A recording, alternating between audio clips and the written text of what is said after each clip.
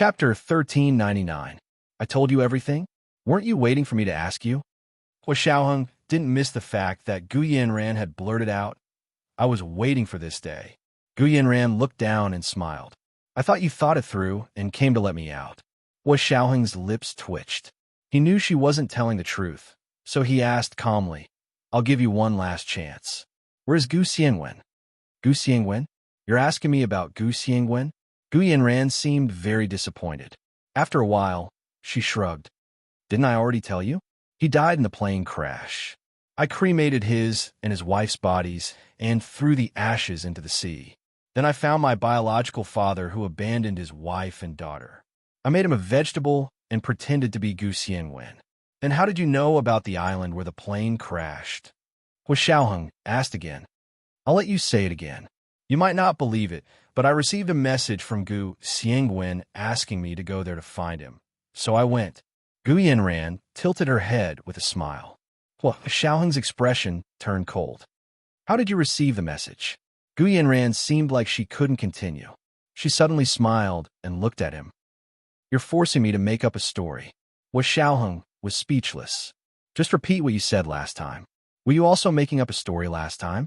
Hua Xiaoheng was getting impatient. He swore that if he found out Gu Xiangwen's real whereabouts this time, he would definitely get someone to execute Gu Yanran, regardless of whether he was dead or alive. The death penalty was enough for her crimes. The only reason they kept her alive was because she was the only person they knew who had seen the crash of MH210. And Gu Xiangwen was on that plane. Gu Yanran leaned back in her seat and said nonchalantly, Hua Xiao, don't force me. I've told you everything I know. If you continue to force me, I can only randomly make up a story. Ha ha ha, she laughed maniacally. The corners of her eyes were bloodshot, and her cheeks were abnormally red. No matter how he looked at it, it seemed like he was insane. Hua Xiaoheng narrowed his eyes and didn't continue to press her. He stood up and adjusted his military uniform. He said calmly, It's fine if you don't say it. I'm not in a hurry anyway. Let's see how long you can keep your mouth shut. Hua Xiaoheng turned around and left. Gu Yanran's hysterical laughter stopped abruptly. She looked at Hua Xiaoheng's silhouette in shock and uncertainty. Biting her lip, she suppressed the surging blood in her chest. She cannot say it. She cannot say it. Actually, she didn't want to die. She really didn't want to die. By the time they got out of the place where Gu Yanran was being held, there was only half an hour before the military plane took off. Let's go to the airport. Hua Xiaoheng calmed himself down, and the expression on his face became even more unshakable. So what if it was a trap? This time, he was not alone. He had brought along the most elite Navy warships and Marine Corps of the Army. Setting a trap for him would be setting a trap for the Huaxiao Empire. However, in this world, the person who was qualified to set a trap for the current Huaxiao Imperial military had yet to be born. In the face of absolute strength, all schemes and tricks were paper tigers. If it was really a trap, the other party must have put in a lot of effort, and the bait must be exceptionally delicious. Of course, Hua Xiaoheng was only considering the worst-case scenario. In fact, according to their intelligence analysis, the possibility of this being a trap was very low. That day, the weather was clear and the sun was shining. A military plane roared into the blue sky, carrying Hua Xiaoheng and his chosen team to the southernmost military port city airport. Song Jining sat with him and looked at the white clouds flying past the window. Her emotions were fluctuating. She whispered to Hua Xiaoheng, Did you detect any signs of life in the submarine? Hua Xiaoheng nodded. I did. No. Song Jinning's heart skipped a beat, and she raised her eyebrows. No, really? Yes. It's just that the submarine has been in the bottom of the sea for about 5 or 6 years, or maybe 6 or 7 years. As for exactly how long it has been, we can only be sure if we salvage it. If it had been at the bottom of the sea for so long, it would probably be a disaster. Song Jinning closed her eyes and said calmly, Then I can only pray. Hua Xiaoheng. 5 hours later, the military plane arrived at the military port city airport at the southernmost tip of the Huaxiao Empire. Everyone got off the plane and was taken by military vehicles to the military port. There was no stop in the middle, so there was no time for everyone to make phone calls. When they arrived at the port and were about to board the ship, Hua Xiaoheng sent people to stand at the entrance of each warship and collect their personal phones and electronic devices one by one. Don't worry, everyone. These devices will be returned to you after the operation is over. The electronic equipment for your work has already been installed and debugged on the ship. Everyone can use it without worry. When they said that they had installed and debugged, they meant that the equipment had already been closely monitored, although these people had already passed the strict political investigation that could only prove that these people had no misdeeds in the past. Who knew if they would in the future? This trip from the military port to the high seas near the Cape of Good Hope would take more than 10 days at sea, including the time needed to salvage it. It would take a month to go back and forth. Therefore, they had to be on guard. These people were also from the military. They understood that this was an established procedure, so they were not dissatisfied. After everyone called their families to report that they were safe, they handed over their personal phones and electronic devices. Before Hua Xiaoheng boarded the ship, he sent Gu Nianji a text message. "Mr. A, we've arrived. Don't miss me." Song Jining looked up at the research ship in front of her. It was much bigger than the research ship they had taken to the Sea of Japan the last time. The ship had a blue hull and a white body. The hull of the ship near the port was painted with the word Seed. This was the name of the research ship. There were a total of 6 floors, 3 above the deck and 3 below the deck. The exterior looked no different from a normal research ship, but the equipment inside was completely different. Hua Xiaoheng put away his phone and walked to Song Jinning's side. He said calmly, "This ship is 24 meters wide, has a design draft, and has a full displacement of about 8,000 tons. It is equipped with the most advanced active phased array radar system. It is bigger than the world's largest research ship." Song Jinning couldn't help smiling. Bigger than the world's largest research ship? Don't you think there's something wrong with that sentence? I don't think so. Hua Xiaoheng put his hand behind his back and said seriously, "This isn't a research ship? If it's a research ship, how can it be bigger than the largest research ship?" Because when the Western world evaluates the world's largest research ship, they usually don't consider Huaxia, Hua Xiaoheng said calmly. "But it doesn't matter. We won't compare ourselves to them. We just have to be stronger than them." Hua Xiaoheng walked onto the deck and looked at the beautiful scenery of the sea and sky. He was slightly moved. It was their opportunity and honor to be able to protect such a beautiful ocean. The research ship fleet moved forward, cutting through the waves on the vast sea. The submarine at the bottom of the sea silently swam at the bottom of the sea. Cruisers, destroyers, and anti-submarine patrol ships followed.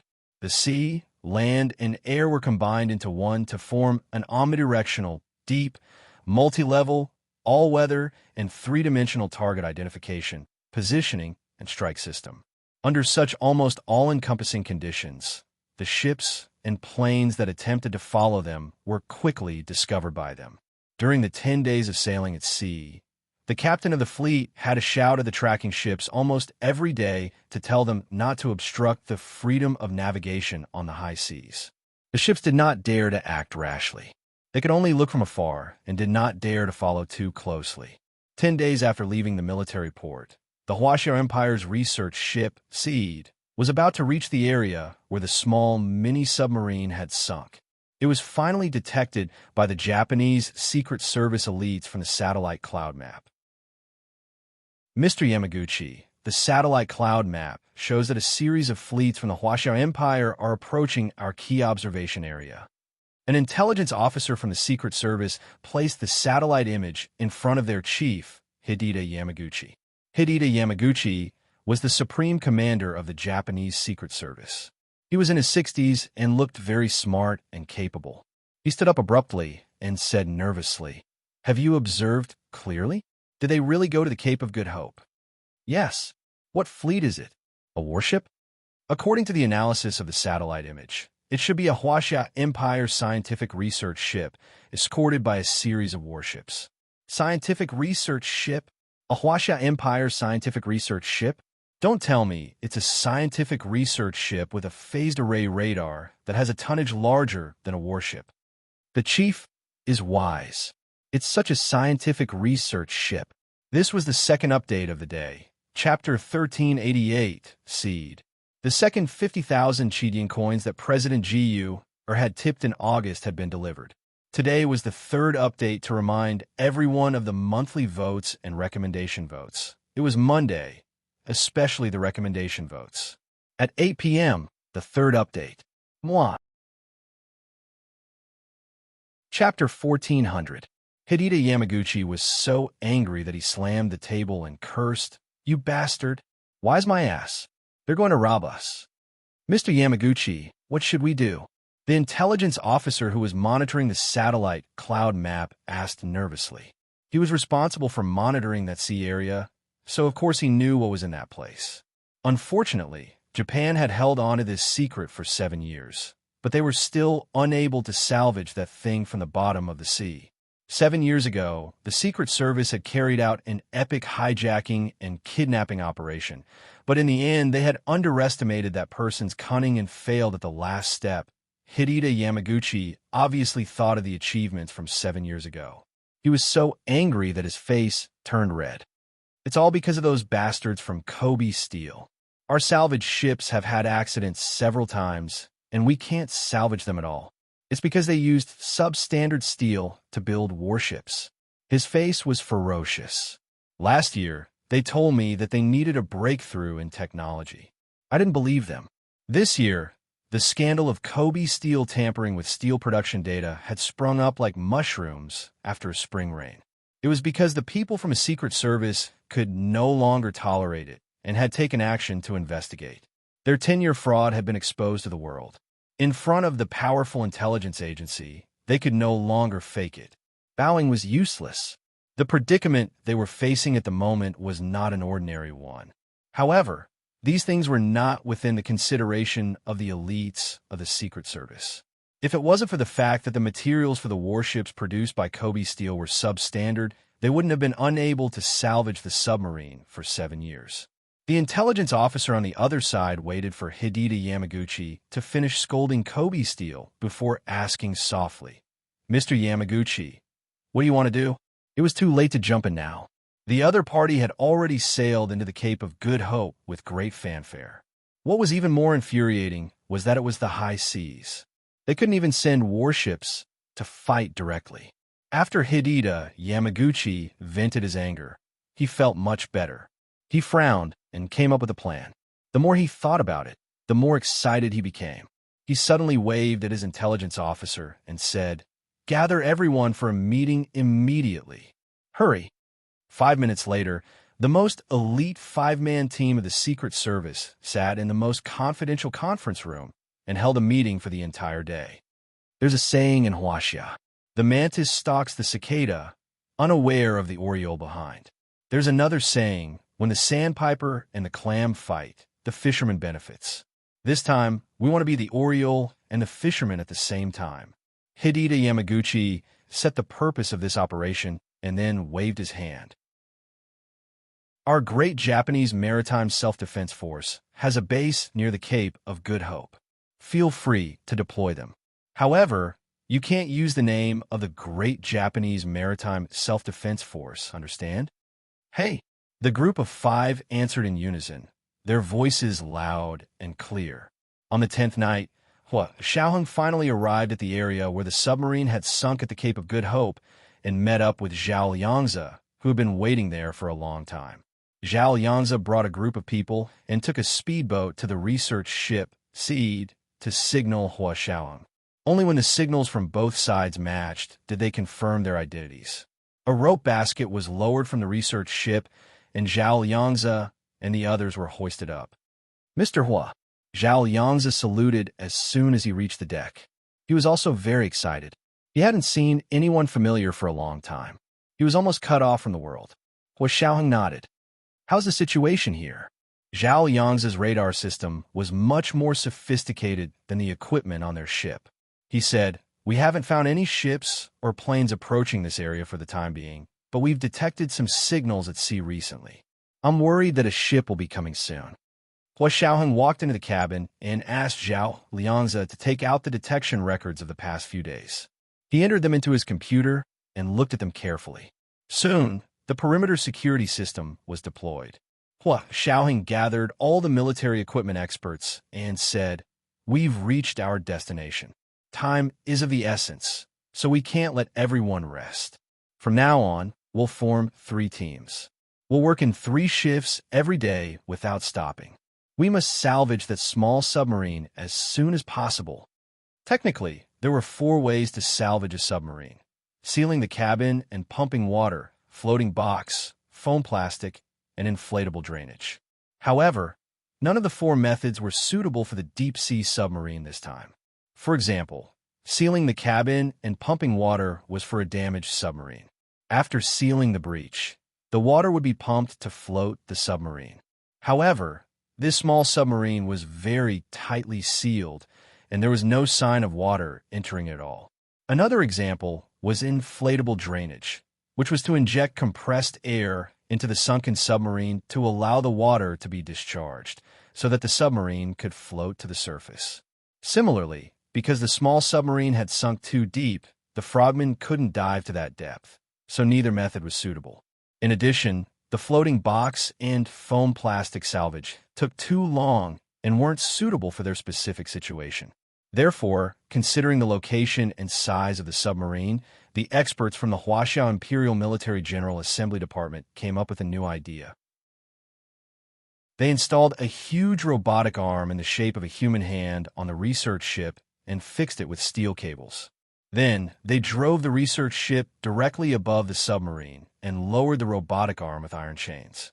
The robotic arm had cameras and control systems on it, so they could operate and monitor it through computer equipment on the ship. This way, they didn't have to let the frogmen warriors take risks, nor did they have to worry about any traps below. However, this method was easy to say, but it was very difficult to operate. This was because this operation required very high precision, and the material requirement for the robotic arm were also very high. If the quality of the steel wasn't up to standard, it would break and the salvage would fail.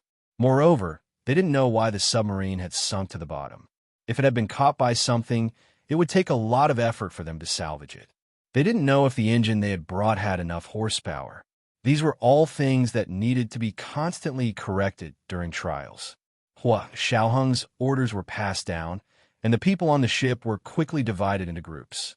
Hua Xiaoheng, Song Jining, and Zhao Yangzi were considered the core personnel. They were divided into 3 different time periods so that they could assist and monitor the 3 shifts of the General Assembly experts. Hua Xiaoheng took the lead in the first shift. He asked Song Jining and Zhao Yangzi to sleep first and would replace him in 8 hours. Song Jining was indeed a little tired from the bumpy journey at sea. She didn't stand on ceremony with Hua Xiaoheng and went to sleep at her cabin. Zhao Yangzi wasn't sleepy, and he was more familiar with this place, so he volunteered to wait a few hours before going to sleep.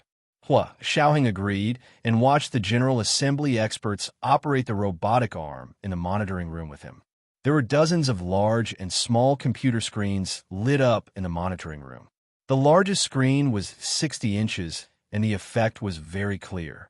Hua Xiaoheng stood in front of the screen and watched as the robotic arm that looked like a human hand was slowly lowered into the deep sea by a thick iron chain. This area of the sea was high seas, and there were usually few people here. Although the submarine had been here for several years, it had probably never moved. To the marine animals here, it was no different from a cluster of coral reefs. Colorful corals stood upright in the water. A large red starfish lay quietly on the reef, and a black stingray swept past the camera like a giant bat. The blue-purple electric eel wrapped around the robotic arm, and the box-shaped jellyfish that floated and sank were all famous killing experts. It gave this area of the sea an inexplicable, murderous aura. Hua Xiaoheng stared intently at the screen and saw the robotic arm stretch out slightly in the sea, causing the 2-meter-long blue-purple electric eel to be torn apart. The robotic arm continued to descend. 30 minutes later, they finally saw the sand at the bottom of the sea. The small mini-submarine was even more clearly displayed in front of them. Hua Xiaoheng frowned slightly and suddenly said, "To the right, a little more to the right." The General Assembly expert remotely controlled the robotic arm and slowly moved it to the right. At that moment, a row of glowing words appeared above the mini-submarine. "Sirius, Sai?" An expert asked curiously. "Sirius? Is that the name of this submarine?" No matter how calm Hua Xiaoheng was, his heart couldn't help but beat violently. This submarine was indeed related to Gu Xiangwen. They hadn't come in vain. Sirius was Gu Nianji's English name. This was the third watch of the day. Chapter 1389, They Want to Steal Our Things. Today was the third watch, to remind everyone of the monthly votes and recommendation votes. It was Monday, especially the recommendation votes. Good night, dear ones. Chapter 1401. Although Hua Xiaoheng was excited, his expression remained calm. "I think so," he said calmly. "Can a mechanical arm find a position and fix it?" The assembly expert's idea was to use this mechanical arm to grab the small submarine, and then use mechanical strength to fish it up. It didn't sound like there was any technical content, as long as there was enough horsepower. However, when it was actually implemented, it was not only a matter of strength, but also a matter of skill. First, they had to control the camera on the mechanical arm to take a full picture to obtain more data and parameters. Otherwise, if they grabbed the wrong place, it would cause great damage to the submarine. Secondly, the mechanical arm had to carry out metal detection on the seabed around the submarine to prevent any traps or explosives. It was better to be safe than sorry. Finally, the mechanical arm had to grasp the most firmly and effortlessly from which positions it could grasp. It also had to ensure that the steel thorns could pierce into the submarine for internal sampling. This was a comprehensive knowledge that involved material engineering, fluid dynamics, marine geology, and other aspects. The assembly experts controlled the mechanical arm to take pictures of the small mini-submarine as they analyzed. "It looks like this submarine has been here for many years. Look at the shellfish and seaweed on the submarine. It's black like a large piece of dried rock. TSK, a good titanium alloy material has been ruined like this." The main material of the submarine was titanium alloy. The better the quality of the titanium alloy, the higher the performance of the submarine. Sometimes, technology was no longer a barrier, but materials were always. Large countries did not block technology, only materials, and small countries could only watch helplessly. Hua Xiaoheng's face darkened, and he didn't say anything. For hours passed, and the camera on the mechanical arm finally captured the small mini-submarine from top to bottom. Then, it went to detect if there were any mines or other explosives on the seabed around the submarine. At this time, the other assembly experts, Hua Xiaoheng and Zhao Yangzi, played back the images they had just taken. Even Zhao Yangzi had never taken these close-up, high-definition images before. That was because he didn't have a large device like the mechanical arm that could dive into the deep sea to take close-up shots. He only had the underwater drone, the Flood Dragon, which could only sink to 5,000 meters before it could sink any further. The place where the submarine had sunk happened to be a trench. It was at least 8,000 meters from the surface of the sea. It was almost one of the few deep-sea trenches in the world. He focused on the high-definition pictures displayed on the 60-inch large screen and silently compared them with the pictures he had taken. The assembly experts were professionals, after all. They could roughly analyze the materials and structure of the mini-submarine with just a glance at the high-definition pictures. When the experts saw the high-definition pictures and preliminary technical analysis of the mini-submarine in front of them, their eyes almost popped out of their sockets. This submarine is not made of titanium alloy. Could it be a concrete submarine? Oh my God, for the rest of his life, I thought I would never be able to see a concrete submarine in service. A few assembly experts almost pounced in front of the big screen and used their trembling hands to touch the high-definition picture of the submarine on the big screen, as if they could touch the real shell of the submarine. Cement submarine? Hua Xiaoheng and Zhao Yangzi looked at each other and saw the confusion in each other's eyes. Isn't the concrete submarine still in the laboratory model stage? It's the model stage, but the benefits are obvious to all. We all know that no matter how powerful a submarine is, as long as it's discovered, it can only become a target for the enemy. Therefore, how to conceal oneself has always been the most important part of submarine research and development. When looking for all kinds of concealment materials, the German cement anti-magnetic armor from World War II came into everyone's sight. This is simply a genius invention, and it has also inspired weapons experts from all countries. If special cement with special chemical ingredients is used to make the submarine's shell and cover the submarine's outer layer with silencer tiles, the outer layer of the submarine can be painted with a double anti-submarine effect of soundproofing and degaussing. This is because the cement shell can not only absorb the sound waves of the enemy's detection sonar, but can also shield itself from the sound waves produced by itself. Moreover, it will not cause the magnetic field abnormalities caused by traditional titanium alloy submarines when they are diving at the bottom of the sea. Existing submarines are all made of special titanium alloy materials. This material has its good side, such as being light, strong, and durable, but also has many congenital defects that countries can't overcome. For example, it can't shield sound waves, and it can't eliminate the magnetic field variations produced when it moves. It wasn't until a few years ago that Russia's Ruby Central Weapons Design Bureau came up with the idea of a cement submarine that these problems were easily solved. Because a submarine with a cement shell can first easily break through the diving limit of an ordinary submarine of 1,800 feet and sink to the deepest seabed by its own gravity. Secondly, its coating can make all detection anti-submarine systems that rely on sound and magnetic fields ineffective. Finally, it's a cement fortress. It's an indestructible shield. If it's built properly, even nuclear weapons can't blow it up. The General Assembly expert's eyes lit up like a tomb robber who had seen a rare treasure. He began to talk at length about the benefits of the cement submarine. Hua Xiaoheng had heard a little about the cement submarine. He had sent his own people to infiltrate the Russian KGB a few years ago, partly because of a new type of submarine, the cement submarine. However, as far as he knew, the Russian cement submarine was still in the blueprints and models. They had not developed a submarine that could be used in actual combat. Moreover, they were very small, much smaller than the small mini-submarine in front of them. They had previously identified this submarine as a small mini compared to traditional titanium alloy submarines. If it was really a cement submarine, then its size was already a proper giant. It's really a cement submarine. That's really impressive. Zhao Liangzi muttered to himself. But it's so heavy. How can it rise from the bottom of the sea? Look at its flank. Yes, that's the place. The General Assembly expert used a laser pointer to circle an area on the big screen. When it moves, there will be a glider extending out here. It can both reduce resistance and speed up. If it uses nuclear power as its power system, it'll be amazing. It'll have unlimited endurance at the bottom of the sea.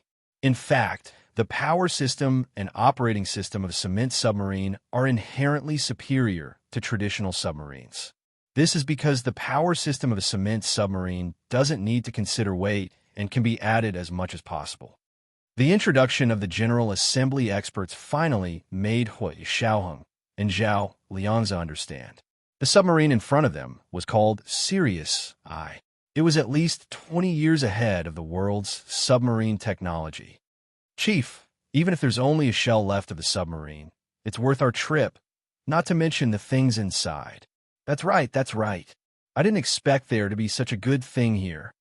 No wonder this operation is so secretive. Worth it. It's worth it. These people from the Huaxiao Imperial Military General Assembly Department were all knowledgeable people. They had worked hard before to complete a task assigned by their superiors. But at this time, they were already determined to salvage the submarine from the bottom of their hearts. Many people wished they could make a military pledge. If they couldn't salvage it, they would stay here for the rest of their lives. This was because they were also experts in maritime weapons research, and there were several submarine experts. They rushed to Hua Xiaoheng and shook hands with him one by one. They said sincerely, "Chief, if this submarine can't be salvaged, we'll apply to stay here. We heard that you set up a base here. That's amazing. Your strategic foresight is unparalleled. Can we use your base? We promise to pay the rent. A few experts in their 40s and 50s looked at Hua Xiaoheng eagerly, hoping that he would agree to their request. Hua Xiaoheng didn't know whether to laugh or cry, but he still looked calm and said, "Don't worry, everyone. No matter what, we have to salvage this submarine. We'll let you study it when we get back." He paused and added, "If the owner of the submarine allows it." The owner of the submarine? This submarine has an owner? Who is it? An expert asked curiously. Sirius, Hua Xiaoheng said slowly, his heart suddenly softening. The name came out from the tip of his tongue and collided with his lips and teeth, reminding him of Gun Yinji's soft lips. Hua Xiaoheng closed his eyes and quickly chased this untimely charm out of his mind. He adjusted his expression and said, "As long as she agrees." "Sirius, is there really such a person?" The experts were even more surprised. They thought it was just the name of the submarine. Gun Yinji's English name was only known by her close friends and colleagues. Ordinary people, such as these experts from the military, naturally had no way of knowing it. Hua Xiaoheng nodded and said with a smile, "Since this name is written on it, then there must be such a person. As long as you find her and get her permission, you can study this submarine." The experts looked at each other and wisely shut their mouths. They didn't continue to argue with Hua Xiaoheng about the ownership of the name Sirius. He was the one who discovered it anyway, so whatever he said was right.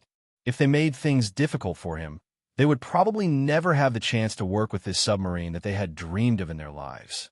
Everyone quieted down and continued to operate the mechanical arm. 8 hours passed quickly, and it was time for the second group of experts to go on stage. Song Jining hadn't woken up yet, so Hua Xiaoheng asked Zhao Liangzi to stay here and find a place to sleep.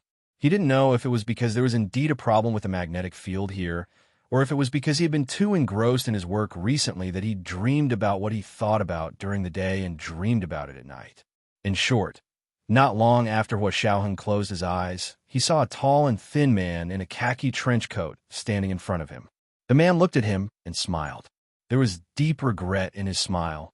Then he bowed to him and slowly disappeared. Hua Xiaoheng woke up with a start, and the man's regretful smile flashed through his mind. Wasn't that what Gu Xiangwen looked like in Yi Xian's photo?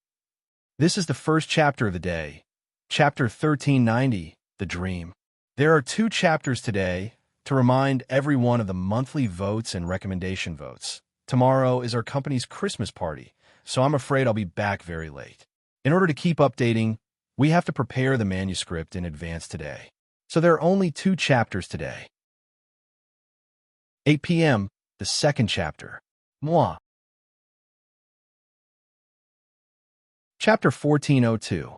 Hua Xiaoheng's face gradually turned ashen as he recalled Gu Xiangwen's every movement and expression in his dream. He rushed out of his cabin and ran all the way to the monitoring room. The dark blue sea outside the cabin rippled with the wind. The bright moon and stars reflected in the sea were shattered by the waves and scattered in the depths of the sea like pearls. Hua Xiaoheng finally stopped when he pushed open the door of the monitoring room. He calmed his breathing and stood at the door. The people in the monitoring room were shocked and turned to look in the direction of the door. It was Song Jinning's turn to operate the mechanical arm with the experts. Zhao Liangzi was still here with them. Seeing Hua Xiaoheng suddenly barge in, Zhao Liangzi quickly walked over and said, "Major General Hua, you've only slept for 3 hours. Aren't you going to sleep more?" Hua Xiaoheng shook his head and said as calmly as possible, "I'm not sleeping. You go to sleep. I'll watch this side." Zhao Liangzi quickly said, "I'm not sleepy either. Major General Hua, you came at the right time. We were just about to grab the submarine." Hua Xiaoheng looked at his watch. 11 hours had passed since they started fishing. "You've already started fishing?" Hua Xiaoheng walked over and stood behind the expert to look at the display screen controlling the mechanical arm. "Have you detected the situation around the submarine?" Song Jining stood beside him and nodded. "We've tested it all. No abnormal metal objects have appeared. Moreover, the trench here is so deep. No country has the technical means to bury explosives on the seabed here." Hua Xiaoheng slowly exhaled and looked at the mechanical arm on the display screen. It was like a large steel hand opening and closing in the seawater, stirring up the seawater until it gradually turned turbid. The coral was cut off at the waist and scattered on the seabed. The red starfish didn't move at all and floated into the distance with the overturned reef. The blue-purple electric eel hid far away. Only a few ugly anglerfish remained motionless in the water. A fin extended from their heads, and the top of the fin shone like an electric bulb. The box-shaped jellyfish was faintly discernible in the flickering lights of the anglerfish, and its long tentacles swayed in the seawater. This scene was like a dream or an illusion. Hua Xiaoheng stared closely at the mechanical arm. Seeing that it had finally completed its positioning, the 5 large mechanical fingers at the bottom opened up with a whoosh, bringing with it waves. Amidst the rolling waves, the 5 mechanical fingers suddenly closed and firmly grasped the upper half of the submarine on the seabed. Then, 5 shiny steel thorns suddenly extended from the tips of the 5 mechanical fingers. This was a steel spike made of the strongest hard alloy. It could instantly penetrate the cement shell of the submarine and pierce into the interior of the submarine to fix it, making it easy to salvage. Furthermore, the 5 steel spikes were hollow in the middle. They could also sample the air inside the submarine and analyze it.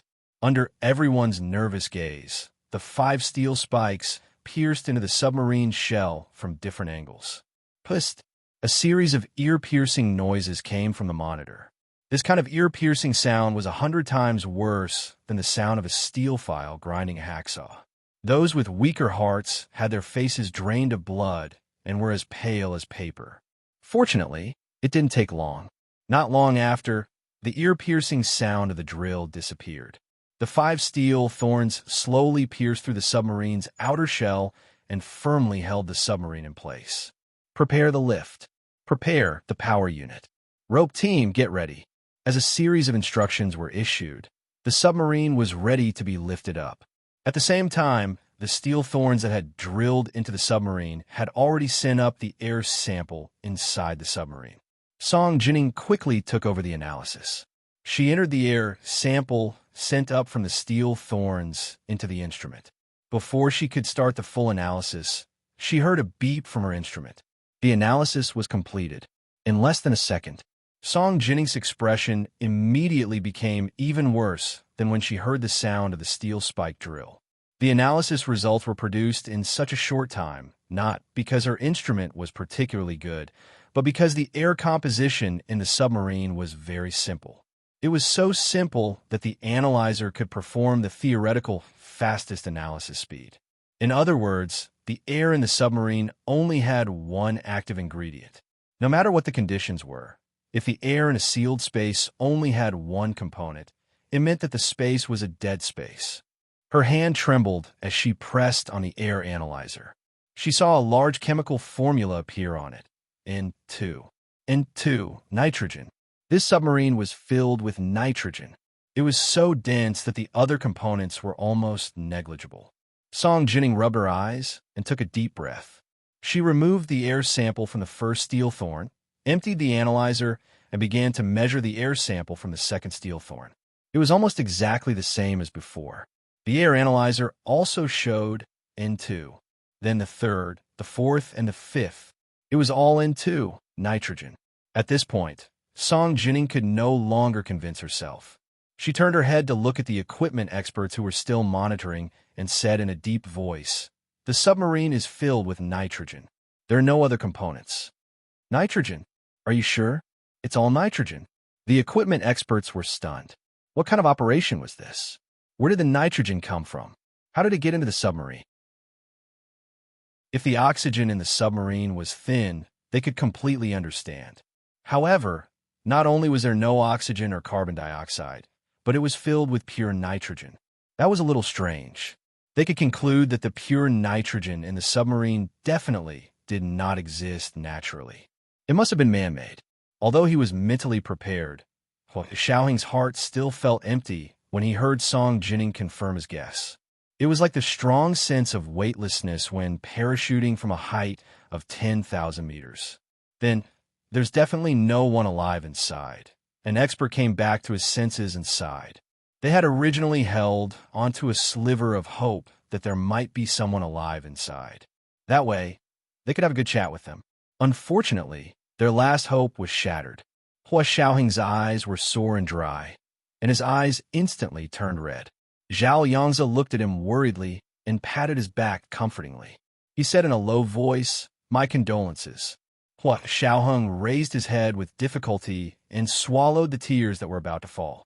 His voice was especially deep and thick. "It's okay. Continue." The experts looked at each other, but none of them were gossipy people. They quickly looked away and focused on their intense work. Song Jining shook her head regretfully and turned to look at Hua Xiaoheng. She whispered, "What do you plan to tell Nianji?" Hua Xiaoheng's face was as dark as water. He walked to the window of the monitoring room with his hands behind his back and stood still. He looked out the window at the vast night sky. After a while, he said, "We'll talk about it after the submarine is salvaged." Maybe there was no one inside, or maybe Gu Xiangwen wasn't inside. He wouldn't give up hope until the last moment. Song Jining knew that Hua Xiaoheng was just being cautious out of habit. However, the outcome had already been decided. Whether he admitted it or not, it was there.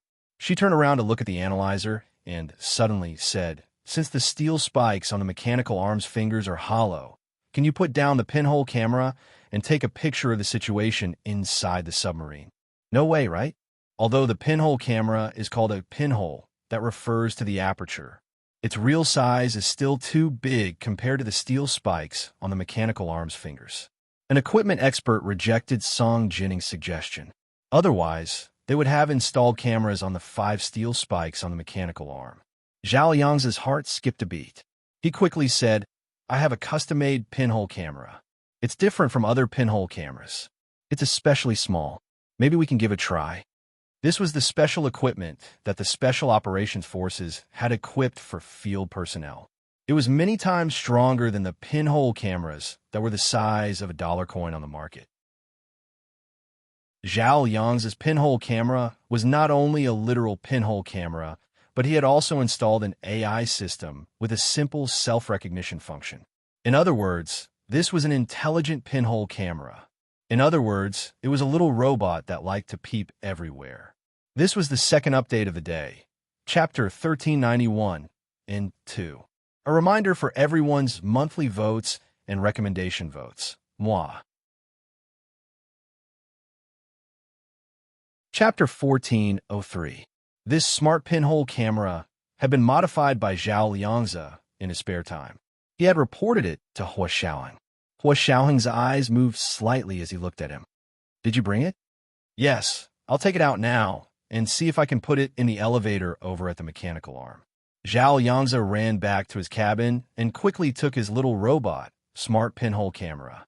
He went out to communicate with the staff on the deck who were in charge of operating the cables of the mechanical arm for a while. Then he hung it at the lower end of the long rope with a special thin rope and slowly lowered it. This little robot, smart pinhole camera, was indeed very small. It looked about the size of a freshwater pearl with a diameter of about 2 millimeters. It was almost impossible to tell that it was a camera. However, when it reached its destination, it could be reassembled. There would be 3 miniature rollers about 1 millimeter in diameter at the bottom that would carry it around to film. There was also a pair of wings that were as thin as cicada wings on its back that could extend out and carry it to fly and film. At this time, it was like a drone, but it was smaller and more concealed. Even professionals would find it difficult to discover its existence. Time passed by. Zhao Yangzi sat in front of his computer and watched the little robot gradually approach the upper part of the steel spike on the fingers of the mechanical arm under the guidance of the rope. He hoped that the opening at the lower end of the steel spike would be big enough for his little robot to crawl in. The little robot, which looked like a pearl the size of a grain of rice, moved step by step and was about to approach the opening at the lower end of the steel spike. Zhao Yangzi held his breath and watched as the small bead glided through the hole. Then it slowed down as if it was difficult to move forward and could no longer take another step forward. It followed the arc of the steel spike and spun in a circle. "Just a little more, just a little more." Zhao Liangzi couldn't help but shout to the staff on the deck outside. Can you expand the bottom of the steel spike a little more? It's just a little more. The staff member listened and thought for a moment. He operated the instrument and carefully expanded the opening at the bottom of the steel spike by 0.5 millimeter. In addition to the previously polished hole, the diameter of the entire bottom of the steel spike was a little more than 2 millimeters. That was enough for his little robot to crawl in. A soft click came from his headset. The little robot successfully entered the space inside the submarine and landed on the floor. Zhao Yangzi slammed the table excitedly. Major General Hua. It went in. The little guy went in. Hua. Xiaoheng quickly turned around and strode to his side, patting him on the shoulder. Excuse me. Zhao Yangzi was speechless. Damn it.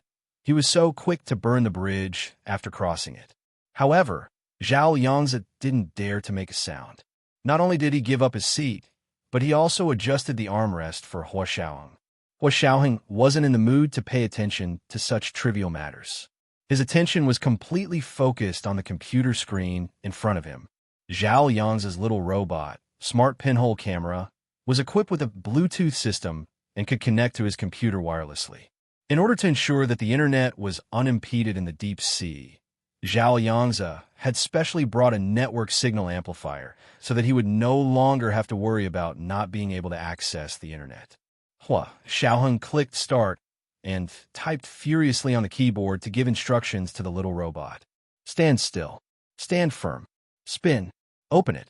The camera aperture on the head of the little robot, which was the size of a grain of rice, opened with a whoosh. It spun with a buzz, found the right angle, and quickly focused. Then, it began to shoot from the corners of the submarine. Under Hua Xiaoheng's instructions, the professional little robot, smart pinhole camera, finally adjusted the light and shadow in its own shooting angle. 3 tiny rollers with a diameter of 1 millimeter also extended from its abdomen and began to roll on the floor of the submarine. Thankfully, the submarine was very well sealed. Otherwise, as long as there was a hole, the little robot would definitely fall out of the hole and go somewhere with the seawater to secretly shoot. Zhao Yangzi's heart was in his throat. He was afraid that his little robot would disappear just like that. During this period of time, his energy had been occupied by this little robot, so he could slowly pull himself together. His feelings had been completely buried with Bai Shuang's death. Now he was wholeheartedly focused on his work. While searching for Gu Xiangwen's whereabouts, he had also developed some artificial intelligence systems, such as this little robot that was about to perform a meritorious deed. If he succeeded this time, he could apply for professional funding to upgrade it. Zhao Yangzi's thoughts ran wild. The little robot had already begun to transmit video images. Song Jining was also attracted over. She sat beside Hua Xiaoheng and looked at the computer screen together. The little robot was too small, and its field of vision was all up. The first thing that appeared on the computer screen was a curved dome. There were some interesting cats and dogs painted on the dome, like a children's playground. Light shone down from the dome, and the walkway was clear. Hua Xiaoheng observed carefully. It turned out that there was a sunken LCD light hole in the dome, and the light was coming from the light hole. After so many years, there was still electricity in the submarine. Hua Xiaoheng adjusted the camera angle of the little robot, and soon, a corridor appeared on the screen. It turned out that they were in the submarine's corridor. The little robot glided in the submarine. Not long after, something that looked like a mountain blocked its way. The entire screen was filled with a pitch-black mountain. What kind of obstacle was this? Hua Xiaoheng used a lot of strength and constantly ordered the little robot to change the angle. Only then did he get the little robot to bypass the mountain and retreat while filming. After retreating to a certain distance, Hua Xiaoheng activated the cicada wings on the little robot's back and let fly. Zhao Yangzi wiped the sweat off his forehead and grunted in refusal. When flying, it uses more batteries. He hinted to Hua Xiaoheng not to fly too much. It would be best if he put it down and let it roll to film. Hua Xiaoheng ignored him and continued to control the flying robot to film the situation inside the submarine. Because it was flying from the ground, its field of view was wider and it could capture more clearly. It turned out that the mountain that the little robot had encountered just now was a person who had fallen in the submarine's aisle. The person was wearing casual clothes like an old man and a pair of soft-soled sneakers. Looking at the person's face, it was obvious that he was very old. His face was covered in wrinkles, bald, thin, and shriveled, and he was holding a gun in his hand. Is this person dead? How long has he been dead? It looks like he's asleep. Zhao Yang's attention was attracted by the person's appearance. Why does he have a gun in his hand? This should be a .22 caliber Stinger pistol. The famous Stinger. Zhao Yangza clicked his tongue. This gun is quite expensive. He really put in a lot of money. Xiaoheng glared at him and didn't say anything, but the sound of typing on the keyboard became even louder. The little robot flew in the submarine space. As the camera's vision changed, they saw 3 more people lying outside a door. There were men and women, old and young, and they were wearing different clothes. However, they all had guns in their hands. The shape was unique, and the barrel was very long. At a glance, it was obvious that it was the famous Stinger. The door looked very heavy, as if it was made of oak. A steel bar as thick as an adult man's arm was pinned to the door, and a huge disk password lock hung on it. The little flying robot patted the door up and down for a while. Hua Xiaoheng quickly found a gap in the door. Of course, it was a gap relative to the little robot. It was a gap that was close to the floor that was difficult to see with the naked eye. He directed the little robot to land and retracted the wings on its back. 3 almost invisible pulleys extended out and drilled into the gap at the bottom of the oak door. As soon as they entered, the screen instantly turned pitch black. After a while, the inside of the door gradually lit up. It was as if they had sensed light, or perhaps they had sensed magnetic interference. In short, the computer screen in front of Hua Xiaoheng distorted and made a sizzling sound before returning to normal. As the lights in the room lit up, it was like the lines of an ink painting gradually appearing on a piece of white paper. The appearance of the cabin slowly appeared in front of everyone. It looked like a study that was decorated luxuriously and low-key. The floor was covered with a thick woolen carpet, and there was a large mahogany desk against the wall. Next to the desk was a large screen that was as tall as a person. The base of the screen was engraved with dense landscapes, birds and beasts, flowers and trees. It looked especially old at a glance, like an antique cultural relic. The 8 large crimson screens that were lined up in a row divided the entire inner room into 2. For the time being, they couldn't see what was behind the screen. They could only see the furnishings in front of the screen. In the open space in front of the screen, a 90-degree corner sofa was placed in the middle of the room. The space in the middle of the sofa was empty. There was no common coffee table placed there. Instead, there was an empty space. It could be seen that it was a circular, slightly concave, disc-shaped pit. There was a branch-shaped floor lamp in the corner of the room. The streamlined branch-shaped lamp extended out from the lamp holder in the corner like the branches of a big tree. It happened to cover the concave, disc-shaped pit in the middle of the corner sofa. The desk was clean. Other than a black cylinder in the middle of the table, there was nothing else. The volume of this cylinder was about the size of a normal coffee cup. Everyone's gaze moved along with the gradually brightening light in the submarine cabin, and it was too much for their eyes to take in. Just as all the ceiling lights in the cabin were lit up, the branch-shaped floor lamp suddenly lit up as well. Light shone from dozens of crisscrossing branch-shaped lamps, like a pillar of light, covering the slightly concave, disc-shaped open space in the middle of the corner sofa. The figure of a man in a khaki trench coat gradually took shape in this light. Hua Xiaoheng, who had always been as motionless as a mountain, suddenly stood up. Song Jining and Zhao Yangze also widened their eyes. Could there be a living person inside? Upon closer inspection, the figure of the person was actually illusory. It was blurry, and after a while it gradually formed a 3-dimensional shape. When the figure of the man became extremely clear, like a real person, the ceiling lights in the cabin went out again, leaving only the beam of light from the chandelier in the middle of the room. In the middle of the beam of light, the figure of the man became even more realistic. It turned out that this wasn't a real person, but a holographic image. He was tall and wore a khaki trench coat. His eyes weren't big, but they were very deep and black. His hair was thick and neatly combed. His tall and straight nose was exactly the same as Gunyenji's. His jaw was square, and the corners of his lips were slightly pursed. A faint smile appeared on his face. At a glance, it was obvious that he was a gentle and magnanimous man.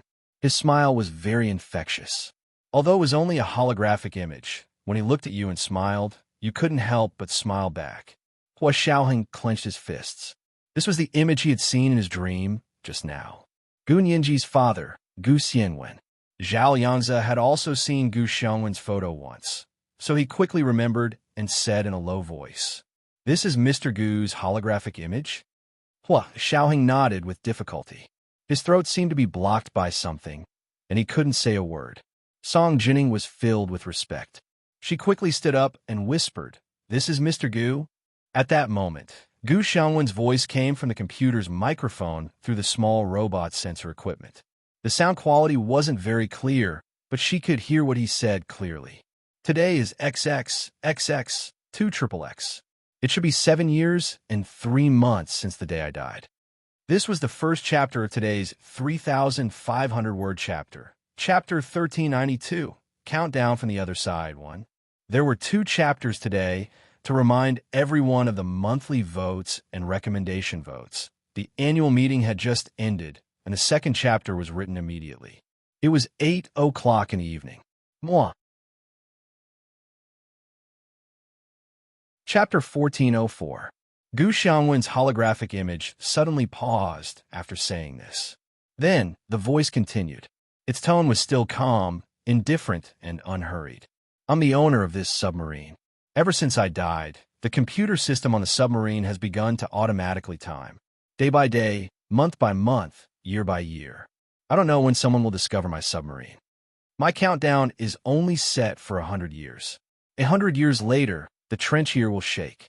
At that time, my submarine and I will be sucked into the depths of the Earth's crust.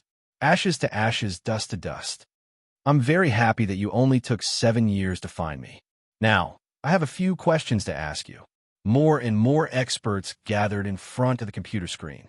When they heard that the holographic avatar still wanted to ask questions, they couldn't help but look at each other. Zhao Yangzi rubbed his chin and said with interest, "This AI is well done. It looks like the real thing."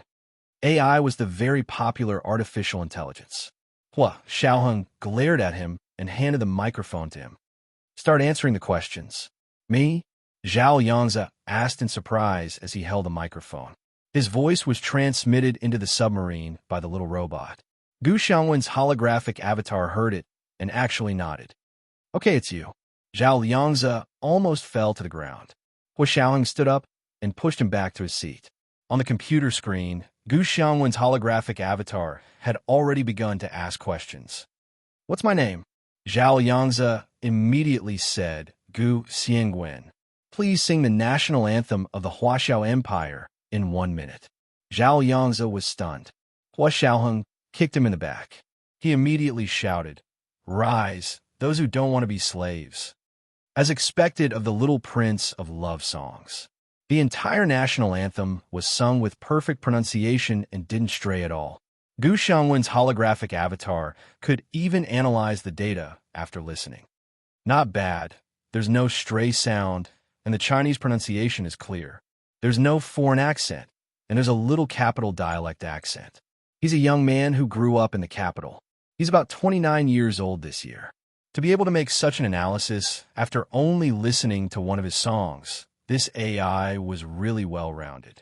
Zhao Yangzi was impressed. He wished he could kneel in front of the computer and talk to Gu Xianwen's holographic avatar. Although he was facing a computer-simulated hologram, people who worked on artificial intelligence knew that the so-called artificial intelligence had a father. Every aspect of the artificial intelligence was given by the father. Gu Xianwen's holographic avatar was the crystallization of his own wisdom. Perhaps it was due to the lack of time and not being able to optimize it, but to have such a level of intelligence in such a short period of time was already a heaven-defying existence. Just as he was sighing, Gu Xianwen's holographic avatar asked a third question. "Please answer in 5 seconds." The mayors of Hiroshima and Nagasaki want the U.S. to apologize for the nuclear bombing. Should the U.S. apologize? This time, Hua Xiaoheng said directly into the microphone, it shouldn't be. Why? There were no innocent souls under the atomic bombs of World War II. Hua Xiaoheng said simply and firmly, Japan initiated World War II and received the support of the entire Japanese people. For them, the 2 atomic bombs were a blessing in disguise, and they couldn't blame anyone else. They could not become victims just because they were defeated. If they can become victims, then we're the 30 million Chinese people who were killed by them. Gu Xiangwen's holographic avatar became clearer and clearer. He asked the last question with a smile. May I ask if the Japanese government should apologize for the massacre in Huaxia? Yes. This time, everyone in the control room gave a resounding answer. Their voices reached the submarine cabin and almost echoed. Gu Xiangwen's holographic avatar finally smiled in relief and said, I know it's you guys. My compatriots are here. After that, he did not continue to ask questions and began to speak. Thank you for coming to see me. If you answer any of the questions wrong, the self-destruct device here will immediately activate. I'm Gu Xiangwen. I'm not a citizen of Huaxia, but I'm a descendant of Huaxia. The second half of my life was spent abroad hiding from the pursuit of right-wing extremist groups in Japan. When I found out that the Japanese National Intelligence Agency, the Secret Service, was also involved, I knew that I could no longer fight against them with my own strength. No matter how heaven-defying a person's ability is, he can't fight against the strength of the entire country. Therefore, I decided to return to my motherland, Huaxia. 7 years and 3 months ago, my wife and I traveled around the world for a few days in the name of a vacation. It's better to be safe than sorry. We went to the Taj Mahal in India and Cape City in South Africa to leave some clues. Finally, we took Southeast Asia and planned to return to our motherland via MH210. After saying that, he sighed. Unfortunately, I still underestimated the Japanese right-wing organization's determination to obtain my research results and the extent of their madness. Because of me, MH210 was hijacked by mercenaries under the command of the Japanese Secret Service. It was forced to land on an island in the Cape of Good Hope and waited for the Japanese to arrive. I was detained with many passengers. Originally, I found an opportunity to use hypnosis to hypnotize the mercenary guards before the Japanese Secret Service arrived and escape with my wife. However, I was soft-hearted and also took away the 4 Huaxia people who had been surrounding me. They were 2 old men and 2 young men. In the end, I led the wolf into the house. Although these 4 Huaxia people are descendants of Huaxia, they are actually spies of the Japanese Secret Service. They betrayed me. The submarine was sneaking under the sea, but they secretly sent their location to the Japanese. Finally, they attracted the Japanese warships and chased my submarine all the way. After saying this, he paused for a moment. Another sound suddenly appeared in the submarine's room. It sounded like the rumbling of waves, but also like the sound of drums under a quilt. After a while, there was a deafening explosion. Just listening to the sound made people shudder. Did you hear that? That's the sound of a torpedo. Yes, with these 4 Huaxia people as spies, my submarine was discovered by the Japanese warships that chased after it. The torpedo hit the submarine, causing fatal damage to the submarine. By the way, the Japanese have a secret military base in the Cape of Good Hope. Their coordinates are latitude in the south and longitude in the east. They originally planned to take me and my submarine to their secret military base at the Cape of Good Hope to do their new weapon development and high-energy magnetic field experiments here. But if the Japanese were to master the technology one have, it would be another disaster for Huaxia. The submarine was hit. There were only 2 choices in front of me. Either I floated up and was captured by the Japanese, or I sealed the submarine and sank, leaving this world completely. The food and water in the submarine were all poisoned by those 4 people. They forced me to float up. I didn't want to be captured by the Japanese. I would rather sink to the bottom and perish with them. Before I died, I left a few holographic avatars in the submarine's computer system for the fated person who discovered this submarine. All the assets under my and my wife's names will be inherited by our biological daughter, Gunyinji. If she is no longer in this world, all our assets will be donated to our motherland, Huaxia. My most important research results are in the music box on the desk. This music box has a self-destruct mechanism. Those who can't meet the requirements don't have to try to open it. There was another long silence after that. Just when they thought Gu Xiangwen had no more last words, he spoke again. This time, it was completely for Gunyinji. My father, Gu Haoza, and I were both victims of the Japanese Operation Borrowed Seed. Now, this pain is extended to my sister, Gu Tian, and daughter, Gunyinji. I tried my best, but I couldn't save my only sister, Gu Tian, nor could I cure my only daughter, Nianji. Nianji, my baby, daddy, and mommy used to regret not being able to see you grow up. Now I realize that daddy and mommy really won't be able to see you grow up. But don't be afraid, baby. Daddy and mommy are only leaving first. We will wait for you on the road to hell. We won't let you be alone. Nianji, daddy can't take it anymore. I really want to see you again, hug you, and kiss your cute little face. Nianji, daddy is a scientist. I don't believe in ghosts or reincarnation, but at this moment, daddy is willing to believe that if ghosts and gods really exist and reincarnation really exist, please be my daughter in your next life. A healthy daughter. Let me watch you grow up, get married, have children, and live a happy life as an ordinary person. Daddy and mommy brought you into this world, but they didn't give you a healthy body. They made you suffer from genetic defects since you were young. It's daddy's incompetence that can't cure your illness. I'm not a good father. Your bad temper is extremely cute in daddy's eyes. Your mother always says that I spoil you, but I know that you don't have a bad temper. You're just not feeling well. You've already done very well. It's daddy's fault. Daddy is incompetent and didn't cure your illness. Mom and dad are both gone, leaving my baby to face the world alone. Mom and dad are very sad, but don't be afraid and don't cry. Do you still remember your favorite story about the Little Mermaid? We didn't die. We are just like the Little Mermaid, turning into bubbles in the sea at dawn. When the bubbles dissipate and a rainbow appears in the sky, it means that we have come to see you. Then, with a ding, Gu Xiangwen's holographic avatar gradually blurred and finally disappeared completely. This was the second chapter for today. Chapter 1393, Countdown from the Other Shore 2. There are 2 updates today, a reminder for the monthly votes and recommendation votes. Good night, sweethearts. Chapter 1405. Song Jining felt the same way.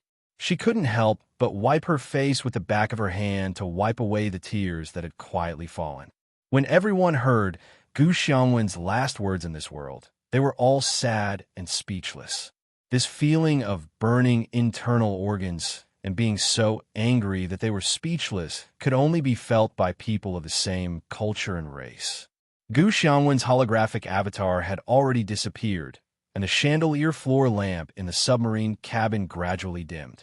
The computer screen immediately went dark, but soon the LCD light in the sunken light hole on the ceiling of the cabin lit up again. Everyone's eyes were immediately attracted by the small black cylinder on the desk. This was the music box that Gu Xiangwen's holographic avatar had mentioned, right? It looked about the same size, and the most important thing was that there was only one thing on the desk. Hua Xiaoheng was the first to look away. He lowered his head and quickly gave the little robot instructions. He instructed it to fly over the 8 large screens and see the scene behind screens. Behind the screens was a bed. There were 2 people lying side by side inside, a man and a woman. The man was wearing the khaki trench coat that they had just seen. His thick hair was neatly combed. His eyes were closed, and his tall nose was particularly obvious. His chin was square, the corners of his lips were slightly pursed, and a faint smile appeared on his face. It was Gu Xiangwen. Next to him was a fair-skinned, gentle, and beautiful young woman. She should be his wife, Gu Nianji's mother. Hua Xiaoheng only took a glance and immediately stood up. He gave a very standard military salute to Gu Xiangwen and his wife's bodies on the screen. Other than Song Jining, The people in the monitoring room were all active-duty soldiers, including the experts in the final assembly. Like Hua Xiaoheng, they stood up at the same time and saluted the bodies of Gu Xiangwen and his wife on the computer screen. Song Jining bowed respectfully at a 90-degree angle in the direction of the computer screen. After 3 minutes of silence, Hua Xiaoheng put down his hand and gritted his teeth. He said in a low voice, "Let's start the salvage." Everyone immediately took their positions and quickly adjusted the monitoring equipment to its best condition. They threw themselves into the intense work. Zhao Yangzi rushed to the deck outside the door and worked with the staff operating the mechanical arm to retrieve his little robot. The long, slender rope was made of the toughest material. Although it was thin, its strength and tenacity were top-notch. Not long after, his little robot returned to his hand. The mechanical arm sealed the last gap, and the 5 steel fingers firmly grasped the body of the submarine. Once the joystick exerted its maximum horsepower, the salvage could begin. 16 hours later, the sky outside was already bright. The bright red sun leaped up from the surface of the sea, sprinkling down 1,000 rays of light. Not far away, white gulls were flying above the deep blue sea. They were draped in red and gold, like butterflies flying up and down among the flowers. The sunrise over the sea was always so magnificent. But at this moment, no one was in the mood to appreciate such a beautiful scene. In order to salvage the submarine as soon as possible, everyone worked hard. Hua Xiaoheng's expression was dark. He connected his laptop to the Nandu satellite communication system and adjusted the frequency of multiple satellites to monitor the area. He had only used one satellite previously, but it seemed like it was still not enough. If they hadn't heard Gu Xiangwen's last words, they wouldn't have known that Japan had built a secret military base here. Now that he even had the coordinates, it was only natural for him to take a good look. In the next 24 hours, the entire fleet and the research ship were working on one thing, which was to salvage the cement submarine. Because they had underestimated the weight of the submarine, they had experienced all kinds of difficulties and dangers. The moment the submarine loosened from the seabed, the seawater surged violently and set off huge waves. The research ship was tossing and turning in the face of the wind and waves. Several experts vomited until their hearts ached, but no one was willing to stop. Stabilize 30 degrees to the left, and the number 1 steel spike is tight. Speed up. Use the upward thrust of this wave to save some horsepower. However, the submarine had only risen a little when it was shaken by the huge waves. The mechanical joystick made a loud, crackling sound, and it sounded like it was about to disintegrate in the next second. Fortunately, these operators had rich experience. They focused and continued to strengthen and increase the horsepower. They found a balance point in the waves and steadily pulled the submarine out of the water step by step. They didn't sleep or rest. The group of people worked hard for 2 days and 1 night, and finally, the cement submarine that had been at the bottom of the sea for 7 years saw the light of day again. The unpredictable weather on the Atlantic Ocean didn't hinder them. Otherwise, if the heavy rain and hurricanes washed away their salvage work, who knew how much more effort they would have to put in? The moment the submarine covered in seaweed, shellfish, and sand emerged from the water, a rainbow really appeared in the distance between the sea and the sky. With a whoosh, the entire research ship propped up a huge curtain, blocking this area of the sea and blocking the spying of other countries' satellites. When the submarine went out to sea, they could clearly see the huge scar on the surface of the submarine from the surveillance cameras. It could be seen that the people inside the submarine had quickly taken measures to seal the entire cabin. However, the submarine was unable to operate normally after suffering such a heavy blow from the torpedo. Under normal circumstances, a submarine that suffered such a blow would float to the surface. However, Gu Xiangwen chose to perish together with the enemy. The submarine was finally salvaged. Its weight wasn't something that an ordinary ship could withstand, but Hua Xiaoheng and the others were well prepared. However, Hua Xiaoheng and the others were fully prepared. This research ship, which was even larger than the largest foreign research ship, played its role at this time. When the submarine was placed on the deck that the research ship had prepared beforehand, the entire ship sank from the pressure. The waterline had obviously dropped a lot. However, it didn't affect the normal operation of the research ship. The experts in the monitoring room swarmed out and went to the deck to look at the submarine that they had spent a lot of effort to salvage. A few older experts even came over with white wine, poured it into a bowl, and sprinkled it around the submarine. The leader of the expert group respectfully raised the white wine and said to the submarine, "Mr. Gu, sorry for disturbing you today. We'll take you home now. Your daughter is very good and healthy. She'll be very proud to have a father and mother like you." They didn't know who Sirius was before, but after Gu Xiangwen's holographic avatar personally said that his daughter's name was Gu Nianji, many of them understood. Gu Nianji was Hua Xiaoheng's fiancée. Not only in the military, but even in the entire country, there probably weren't many people who didn't know about it. After all, Hua Xiaoheng's grand proposal in front of the tomb of the unknown warrior in Red Square, as well as the huge diamond ring, had already spread all over the internet. Later, the television stations even broadcasted it over and over again. Those who didn't know about it could be said to be very ignorant. While everyone was surrounding the cement submarine and worshipping it, Hua Xiaoheng had already been working alone in the radar room of the research ship for 10 hours. His eyes were bloodshot, and the screen of the active phased array radar in front of him was densely marked by him. "All of you, pull the anchor and set sail." He asked Zhao Yangzi to issue orders to the entire fleet through the captain's room's pager. It wasn't just the research ship, but also the nuclear submarine that they had brought with them as their trump card, as well as the cruisers, destroyers, and anti-submarine patrol ships that had been following them to perform lookouts and security functions had all received orders. This was a military order. Once the military order was issued, everyone could only carry it out immediately. Therefore, the entire fleet quickly prepared to set sail and return the way they had come.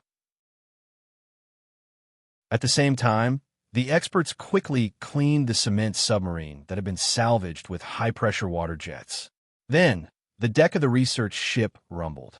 The deck that Gu Xiangwen's cement submarine was placed on broke off from the surrounding decks with a thud and slowly descended, as if a huge hole had appeared on the deck. When the entire cement submarine had completely descended below the deck level, the deck above its head slowly closed again, covering the entire hole like a lid. It turned out that there was a huge compartment space below the deck, which was specially prepared to store the submarine. The submarine was hidden in the hull of the research ship. No matter how powerful those spy satellites were, they wouldn't be able to shine through the deck that had been covered with lead plates to see the situation inside. Zhao Yangzi directed the closing of the deck outside. After completely hiding the submarine, he gestured for someone to remove the curtains on the research ship. Of course, these curtains couldn't be used on the return journey. Otherwise, how would they sail the ship?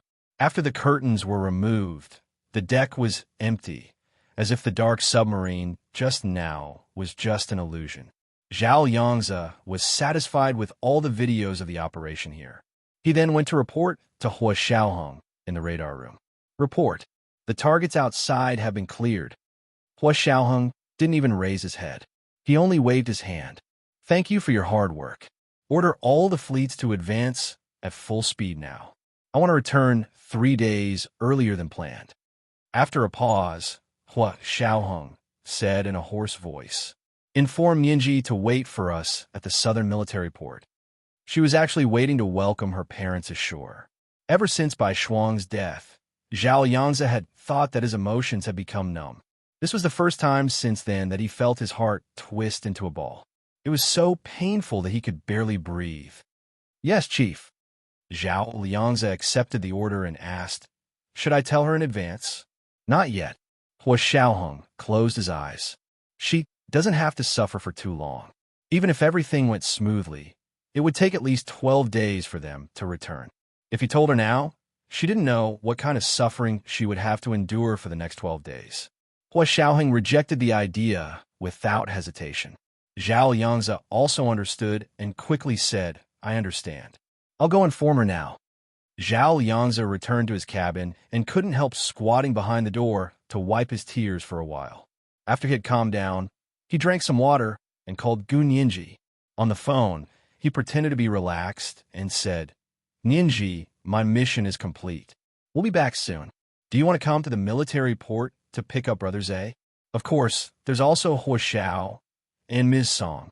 On the phone, Gu Nianji's voice was light and soft. "Brother Zhe, you can come back now? That's great. I'll pick you up at the military port. I'll go right away. When will you arrive? I have to pack my luggage in advance." This was the first chapter of the day. Chapter 1394, Countdown from the Other Side 3. There were 2 chapters today. A reminder for your monthly votes and recommendation votes. The second chapter was at 8 p.m. P.S. Thank you to Lu Xiaozhai for the 10,000 Qidian coins yesterday. Thank you for your monthly votes, subscriptions, recommendation votes, and tips. Moi. Chapter 1406. Zhao Yangzi used all the restraint and acting skills he could muster in his life to smile tearfully in front of the clueless Gu Nianji. "Okay, we'll be at the southern military port in 12 days. Contact Big Xiong, and he'll take you there." "Huh? I still need Brother Xiong? Can I go by myself?" "I don't want to trouble Brother Xiong." Gu Nianji deliberately said pitifully, "Brother Xiong is so fierce. I'm so scared." "You're afraid of Big Xiong?" Zhao Yangzi almost snorted. "Nianji, I haven't seen you for a few months. Your acting skills have deteriorated. You're too exaggerated." Gu Nianji snorted and sniffed. "This is called humor. Humor, understand? I'm an old man, so I don't understand you young people's stuff."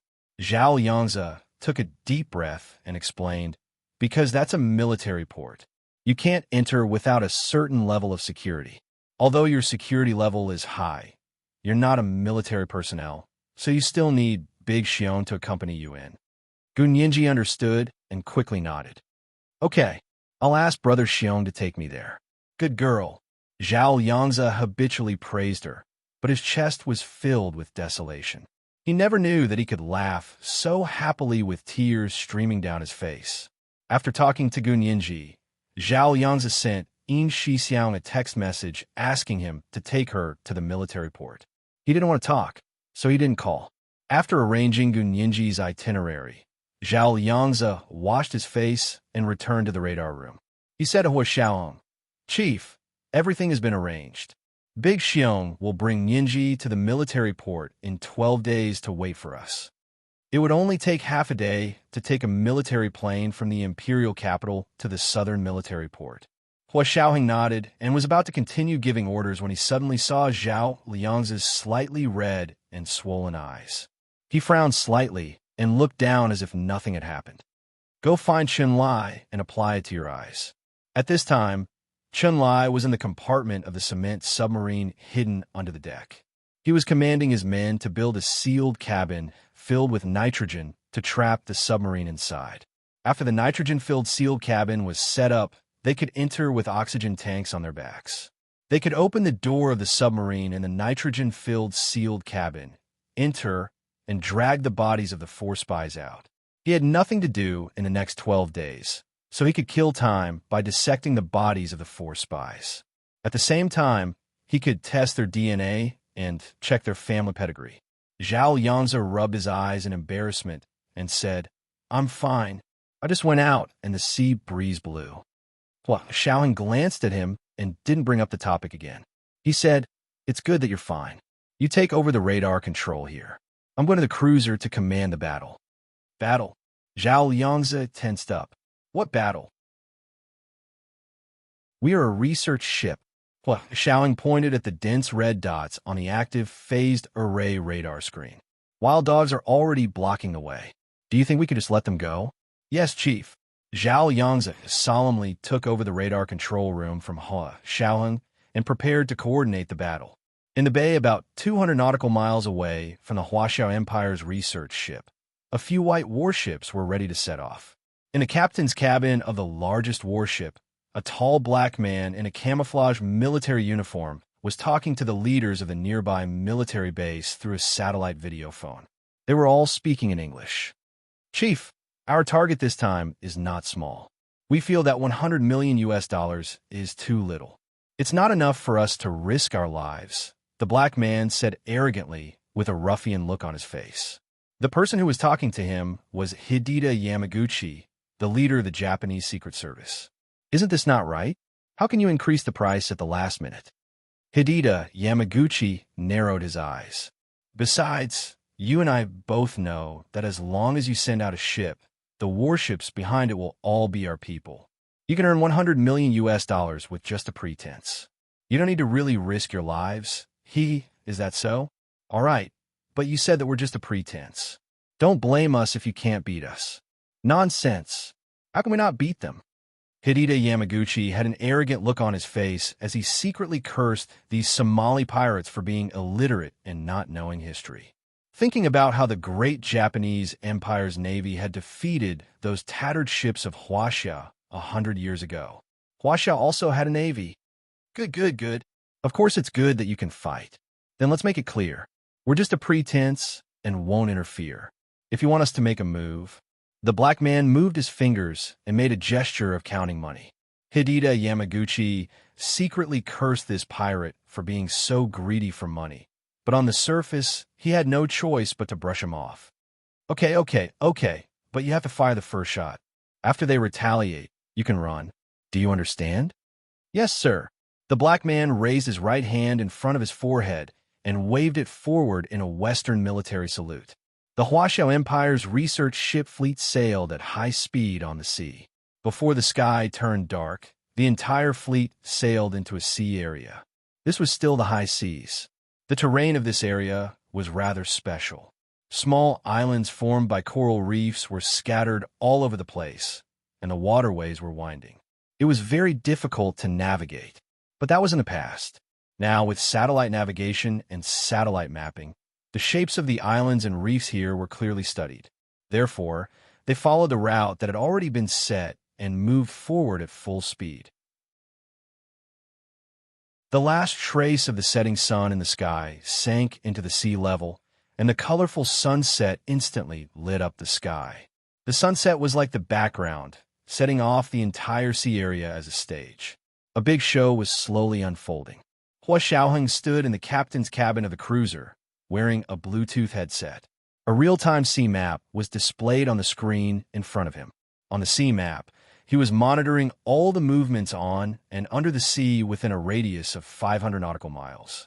The global networking system formed by the Nandu satellite showed its unique advantage at this time.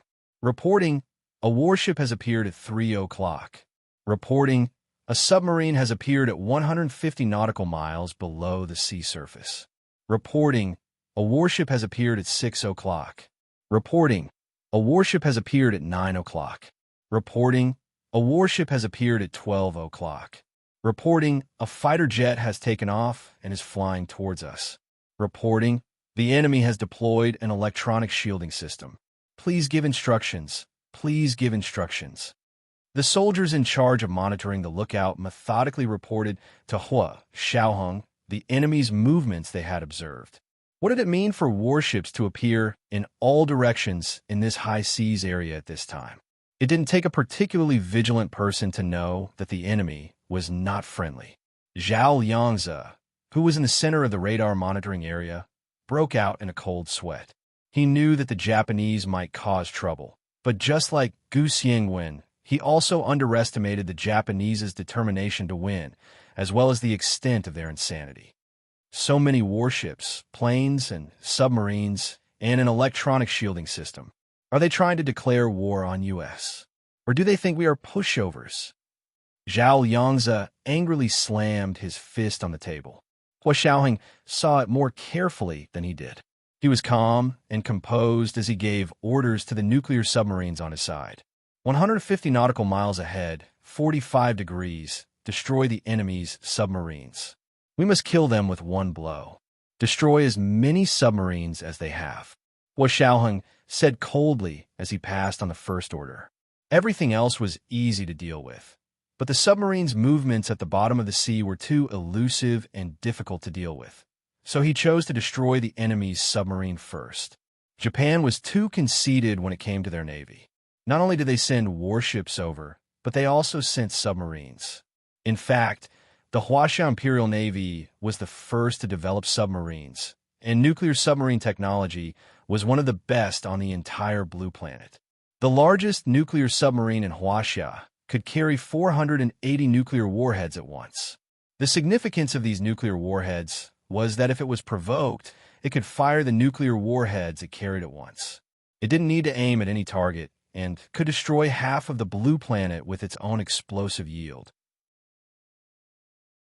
The consequence of this nuclear deterrence was that even if the other party discovered the location of the nuclear submarine, they could only watch helplessly as it cruised freely in the four oceans. One moment, it appeared on the coast of Hawaii for sightseeing, and the next moment, it came out to take a breather on the surface of the Diaoyu Islands. However, no one dared to attack it, because attacking it would be equivalent to courting death. This method of overwhelming strength truly reflected what, in the face of absolute strength, all schemes and tricks were paper tigers meant.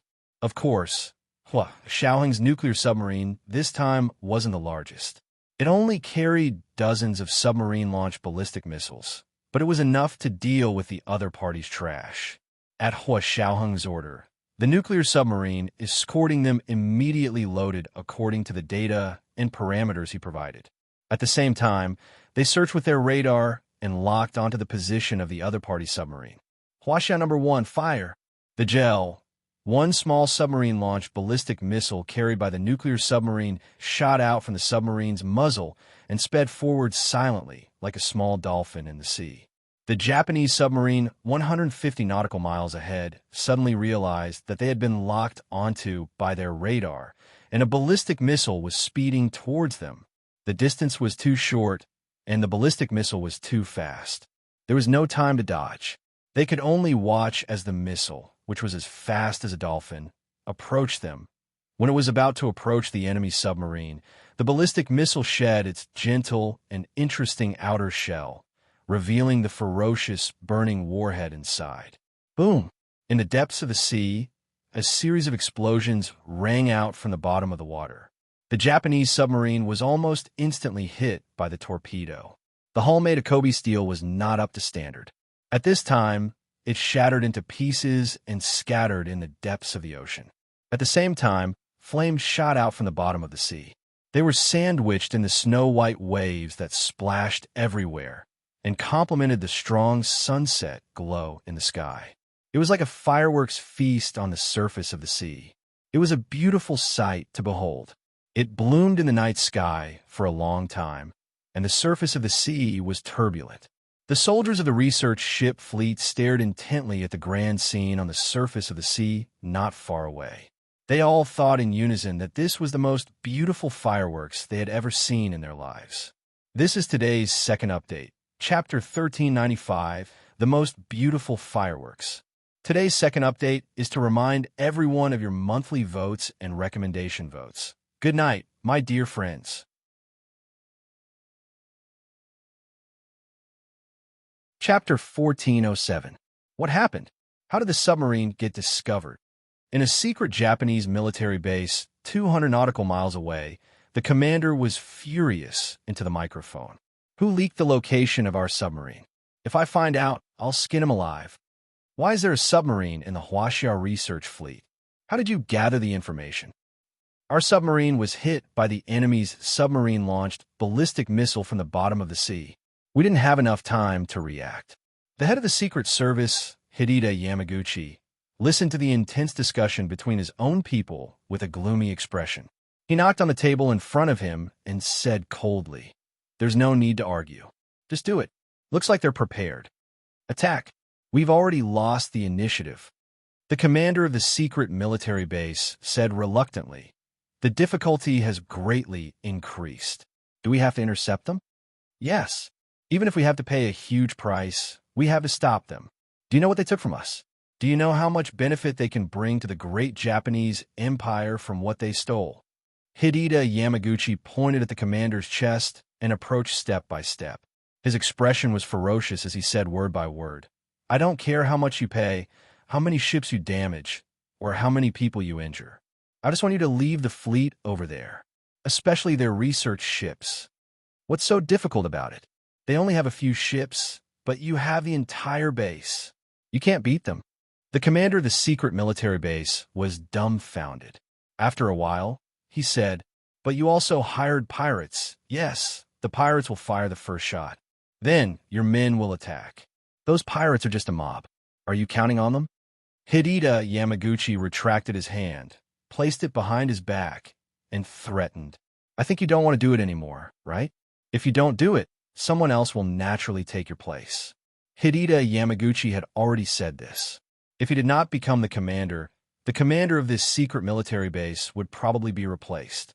Originally, this overseas secret military base was established with the strong support of the Secret Service. It was unknown what deal they had with the Prime Minister and the cabinet, but in short, they had the full support of the national finance. Hey, he no longer refuted and agreed to Hideta Yamaguchi's suggestion. He turned around and went to his command room to direct the battle. At this time, the curtain of night had just fallen, and there seemed to be remnants of the grand fireworks in the bright night sky. However, the officers and soldiers of the research fleet knew that a fierce battle was imminent. The enemy's submarine had been ambushed, but the enemy did not retreat. 7 or 8 warships formed an encirclement and pressed forward. "Report. Our destroyer has been locked on. Our destroyer has been locked on." Xiaoheng glanced at Song Jining. "Ms. Song, it's up to you now. Magnetic field interference, right?" Song Jining nodded and smiled intelligently. "Just you wait." She had been by Hua Xiaoheng's side, adjusting the equipment for a long time. Just now, when the other party cast the electronic shield, they did not use the anti-electronic shield because they were relatively far away and the electronic shield did not have much effect on them. Even if they were blocked by the electronic shield, they could still communicate using traditional methods. But now that the other party had locked onto their battleship and was about to unleash their ultimate move, they made their move. Song Jining calmly turned on the equipment and began to interfere with the magnetic field. The magnetic field of this sea region is quite strange to begin with. Song Jining smirked.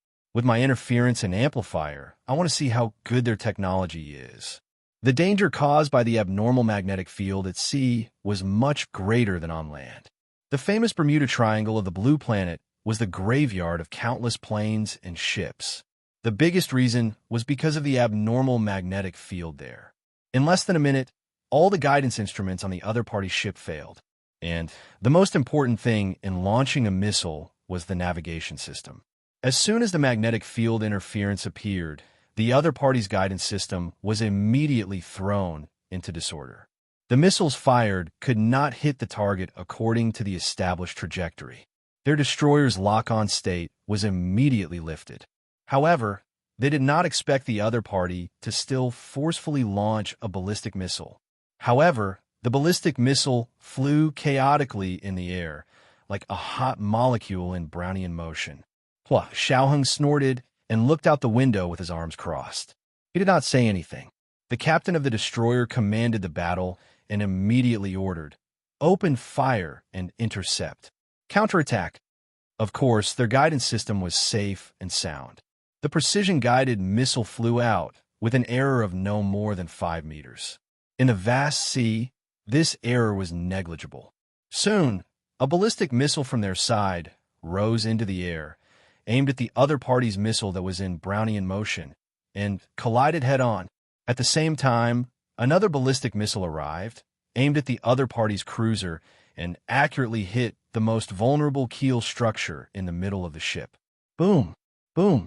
2 loud noises reverberated in the dark sea. The night sky bloomed with a scene even more magnificent than the fireworks from the bottom of the sea. The beauty that was released in that instant was not only so beautiful that one could not look away, but it also filled one's chest with pride. The cruiser in the lead was broken in 2 at the waist and sank to the bottom of the sea amid a loud bang and flames. Those on the cruiser who were not killed or burned to death all fell into the sea, wearing life jackets and waving white flags. "Chief, do we need to capture them?" The captains of their warships asked Hua Xiaohong in unison. This was because, according to some so-called international conventions, when two armies fought, the defeated soldiers who raised the white flag could not continue to be pursued and killed. Hua Xiaohong's expression was solemn as he immediately instructed, "The goal is to eliminate the enemy's effective forces. If it were humans, not a single one would be spared. They would all die." Their warships immediately attacked the drowning dogs without hesitation. After destroying the other party's cruiser and killing all the survivors on the cruiser in the sea, everyone's morale was boosted. In all these years, they had never fought to their heart's content. The Somali pirates hired by the Japanese Secret Service saw that the situation was not good and immediately ordered, "Turn the rudder! Turn the rudder! Turn the rudder immediately!" They raised their pirate flags to show that they were not on the same side as the Japanese warships. Hua Xiaohong quickly received an inquiry. "Chief, do we attack the Somali pirate ship? Of course, we have to fight, and we have to treat it as spoils of war. Leave the ship, but not the people," Hua Xiaohong instructed calmly. His heart skipped a beat. This was a great excuse that had been delivered to his doorstep. He immediately sent the coordinates of the Japanese secret military base 200 nautical miles away, as well as the important building targets he had found based on the Nanda satellite system, to the commander on the nuclear submarine that was lurking at the bottom of the sea. He lied through his teeth. "This is a pirate base. Destroy them all and remove the obstacles for civilian merchant ships." At the same time, he ordered the cruisers, destroyers, and anti-submarine patrol ships to attract the attention of the enemy warships and not let them return.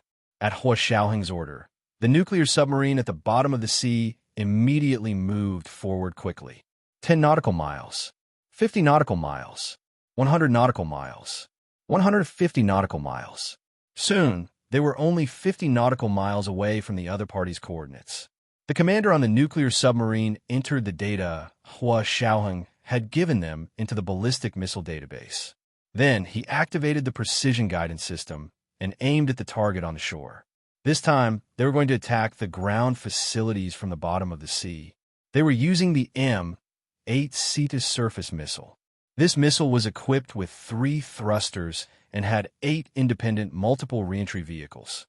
Each vehicle could carry a nuclear warhead with a yield of at least 200,000 tons, and it could attack an area of 100 by 200 nautical miles. Of course, Hua Xiaohong's nuclear submarine this time did not carry nuclear warheads, but conventional warheads. However, in modern naval warfare, the explosive power of conventional warheads alone was already incredible. Unlike torpedoes used at the bottom of the sea-to-surface missiles were launched from the bottom of the sea, but they had to rush out of the sea, fly a certain distance above the atmosphere, and finally hit the target. At this time, aiming at the target required 2 sets of guidance systems to be used alternately. Hua Xiaohong's hands were also sweating. They really did not fight many actual naval battles like this. "Let's treat this time as the best training. Chief, everything is ready. Please give the order." The commander on the nuclear submarine asked Hua Xiaohong for authorization. Hua Xiaohong picked up the command communication microphone and said in a deep voice, "Target the pirate base 50 nautical miles ahead of the submarine. The purpose is to escort our research ship and protect the right of free passage granted by the International Maritime Convention. I authorize you to destroy the other party's base and completely destroy the other party's combat strength." "Yes, Chief." The commander on the nuclear submarine received the order and immediately ordered, "Target the pirate base 50 nautical miles ahead of the submarine. Result, destroy the other party's base and destroy the other party's combat strength. Open fire." As soon as he finished speaking, the first batch of M8 sea-to-surface ballistic missiles roared out from the bottom of the sea. They suddenly rushed out of the sea and rushed into the sky. Then, they turned around and dived towards the secret naval base that Japan had operated for more than 10 years. 12 high-yield conventional ballistic missiles rose into the air at the same time and dived together. Then, they exploded in 12 areas of the secret military base at the same time. Boom, boom, boom, boom. The entire secret military base was shrouded in mushroom clouds in an instant. The warships and submarines that were docked in the harbor and did not travel were also hit by the missiles. Thick smoke billowed, and one ship after another was capsized and blown up at the waist. Although the people on the ship did not sleep, they were even more helpless when they saw the missiles suddenly falling from the sky. They could not even find an excuse. They could only watch helplessly as the secret military base that they had operated for more than 10 years was destroyed just like that. Go underground. Go underground. The most precious thing in their secret military base was not these warships and submarines, but their secret military laboratories. Half of these laboratories were above ground and the other half underground. The laboratories above ground were all destroyed, but the underground ones were still preserved. Hideta Yamaguchi was surrounded by a few people and rushed out of a barracks that had just been blown up. He looked back at the mess in the base and the scene of countless people running around. He stomped his feet and said sternly, "Stop right there. You have completely disgraced the Japanese Empire soldiers." This is today's first update, Chapter 1396, Seek Kindness and Obtain Kindness, Hammer 1. There are 2 updates today. A reminder for everyone's monthly votes and recommendation votes. At 8 o'clock in the evening, the second update. P.S. Thank you, Enigma Yangxi, for your 10,000 Chidian coins yesterday. Moi.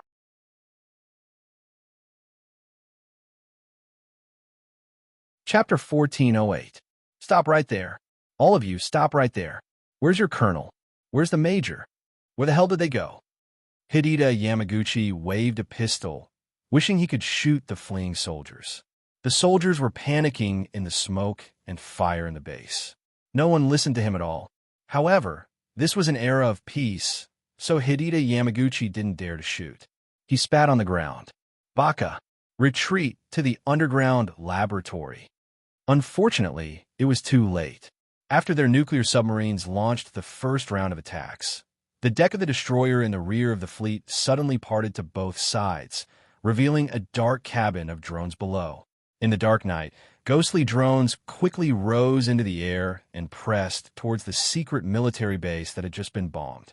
This time, Hua Xiaoheng had deployed hundreds of drones to fill the entire compartment of the destroyer. They were originally used to deal with the Japanese warships that might be chasing after them. However, they didn't expect that there would be a secret Japanese naval military base here, so they wouldn't stand on ceremony.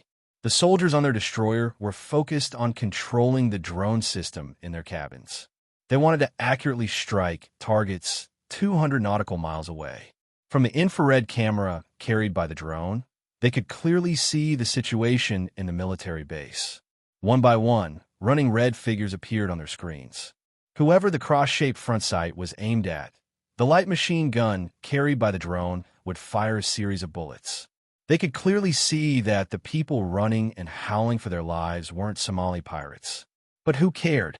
Some sanctimonious people who bowed whenever they made a mistake were even more despicable than pirates. The second round of harvesting began. One by one, the fleeing Japanese soldiers were shot by the drones and fell to the ground screaming. Among these people who were fleeing in panic, Hideta Yamaguchi was the most obvious target because he was surrounded by a large group of bodyguards. This kind of person was obviously a big shot. The soldiers controlling the drones didn't know who he was, but they all aimed the muzzles of the drones at him. Da-da-da-da. A burst of bullets came from the air and poured down.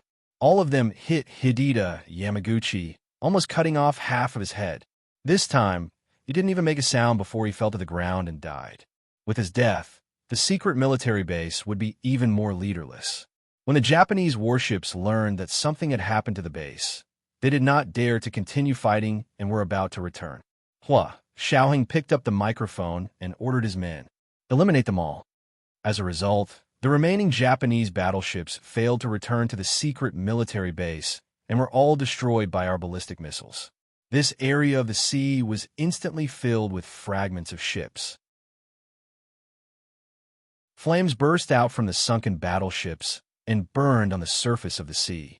There were also countless corpses floating on the surface of the sea. It was like a Jura hell. Hua Xiaoheng put on his night vision goggles and watched the tragic scene outside from the cabin without batting an eyelid. He didn't feel the slightest bit of sympathy in his heart. Repaying evil with good. How to repay good. As a soldier, he believed in only one goal: victory. Fighting a war without victory as the goal was playing hooligan. Hua Xiaoheng had the professional ethics of a soldier and never acted like a hooligan. Huaxia number 1 reporting. The battle was over. Our side suffered minor injuries and one serious injury. No one died. The ship was moderately damaged and could not move forward. It could only be towed. End of report. This was the captain of the cruiser. Huaxia number 2 reporting. The battle was over.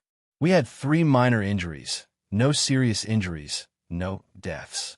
The side of the ship was damaged and needs to be repaired. End of report. This was the captain of the destroyer.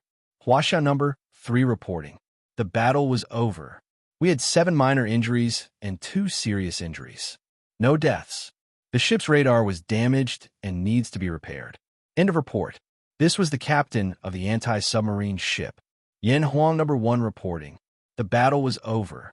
We had no minor injuries, no serious injuries, and no deaths. We have run out of ammunition and hope to return as soon as possible. End of report. This was the commander of the nuclear submarine.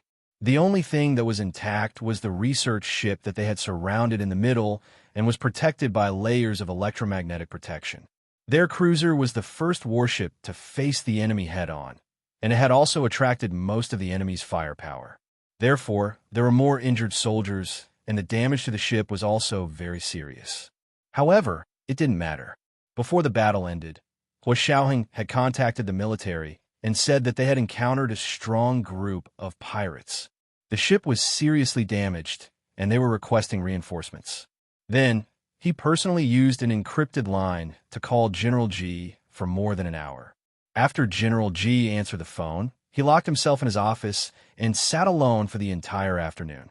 When he came out of the office, his eyes and nose were red. The personal secretaries were so scared that they didn't dare to go forward and ask. They didn't know what had happened to make General G, who was tenacious and had a sly personality like an old fox, hide in his office and cry for the entire afternoon. Our research ship is requesting reinforcements. Go and ask if the aircraft carrier has been sent, General G ordered in a hoarse voice with his hands behind his back. Yes, Chief. A few personal secretaries were busy coordinating their work and sending someone to the Navy to urge the aircraft carrier fleet to set sail as soon as possible. After Hua Xiaoheng requested reinforcements from the military and called General G, he also ordered Zhao Liangzi to send a distress signal to the entire Atlantic Ocean through the international shortwave radio signal. Mayday! Mayday! We are the Huaxia Empire's research ship fleet. We have encountered pirates on our way back. We are requesting reinforcements. We are requesting reinforcements. Unfortunately, the Western countries that usually talked about human rights and acted extremely kind and loving were suddenly collectively deaf and mute at this moment. Not a single Western country responded to their distress signal. In fact, there were originally 2 paper cat country warships cruising nearby. After hearing the Huaxia Empire's research ship's distress signal, they immediately turned their rudder and returned. Only a Russian nuclear submarine 500 nautical miles away responded to their distress signal and asked if they needed a Big Ivan bomb. Hua Xiaoheng, Big Ivan, also known as the Tsar Bomba, was named the RDS-220 hydrogen bomb by NATO. It was also known as the King of Bombs. It was the most powerful bomb in human history so far. Whether it was in terms of volume, weight, yield, or lethality, it was unparalleled. Even the United States could only retreat in front of Big Ivan. As expected of fighting people, they would destroy the world at the drop of a hat. Hua Xiaoheng personally sent a telegram back to the Russian nuclear submarine commander. He politely thanked them for their support, but tactfully rejected the proposal, claiming that pirates were also people. Although the pirates had attacked their fleet, they could not do this to the pirates in accordance with humanitarian principles. Hua Xiaoheng's words were transmitted back to the Russian capital, Moscow, by the Russian nuclear submarine for intelligence analysis. The second in command of the KGB, Vladimir, almost vomited when he saw Hua Xiaoheng's fake excuse. With a look of disgust on his face, he slammed the table and said to his newly promoted deputy, Peter, the Huaxia Empire's military is invincible with someone like Hua Xiaoheng. Look at what he's saying. Even if he can't beat you to death, he can still disgust you to death. Peter still looked sleepy. He chewed his gum and mumbled, There's actually a secret military base there. Do you think it's really pirates? It's hard to say. Vladimir frowned. That place is too hidden. I looked at the coordinates and satellite cloud maps. There happened to be a lot of trees in that place, which blocked the satellite's detection. Now that the Huaxiao Empire's missiles had burned that place to the ground, the entire base had been detected by the satellites of various countries. However, if it was in the past, he would have insisted that it couldn't be pirates because pirates wouldn't have such a powerful military base and warship. They usually ran away after robbing and had no fixed place to stay. But now, he didn't dare to say that. Nowadays, pirates had developed on a larger scale, and many pirates had hired former Special Forces soldiers as training instructors. Their strength was no longer the same as before. Pirates had run amok on the sea over the years, killing, robbing, kidnapping, and extorting. They had made a lot of money. Peter opened the satellite image analysis on the computer and said with drooping eyelids, From these satellite images, the Huaxia Empire's fleet first used submarines to launch sea-to-air missiles to destroy the ground facilities of that secret military base. Coincidentally, that place was lush with trees. It could have blocked the satellite's detection, but if it was hit by a missile, it would have been double the damage. With the help of those tall trees, the fire caused by the explosion would only have burned more thoroughly. Then, another round of drone fire would have harvested the people who ran out of the fire and weren't killed or burned to death. Finally, the carrier-based aircraft would have directly dropped the GB-49 laser-guided conventional bomb. This kind of bomb is also known as an underground penetrator. It could destroy all buildings 50 meters underground. Peter's fingers tapped on the computer screen. Why did he use an underground penetrator to finish things off? Is there an underground facility in that military base? Vladimir nodded repeatedly and praised. Peter, you're indeed the smartest. I didn't promote you wrongly. So you also think that there's an underground laboratory in that base? It's a pity that the underground penetrator was used. There's definitely nothing left. Peter seemed to be very regretful. Vladimir nodded, widened his eyes, and waved his fists. He said very exaggeratedly, I bet that Hua Xiaoheng, who likes to talk bureaucratically, definitely knows what the base is doing. Otherwise, he wouldn't have been so ruthless. But I still have to say, what kind of attitude does he have towards our big Ivan? I'll despise him for the rest of my life. As they spoke, the office door creaked open. The driver, Ivan, walked in with 2 cups of black coffee. He placed them heavily on the table and rolled his eyes. Coffee for the 2 of you. Vladimir was shocked and couldn't help but kick him. What kind of attitude is that? How did I offend you? The driver dusted off his clothes with a disapproving expression. That's enough, the 2 of you. It's not like you don't know Major General Hua. Do you have to speak ill of him behind his back? Second brother, let me tell you, Sirius is our good friend. If you speak ill of her fiancé behind his back like that, how will you have the nerve to accept red packets from her in the future? This is the second update for today. Chapter 1397. Seek kindness and obtain kindness. Hammer Hammer 2. There are 2 updates today. A reminder for everyone's monthly votes and recommendation votes. P.S. It's the end of the year. I'm busy at home and at work, so I can't update more. Forgive me. Good night, sweethearts.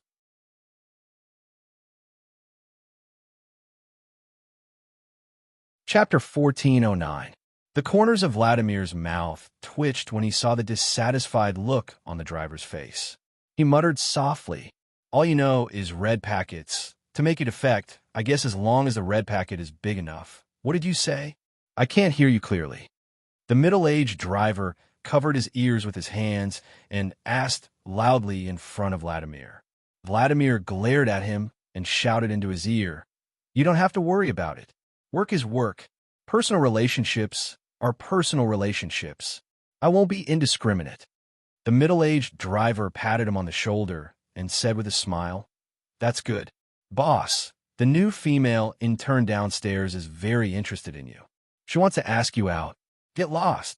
Vladimir kicked him again with a fierce expression. "How long has it been since Lena passed away? How dare you say such a thing?" The middle-aged driver blinked and asked, "Boss, you're not even her boyfriend. Why are you going to stay unmarried for the rest of your life for her? You didn't do it on purpose, did you? Did you use her to hide your true sexual orientation?" After saying that, he quickly took a few steps back, as if he was worried that Vladimir would pounce on him at any moment. "I'm straight. Get away from me, you hook. Straight my ass. Straight my ass." Vladimir was so angry that he wanted to spit out a mouthful of blood. He almost pulled out his gun and shot him dead. Peter reacted quickly and snatched the gun. Then, he winked at the middle-aged driver, telling him to leave quickly. Lena and Peter were originally the team leader and deputy team leader of the same operation team. Peter was the team leader and Lena was the deputy team leader. After Lena died in the line of duty, Peter's status rose like a rocket. The middle-aged driver was a little uncomfortable at first, but Peter knew how to behave. Before he knew it, the middle-aged driver realized that he was about to be bribed by Peter.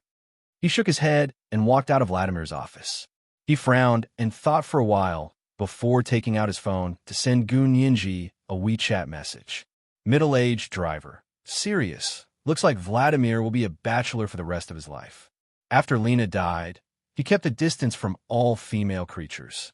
I think he can become a Catholic priest. All Catholic priests have to become monks. Gu Ninji didn't know how to reply to this WeChat message. She sighed and found it funny. In the end, she sent him a red packet to comfort him. She smiled at Xiao Yi, who was sitting next to her and concentrating on driving. "This driver is so interesting. I like him more. He was more honest than Vladimir." Gu Ninji knew that Vladimir had always been a little wary of her. He spoke hesitantly, as if he was worried that she would tell Hua Xiaoheng about what they had chatted about in the next second. Although he wasn't wrong, because she did share a lot of important and sensitive information with Hua Xiaoheng. Gu Ninji hummed a song and laughed softly. "Uncle Driver?" Xiao Yi held the steering wheel and frowned. "Which Uncle Driver?" She was driving her car on the way to the military headquarters. General Ji from the military had suddenly called and asked Gu Ninji to go to his office. He said he needed her help with something. Gu Ninji couldn't travel alone. Xiao Yi was like her shadow, following her wherever she went. "A friend I met in Russia." Gu Ninji looked at her with a smile. "He's from the KGB, but he's not as scary as the rumors say. Instead, he's especially fun." Xiao Yi's grip on the steering wheel tightened involuntarily, and the veins on the back of her hand popped out. Gu Ninji rolled her eyes and said, "I don't like the second in command of the KGB, Vladimir. He's the most annoying. When he looks at people, he always looks like he sees through you, and he always speaks in a sarcastic tone." At the mention of Vladimir, Xiao Yi immediately became alert. She quickly sensed Gu Ninji from the corner of her eye and was amused by her sly expression, which was as sly as a little fox's. Her mood quickly returned to normal. Xiao Yi nodded indifferently and said, "Is that so?" She didn't seem interested at all. "Pretend. I'll let you pretend." Gu Ninji looked away with a smile on her lips. She looked out the window at the long river of cars. When they arrived at General Ji's house in the courtyard of the military headquarters, Gu Ninji was welcomed directly to General Ji's office by Secretary Chow. He knocked on the door. "Chief, Miss Gu is here." General Ji opened the door for her personally and invited her in. Gu Ninji couldn't help raising her eyebrows. There was something wrong with him being so attentive and polite. However, she still acted as if she didn't notice and walked in with a smile. General Ji gently closed the door behind her. "Little Gu, sit." He pointed to the small corner sofa by the floor-to-ceiling window in the office and walked over to sit with his back to the window. Gu Ninji had no choice but to sit opposite him and face the window. The floor-to-ceiling window was hung with pale gold curtains, and the LCD lights above her head that mimicked natural light illumination illuminated the room like the sun outside. General G stared at Gunyinji and smiled gently. How have you been? Are you all right? Pretty good. Gunyinji was puzzled. Why did he sound like he was consoling the families of the martyrs? She felt uncomfortable listening to him, and at the same time, she was a little scared. She couldn't sit still in front of General G. After a while, she asked timidly, General G, what's the matter? It's Major General Hua. Major General Hua, what's the matter? She didn't even dare to say that something had happened. She was especially worried that it would come true. General G shook his head with a bitter smile. No, Major General Hua is fine. However, during his mission this time, he coincidentally brought back the bodies of 2 martyrs. I want to ask you for a favor. Just say it. Gunyinji's heart, which had been in her throat, calmed down. She breathed a sigh of relief and smiled sweetly. General G felt like there was a fishbone stuck in his throat. He hesitated for a long time before continuing. I heard that Zhao Yangza asked you to go to the military port to pick them up, right? Yes, the last time he called. He said it would take 12 days. I'm counting the days. Gunyinji nodded and said obediently, Brother Xiong will take me with him. I heard that it's a military port and outsiders can't go in casually. Okay, that's good. General G nodded. We will have a small ceremony at the military port to prepare for the bodies of the martyrs to come ashore. I was wondering if I could ask you to do me a favor and offer flowers to the 2 martyrs? No problem. Gunyinji agreed readily. Although I'm not a member of the military, I'm still considered a member of the military's family. This kind of thing sounded like a secret ceremony within the military, so it couldn't be done with great fanfare. Asking her to go couldn't just be a convenience, right? It wasn't that Gunyinji wasn't puzzled. She didn't believe that the military couldn't find a suitable person to offer flowers and had to ask an outsider like her to help. If it really was a very important martyr, this kind of method would be too disrespectful. However, Hui Xiaoheng and General G were definitely not such inconsiderate people, so there must be a reason why they asked her to offer flowers. So many thoughts flashed through Gunyinji's mind in an instant, but her expression remained unchanged. She agreed without hesitation. In any case, she would know what was going on when she went to the military port. 3 days later, the research ship fleet led by Hui Xiaoheng met up with the aircraft carrier fleet that had come to support them. Before this, the fighter jets that had taken off from the aircraft carrier had already flown over countless times to escort them. When the few people in the upper echelons of the Japanese military and the cabinet heard the news, their feelings could no longer be described as mourning the death of their parents. This secret base had been built overseas without the knowledge of most of the people in Japan. Even in the cabinet and the military, only a few people knew about it. However, the money and effort they had invested were real. A secret overseas military base that had been in operation for more than 10 years was gone just like that. The head of the Secret Service, Colonel Hideta Yamaguchi, who had made countless military contributions, had also died in the secret base. In addition, so many laboratories had been destroyed, scientists had been killed, and the Navy had been wiped out. How could they not be furious? They were furious and only wanted the Huaxia Empire to pay the greatest price. The minister of the Japanese cabinet and military took the lead in launching an international attack on the Huaxia Empire. He said that they had burned, killed, and looted overseas and didn't even let go of surrendered captives. It was truly outrageous. He threatened to sue the International Court of Justice to punish the Huaxia Empire's major, General Hui Xiaoheng, for his war crimes. This time, Japan chose Twitter and Facebook as their publicity venue. These 2 social media apps were equivalent to the Huaxia Empire's Weibo and WeChat. The official Twitter account of the Japanese Ministry of Foreign Affairs was bombarded with screenshots of naval battles and bases that had been plowed by missiles. These pictures of blood and fire, life and death, immediately caused a huge international impact. Countless foreign netizens were shocked, and in unison, they condemned the Huaxia Empire for being militaristic and guilty of the most heinous crimes. However, the official Twitter accounts of many countries remained strangely silent. They were different from ordinary netizens because they knew the other side of the message. The shortwave radio signal that Hua Xiaoheng had asked Zhao Liangzi to cover the entire Atlantic Ocean had been received by them. At that time, the Huaxia Empire's scientific research ship had clearly been robbed by pirates. How did it become burning, killing, and looting in the Japanese military's mouth?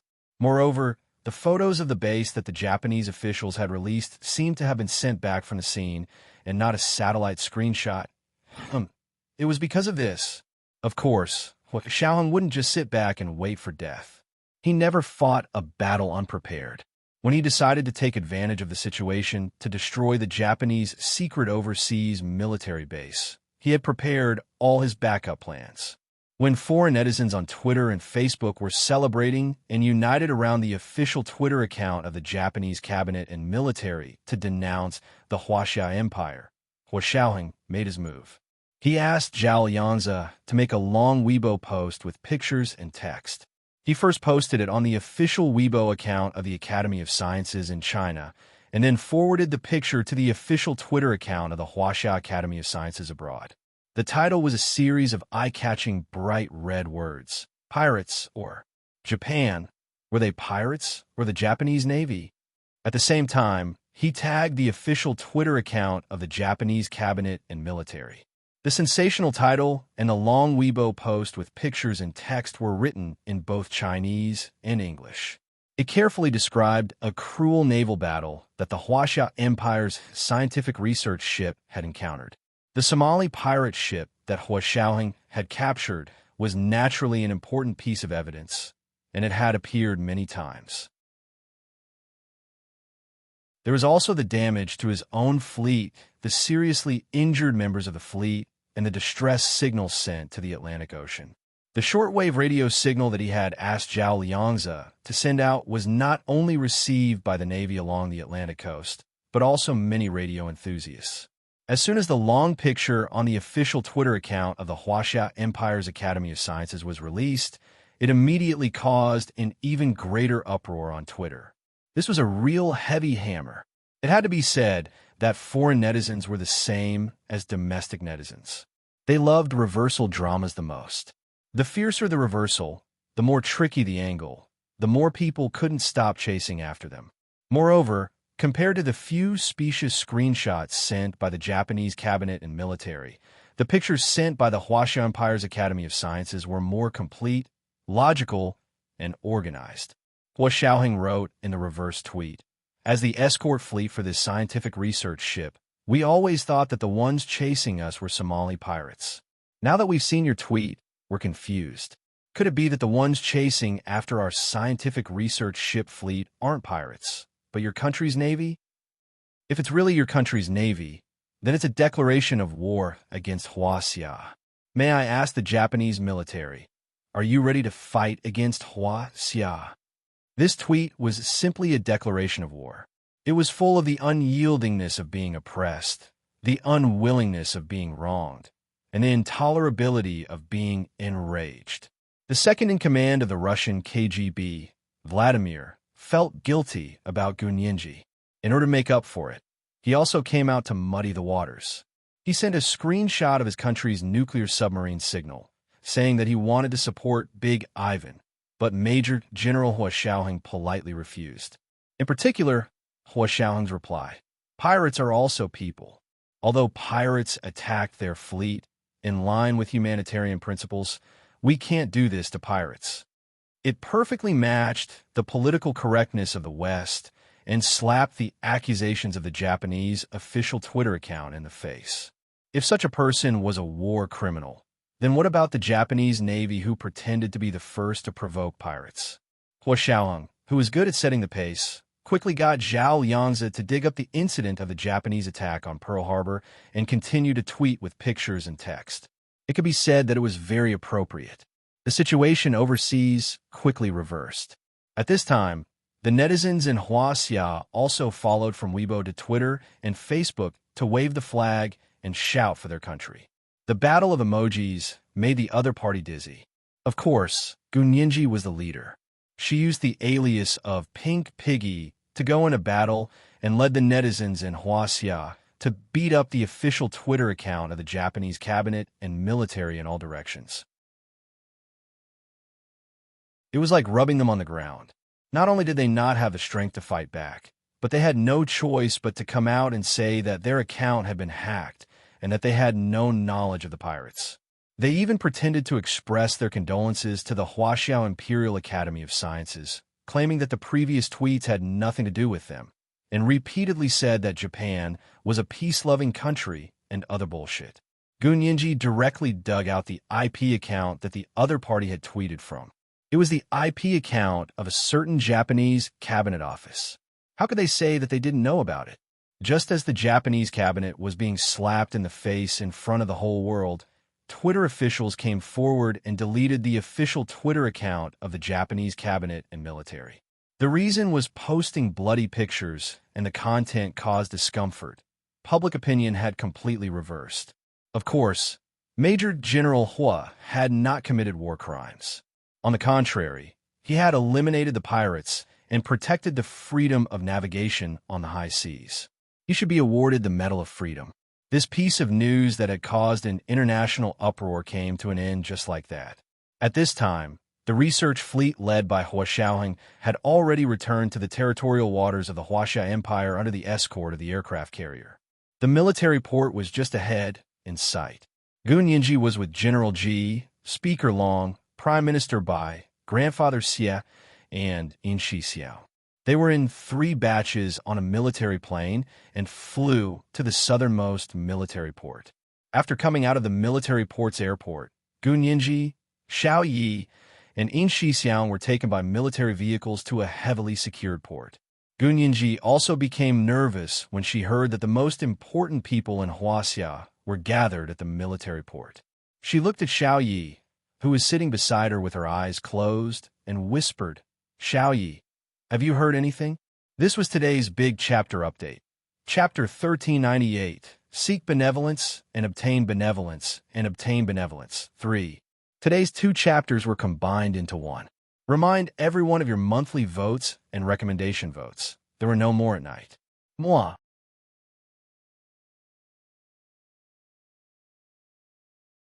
Chapter 1410. Xiao Yi sat side by side in the back seat with her. She crossed her arms and closed her eyes. My duty is to protect you. I don't know anything else. Gunyinji looked at her speechlessly. Xiao Yi really didn't know how to talk. She was the kind of person who could kill a conversation at any time. Although Gunyinji loved to chat, and there was never an awkward silence when she was around, she didn't know why, but she had been feeling anxious today. She wasn't interested in continuing the conversation, so she looked outside the car window, sullenly, and didn't speak. Inshi Xiao, who had always been eloquent, remained silent in the front seat. He had no intention of continuing the conversation. Gunyinji's heart was in turmoil. She looked at the beautiful scenery of the coastal road outside the car window, but she couldn't relax. The car sped along in the afterglow of the setting sun. The group passed through layers of checkpoints and security checks before finally arriving at the only guest house in the military port base. This was a place specially used to entertain superiors and important guests. Ordinary people could not stay in the military port and could only stay in the resort hotels outside. The guest house in the military port had an antique design, looking like a museum. It only had 4 floors, but the view was very good, facing the vast South China Sea. It was already evening when they arrived. The weather was good, and the night breeze was cool. The setting sun melts gold. The evening clouds combine. Where is he? Gunyinji put her hand in front of her eyes and looked into the distance. But only countless seagulls could be seen flying between the sea and the sky. The sky was clear and the sea blue. The surface of the sea was sparkling, and there was a clear layer of blue and green near the shore. Thick palm trees were planted at the entrance of the guest house, their green and glossy leaves rustling in the evening breeze. Standing on the steps of the hostel and looking back, there was a small path that led to the beach. The sand on the beach was white sand of good quality. It looked soft and delicate, making people want to take off their shoes and walk a few laps on the beach. Further away, about 500 meters away from here, should be the military port's dock. Because at a glance, There were many tall and mighty warships docked there, lined up along the coastline, just like the tarmac of an international airport. There were also fighter jets taking off and landing on the ship. It was the low tide in the evening. The sound of the waves crashing against the rocks on the shore actually covered the rumbling of the fighter jets. Gunyinji couldn't help covering her ears. The view of the sea was indeed beautiful, but it was too close, and the noise from the sea was terrible. She felt that people who lived here for a long time were more susceptible to hearing damage. Gunyinji's imagination ran wild. She took another look and looked away. She entered the guest house with Xiao Yi and Yin Shixiao. Xiao Yi and Yin Shixiao went to the front desk to ask for a room. Gunyinji followed behind and looked around curiously. She realized that all the waiters here were soldiers, because regardless of whether they were men or women, they were all wearing Navy uniforms with official military ranks, not the cosplay uniforms sold by Taobao. Xiao Yi took her and Gunyinji's room key card from the front desk and walked with her to the third floor. She found a room number, inserted the key card, and pushed the door open. An elegantly decorated suite appeared in front of them. Outside, there was a living room with sourwood tables, chairs, and a classical sofa. The floor was a sourwood floor of the same color. The living room and the bedroom were separated by a multi-treasure cabinet. In the middle of the bountiful treasures pavilion, there was a gap in the door. There was a paper door installed, but it was unknown what kind of paper it was. It looked foggy. In the lower right corner of the paper door, an orchid was drawn in ink. There was also a signature. It was obvious that it was the work of a master. The windows of the suite should be open, because they could clearly hear the sound of the surging waves outside. The salty sea breeze blew in, and the paper door swayed gently. The orchid in the lower right corner seemed to be swaying in the wind. Gunyinji's expression became more and more bewildered. Was this treatment for her or for Xiao Yi? Xiao Yi also muttered to herself. Such a good room was second only to the presidential suite in the guest house, right? However, it wasn't strange that the presidential suite was given to General Ji, Speaker Long, Prime Minister Bai, and Grandfather Xia.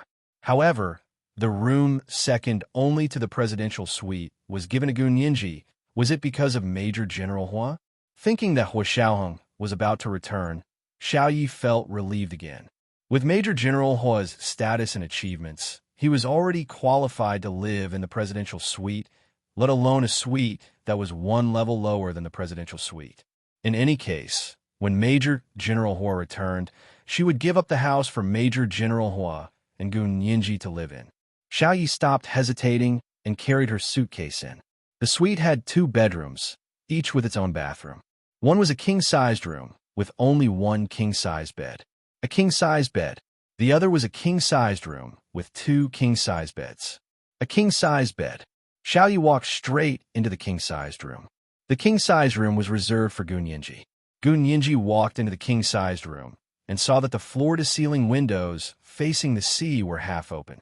The noise of the waves and the slightly salty sea breeze came from there.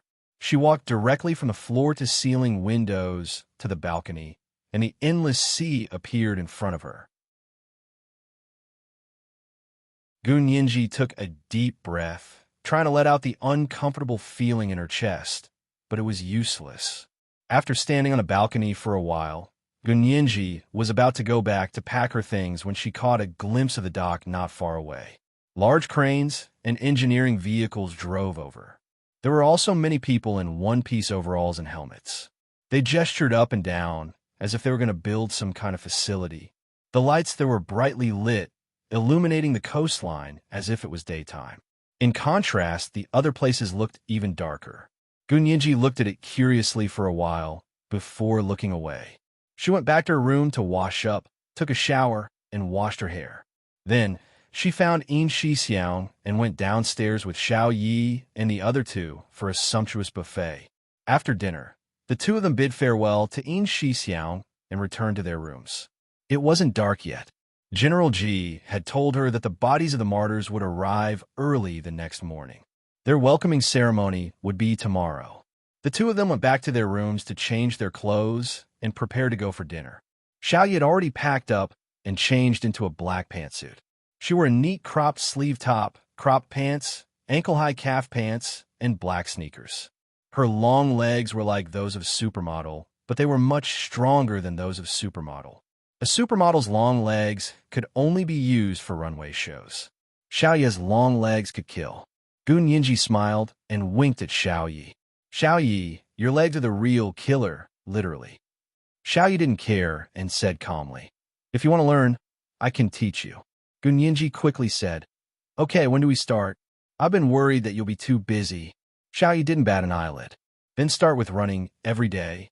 To train the explosive power of your legs, run at least 10 kilometers every morning. Gun Yinji immediately dispelled the idea of learning kung fu from Xiaoyi. She smiled sheepishly and said, I see. Let me think about it. She sounded like an official. She looked exactly like Hua Xiaoheng. Xiaoyi glanced at her and smiled. Miss Gu is indeed Major General Hua's fiancée. You two look more and more like husband and wife. Gun Yinji loved to hear that. She relaxed and said, before dinner, I saw something being built at the dock. I don't know what it's for. Really? Xiaoyi looked at her watch. Has Major General Hua's ship arrived? It should be about time. Gun Yinji said, no, I didn't even see a shadow. She hadn't seen it before dinner. Xiaoyi walked to the balcony of her bedroom and glanced at the dock. Then, she picked up her binoculars and looked in the direction of the sea. It's already here. Xiaoyi put down her binoculars and handed them to Gun Yinji. There was a hint of pride in her voice. Look, our aircraft carrier. Gun Yinji took the binoculars and looked through them. On the vast sea, several warships gradually revealed their silhouettes. It was as if someone was holding a brush and splashing ink on rice paper to draw. With a few light strokes, thousands of mountains and rivers were drawn. The evening sun had completely fallen below sea level. The sunset was in full swing, jumping on the clear blue sea. Half of the river was rustling, and the other half was red. There were many people waving their arms on the warship in the distance. Major General Hua shouldn't be among them. He disdained to do such a childish thing. Gun Yinji rubbed her phone. She wished she could call him, but it was just a thought. Hua Xiaoheng couldn't bring his personal phone with him when he was on a mission. She didn't know his business phone number very well. That was because Hua Xiaoheng used a different business phone number every time he went on a mission. Reluctantly putting down her binoculars, Gun Yinji caught a glimpse of the dock she had just seen from the corner of her eye. She couldn't help but be shocked. In just a short while, Gun Yinji was willing to bet that in less than an hour, a huge temporary auditorium had been built at the dock. Wasn't the mobility of these engineers too heaven-defying? Gun Yinji exclaimed. Xiaoyi retracted her gaze from the distance and looked Gun Yinji up and down. It could be seen that Gun Yinji had dressed up carefully. She was wearing a custom-made black professional suit.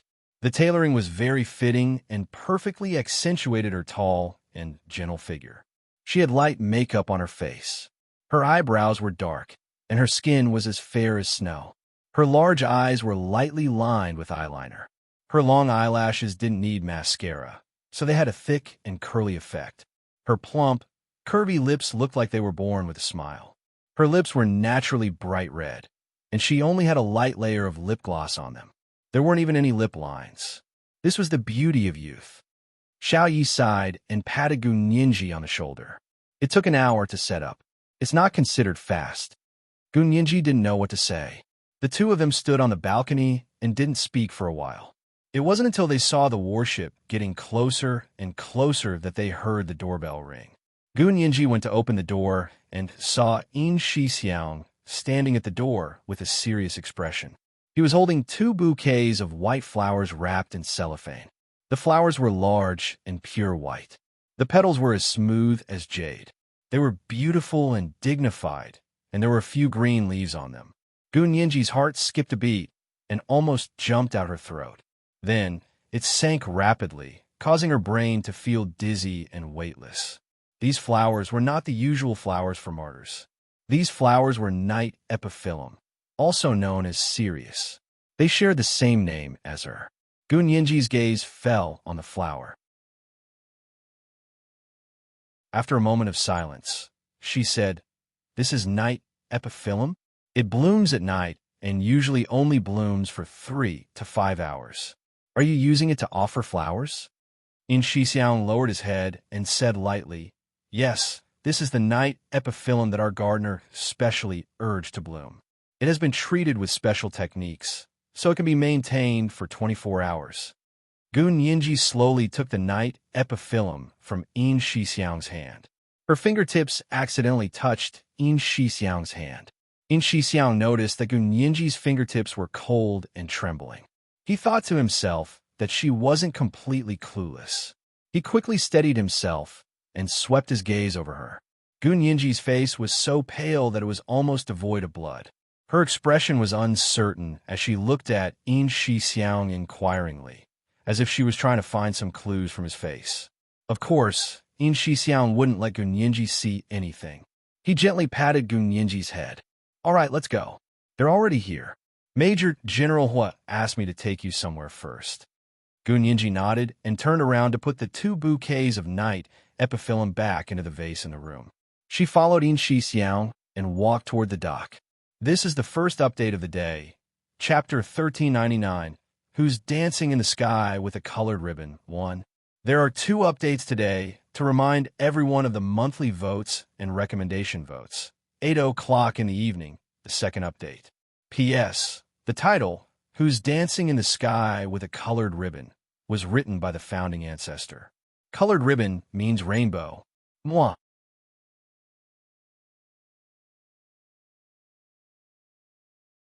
Chapter 1411. Xiaoyi walked behind Gun Yinji and vigilantly watched her surroundings. She had at least 2 fully loaded pistols on her waist, 1 on each leg, and a military dagger tied to her calf. The wave shoes on her feet were also specially made. There was a mechanism on the soles of her feet that could be used at any time. The blades that came out of the soles of her feet were all poisonous. With her skills, it would not be a problem for her to fight against 4 burly men at the same time. This was also her highest record. If there were any more, she might not be able to handle them alone. However, Hua Xiaoheng had arranged for people to secretly protect Gun Yinji, so as long as they activated the emergency contact signal, they would be able to rush over at any time. No matter how many opponents there were, they would not be afraid. But then again, this was a military port with very tight security. If anyone wanted to cause trouble here, they would be beaten into a honeycomb. However, Xiaoyi had been in the intelligence field for many years and was used to being careful everywhere. The sky was already dark, and the moon had risen. Tonight was actually a full moon.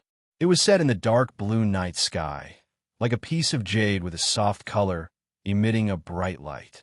The bright moon shone above the sea, and the ends of the world shared this moment. Was this how it felt? The 3 of them did not speak. Amidst the sound of the waves, they stepped on the moonlight and walked along the coastal path. They turned off the path in front of the guest house and entered the coastal road. A jeep was parked on the shoulder of the road. A tall man in a military uniform leaned against the front of the jeep. He crossed his other arm with one hand and held a cigarette in the other. He did not smoke, but the cigarette between his fingers lit up his perfect and firm jawline. It was Hua Xiaoheng. The moonlight cast a long shadow on the shoulder of the road in front of the jeep. He looked a little desolate and lonely. Their fleet had actually docked a few hours earlier than the aircraft carrier fleet. Of course, this was also to confuse the reconnaissance satellites. With the aircraft carrier battle group, the satellites were all focused on the aircraft carrier battle group. Their small boats and sails were not noticed by the satellites. Therefore, by the time everyone saw the aircraft carrier battle group return, their scientific research fleet had already docked and had done everything that needed to be done. In Shixiang and Xiaoyi walked over with Gun Yinji. Hua Xiaoheng straightened up and extended a white-gloved hand to her. His voice was as deep and magnetic as ever. Yinji, come here. I'll take you to see someone. Gun Yinji stopped in her tracks. Her body was hot and cold at the same time. Her pretty face looked a bit dazed. Her big eyes, which used to be bright and lively, panicked. She was like a lost deer in the forest, looking for the direction to go home. She looked at Hua Xiaoheng and didn't move. She opened her mouth, and her usual soft and light voice was extremely hoarse. You're back. Who are you taking me to see? Hua Xiaoheng sighed in his heart and threw away the cigarette in his hand. He walked slowly to her and bent down to hug her. Yes, you're back. Don't be afraid. Come with me. They had not seen each other for more than a month, so they seemed a little distant. However, Hua Xiaoheng bent down to hug her, and the familiar feeling returned. He still had the scent of the sea breeze on him. Before the boat docked, he had taken a shower on the boat and shaved. He looked much more energetic, but the dark circles under his eyes and his thin face showed his fatigue and exhaustion over the past few days. Gun Yinji's heart softened, and she softly agreed in his arms. Hua Xiaoheng straightened his back and gave Yin Shixiang and Xiao Yi a look. He turned around and held her hand as they got into the convertible jeep parked by the side of the road. No one spoke in the car. Hua Xiaoheng sat up straight with both hands on the steering wheel. He didn't say a word. Gun Yinji wanted to ask him what was going on, but she didn't dare to open her mouth. Subconsciously, she felt that as long as she didn't ask, the unacceptable truth wouldn't be revealed. She could still deceive herself. However, Xiaoheng wouldn't give her a chance to deceive herself. The car made many turns in the base and finally stopped in front of a dark cave. Gun Yinji was shocked when she got out of the car. There were strange rocks everywhere. It was completely different from what she had imagined. Was she thinking too much? Gun Yinji looked at Hua Xiaoheng in confusion. Hua Xiaoheng still didn't say anything. He calmly held her hand and stood in front of the cave. Two men with guns suddenly walked over. She didn't know where they had come from, but it was as if the two stones in front of the cave had suddenly turned into humans. Gun Yinji's hand trembled. When they got closer, she realized that the two men were only wearing khaki camouflage uniforms. In the dark night, they almost blended in with the rocks in front of the cave. Gun Yinji sighed and silently watched as the two guards checked her and Hua Xiaoheng's ID. Then, they raised their hands and let them in. The cave was a little damp, but it didn't smell bad.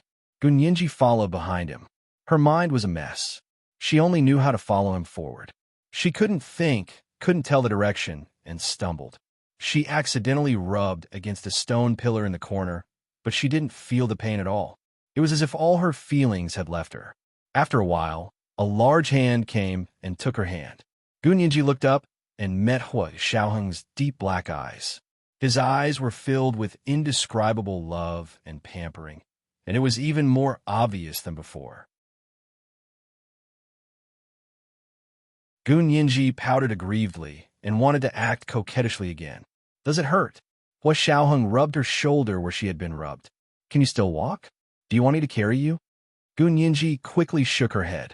Although she really wanted Hua Xiaoheng to carry her, it wasn't on such an occasion. This was someone else's territory. She knew very well that she wasn't the kind of person who would show off their love everywhere regardless of the occasion. Hua Xiaoheng didn't say anything else. He held her hand and walked quickly.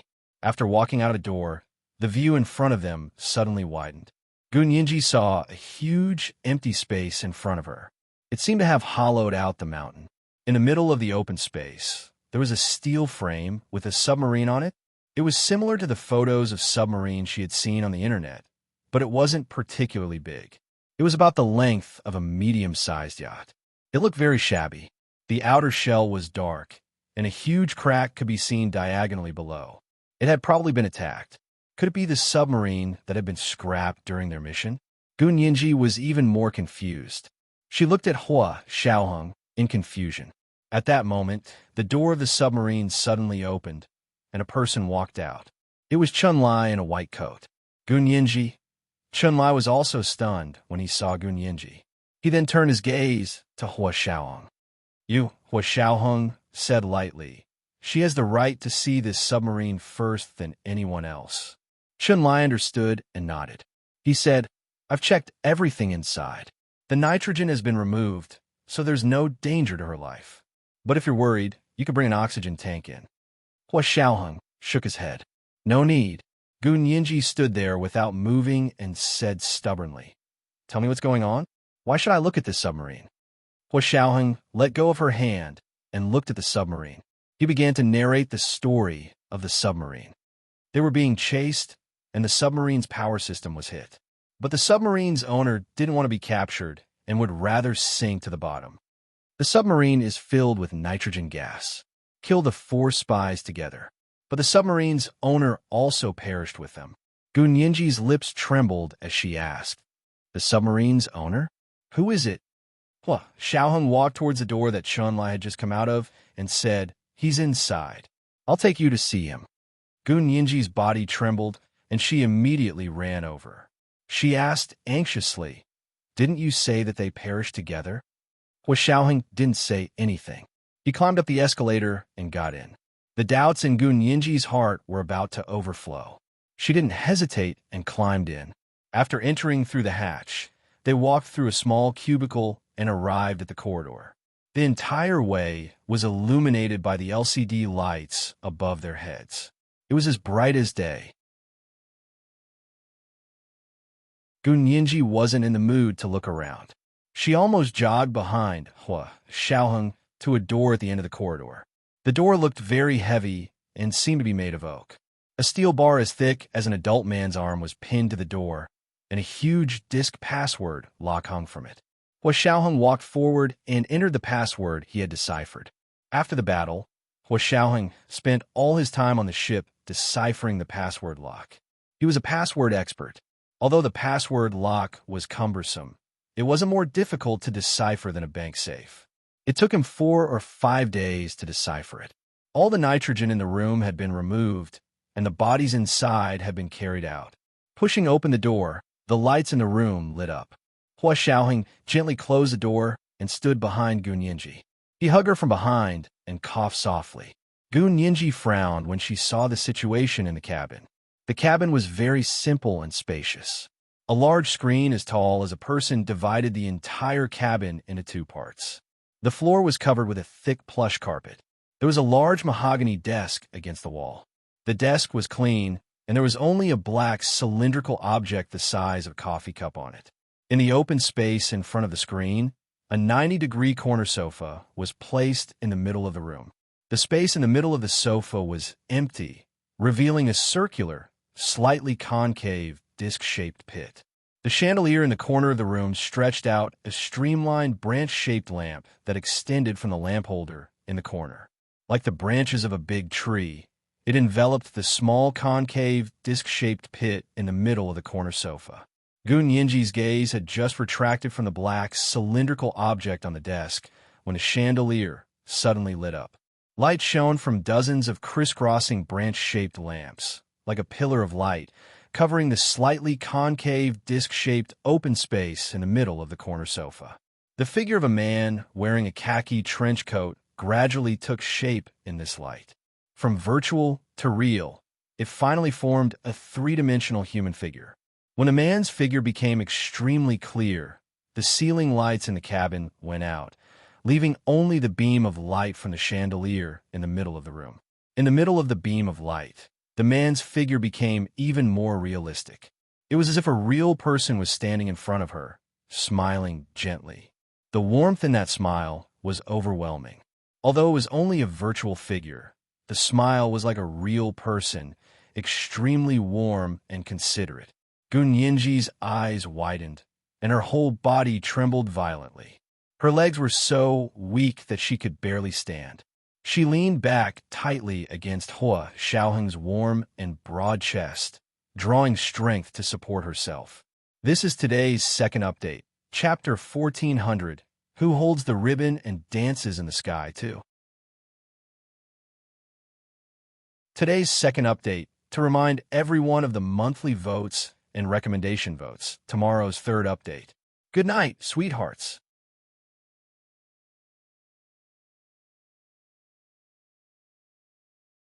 Chapter 1412. The man in the light was tall and wore a solemn khaki windbreaker. His expression was calm and collected, and his smile was very infectious. It was the appearance of the person Gu Nianji had seen in Yi Xian's photo. It was Gu Xiangwen. It was her father, Gu Xiangwen. What the hell was going on? Just as she was about to ask, the holographic avatar began to speak. Today is XX 2XXX. It should have been 7 years and 3 months since the day I died. The voice of the avatar should be Gu Xiangwen's own voice. It was a pleasant baritone, unhurried, calm, firm, and warm. But these words, the warmth that had just risen from the bottom of Gunyinji's heart was instantly frozen by these words. How could someone use such a tone to announce his death? Gunyinji wanted to pounce on him and cover his mouth. She didn't want to listen to him anymore. This wasn't real. This was just a dream. Hua Xiaoheng must be teasing her. However, Hua Xiaoheng held her tightly so that she couldn't move. She couldn't even cover her ears. Gu Xiangwen's holographic avatar continued to speak. I'm the owner of this submarine. Ever since I died, the computer system on the submarine has begun to automatically keep time. Day by day, month by month, year by year. I don't know when someone will discover my submarine. My countdown is only set to 100 years. 100 years later, the trench here will shake. At that time, my submarine and I will be sucked into the depths of the Earth's crust. Ashes to ashes, dust to dust. I'm very happy that it only took you 7 years to find me. Now, I have a few questions to ask you. This time, Hua Xiaoheng answered Gu Xiangwen's questions one by one. Just like how Hua Xiaoheng had told her the story of the submarine's owner, Gunyinji listened to it again. After Gu Xiangwen's holographic avatar finished narrating their encounter, there was a long silence. Gunyinji thought that was it. Thus, after the initial shock, she gradually calmed down. Her smart brain began to work, and she instantly thought of many suspicious points. For example, her father said that their plane had been hijacked and forced to land on an island near the Cape of Good Hope. Why did he happen to be on his submarine? Did his submarine just happen to be there, or did someone else drive it for him? Also, were there no other staff on such a submarine? Why were there only the corpses of his father, mother, and the 4 traitors? Gunyinji thought about it and was about to voice out these doubts when she heard Gu Xiangwen's holographic avatar speak again after a moment of silence. Ninji, my baby, Mom and Dad's biggest regret was not being able to see you grow up. Now I realize that Mom and Dad really can't see you grow up. But don't be afraid, baby. Daddy and Mommy are just leaving first. We will wait for you on the road to hell. We won't let you be alone. Ninji, I can't take it anymore. I really want to see you again, hug you, and kiss your cute little face. Ninji, I'm a scientist. I don't believe in the reincarnation of ghosts and gods, but at this moment, I'm willing to believe that if there really are ghosts and gods and reincarnation, please be my daughter again in your next life. A healthy daughter. Let me watch you grow up, get married, have children, and live a happy life as an ordinary person. Daddy and Mommy brought you into this world, but they didn't give you a healthy body. They made you suffer from genetic defects since you were young. It's Daddy's incompetence that I couldn't cure your illness. Daddy isn't a good father. Your bad temper is extremely cute in Daddy's eyes. Your mother always says that I spoil you, but I know that you're not bad-tempered. You're just not feeling well. You've already done very well. It's Daddy's fault. Daddy's incompetence and didn't cure your illness. Daddy and Mommy are both gone, leaving my baby to face the world alone. Daddy and Mommy are very sad. But don't be afraid and don't cry. Do you still remember your favorite story about the Little Mermaid? We didn't die. We were just like the Little Mermaid, turning into bubbles in the sea at dawn. When the bubbles dissipate and a rainbow appears on the horizon, it's us who came to see you. Then, with a ding sound, Gu Xiangwen's holographic avatar gradually blurred and finally disappeared completely. Gunyinji was completely unable to describe her current feelings with words. These last words were actually said to her. Her father, who had already passed away, was still thinking about her in the last moment of his life. Gu Xiangwen's last words were completely out of her expectations. It was as if she had never thought that she could have such deep fatherly love. She was completely stunned and couldn't react for a long time. She could still analyze rationally just now, but now all sobriety had left her. Hua Xiaoheng released his arm and turned to look at Gunyinji, but saw that there wasn't a single tear on her face. However, her eyes were red, and her snow-white teeth bit her lower lip tightly, leaving a clear, bloody mark. Ninji, Hua Xiaoheng was both distressed and worried. Cry if you feel bad. He didn't want her to suffer like this, so he chose to let her know now. Gunyinji's eyes widened, and she stubbornly muttered to herself, "I won't cry. I won't cry." Daddy said, "Baby, don't cry. Nianji, cry." Hua Xiaoheng growled at her in a low voice. If she couldn't vent the pain in her heart, it would cause a serious problem. Gu Nianji shook her head mechanically. "I won't cry. Daddy told me not to cry." Her big eyes were empty and completely unfocused. She turned her head to look in the direction of the door. Suddenly, with great strength, Gu Nianji turned around and pushed Hua Xiaoheng away, then ran towards the door. Hua Xiaoheng had only left the door ajar and hadn't locked it, so Gu Nianji ran out just like that. "Nianji, where are you going?" Hua Xiaoheng quickly chased after her. Gu Nianji ran very fast, and her voice echoed in the submarine corridor. "I'm going to find the rainbow. My mom and dad are on the rainbow." She ran like crazy and rushed out of the submarine. She almost rolled down the escalator and fell to the ground. She immediately got up and continued running out. Chun-Li was shocked and was about to order someone to stop her when Hua Xiaoheng jumped out of the submarine. He shook his head at them and chased after her alone. He knew that Gu Nianji needed to vent, so he didn't let anyone stop her. As a result, Gu Nianji ran out of the cave unimpeded. She ran crazily along the beach, refusing to let anyone near her. She was like a little beast that had lost its mind. Not only did she hurt others, but she also hurt herself. As she ran, she kept shouting at the dark sky until her voice was hoarse. "Daddy, Mommy, where are you? Come out. I'm Nianji, your little Nianji. Don't you want me anymore? I've already grown up. I won't cause you any trouble. Come out. I'll be very good, really very good. I beg of you. I beg of you. Give me back my father and mother. Give my parents back to me." The waves were noisy, but they couldn't drown out her voice. The moon didn't seem to be able to bear to hear such a cry either. It pulled a dark cloud over to cover its figure. She tried her best to hold back her tears. She really didn't cry, but no matter how long she shouted, no one responded. She ran on the beach. When she was tired, she walked a few steps and then started running again. It seemed that as long as she ran forward, she would be able to see her parents in front of her. She didn't dare to stop. She felt that if she stopped, her parents wouldn't be able to wait for her anymore. But she ran all night, from the dead of night to the beginning of the morning. There was no sign of her parents anywhere. Exhausted, she knelt down on the beach and looked straight in the direction where the sun was about to rise. Hua Xiaoheng had also followed her all night. Seeing her like this, he realized that she had suffered a greater blow than he had imagined. She had screamed all night and ran all night, but she hadn't shed a single tear. All her emotions were stuck in her heart. Song Jining also came over and said angrily to Hua Xiaoheng, "Why didn't you go talk to her? How can she bear to let her run around for a night?" As she spoke, she walked over and hugged Gu Nianji. Her heart ached as she said, "Good girl, I'm your mother. Come back with me." Gu Nianji looked up at Song Jining for a while and shook her head. "No, you're not my mother. I have my own parents. You're Major General Hua's mother." Fine, she was still coherent, but her mental state didn't seem to be normal. Song Jining was frightened. She held her hand and felt her forehead.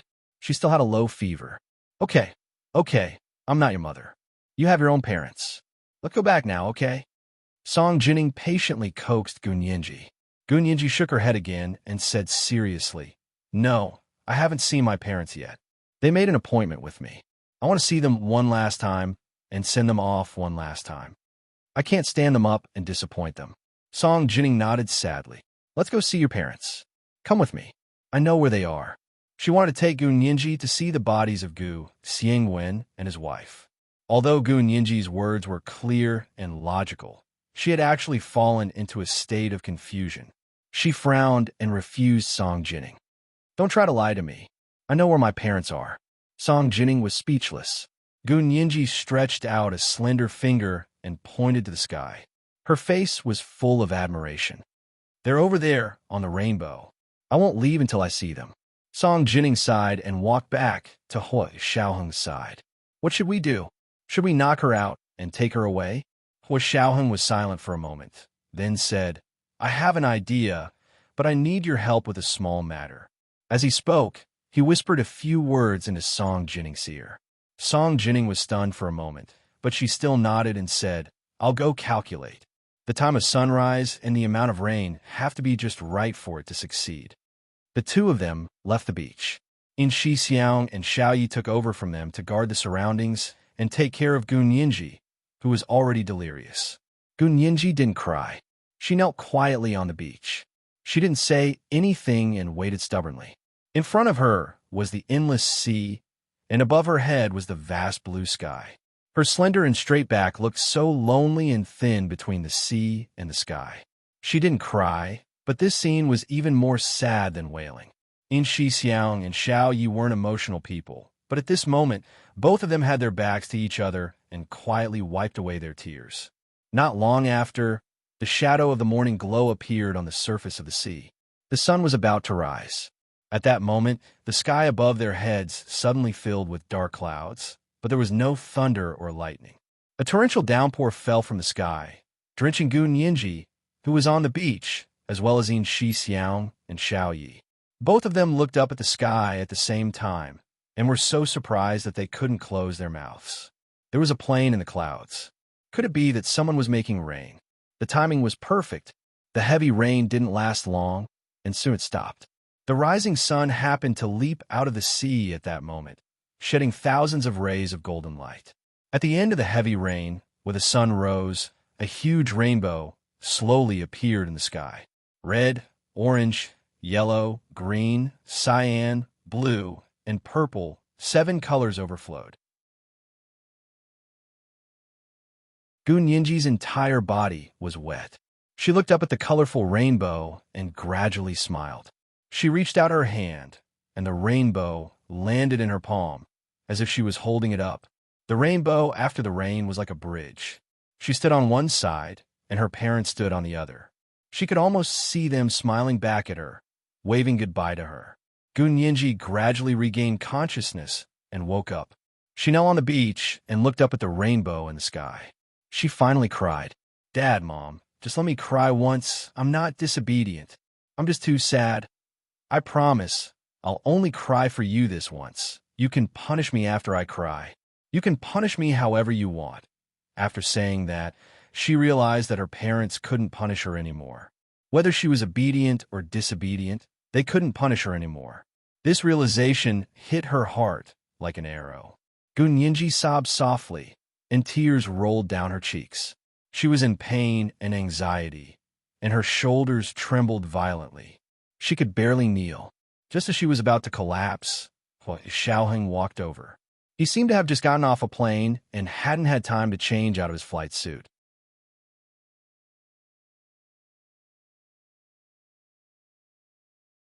Chapter 14:13. Gun Yinji turned around and grabbed Hua Xiaoheng's collar tightly, crying so hard that her entire body trembled.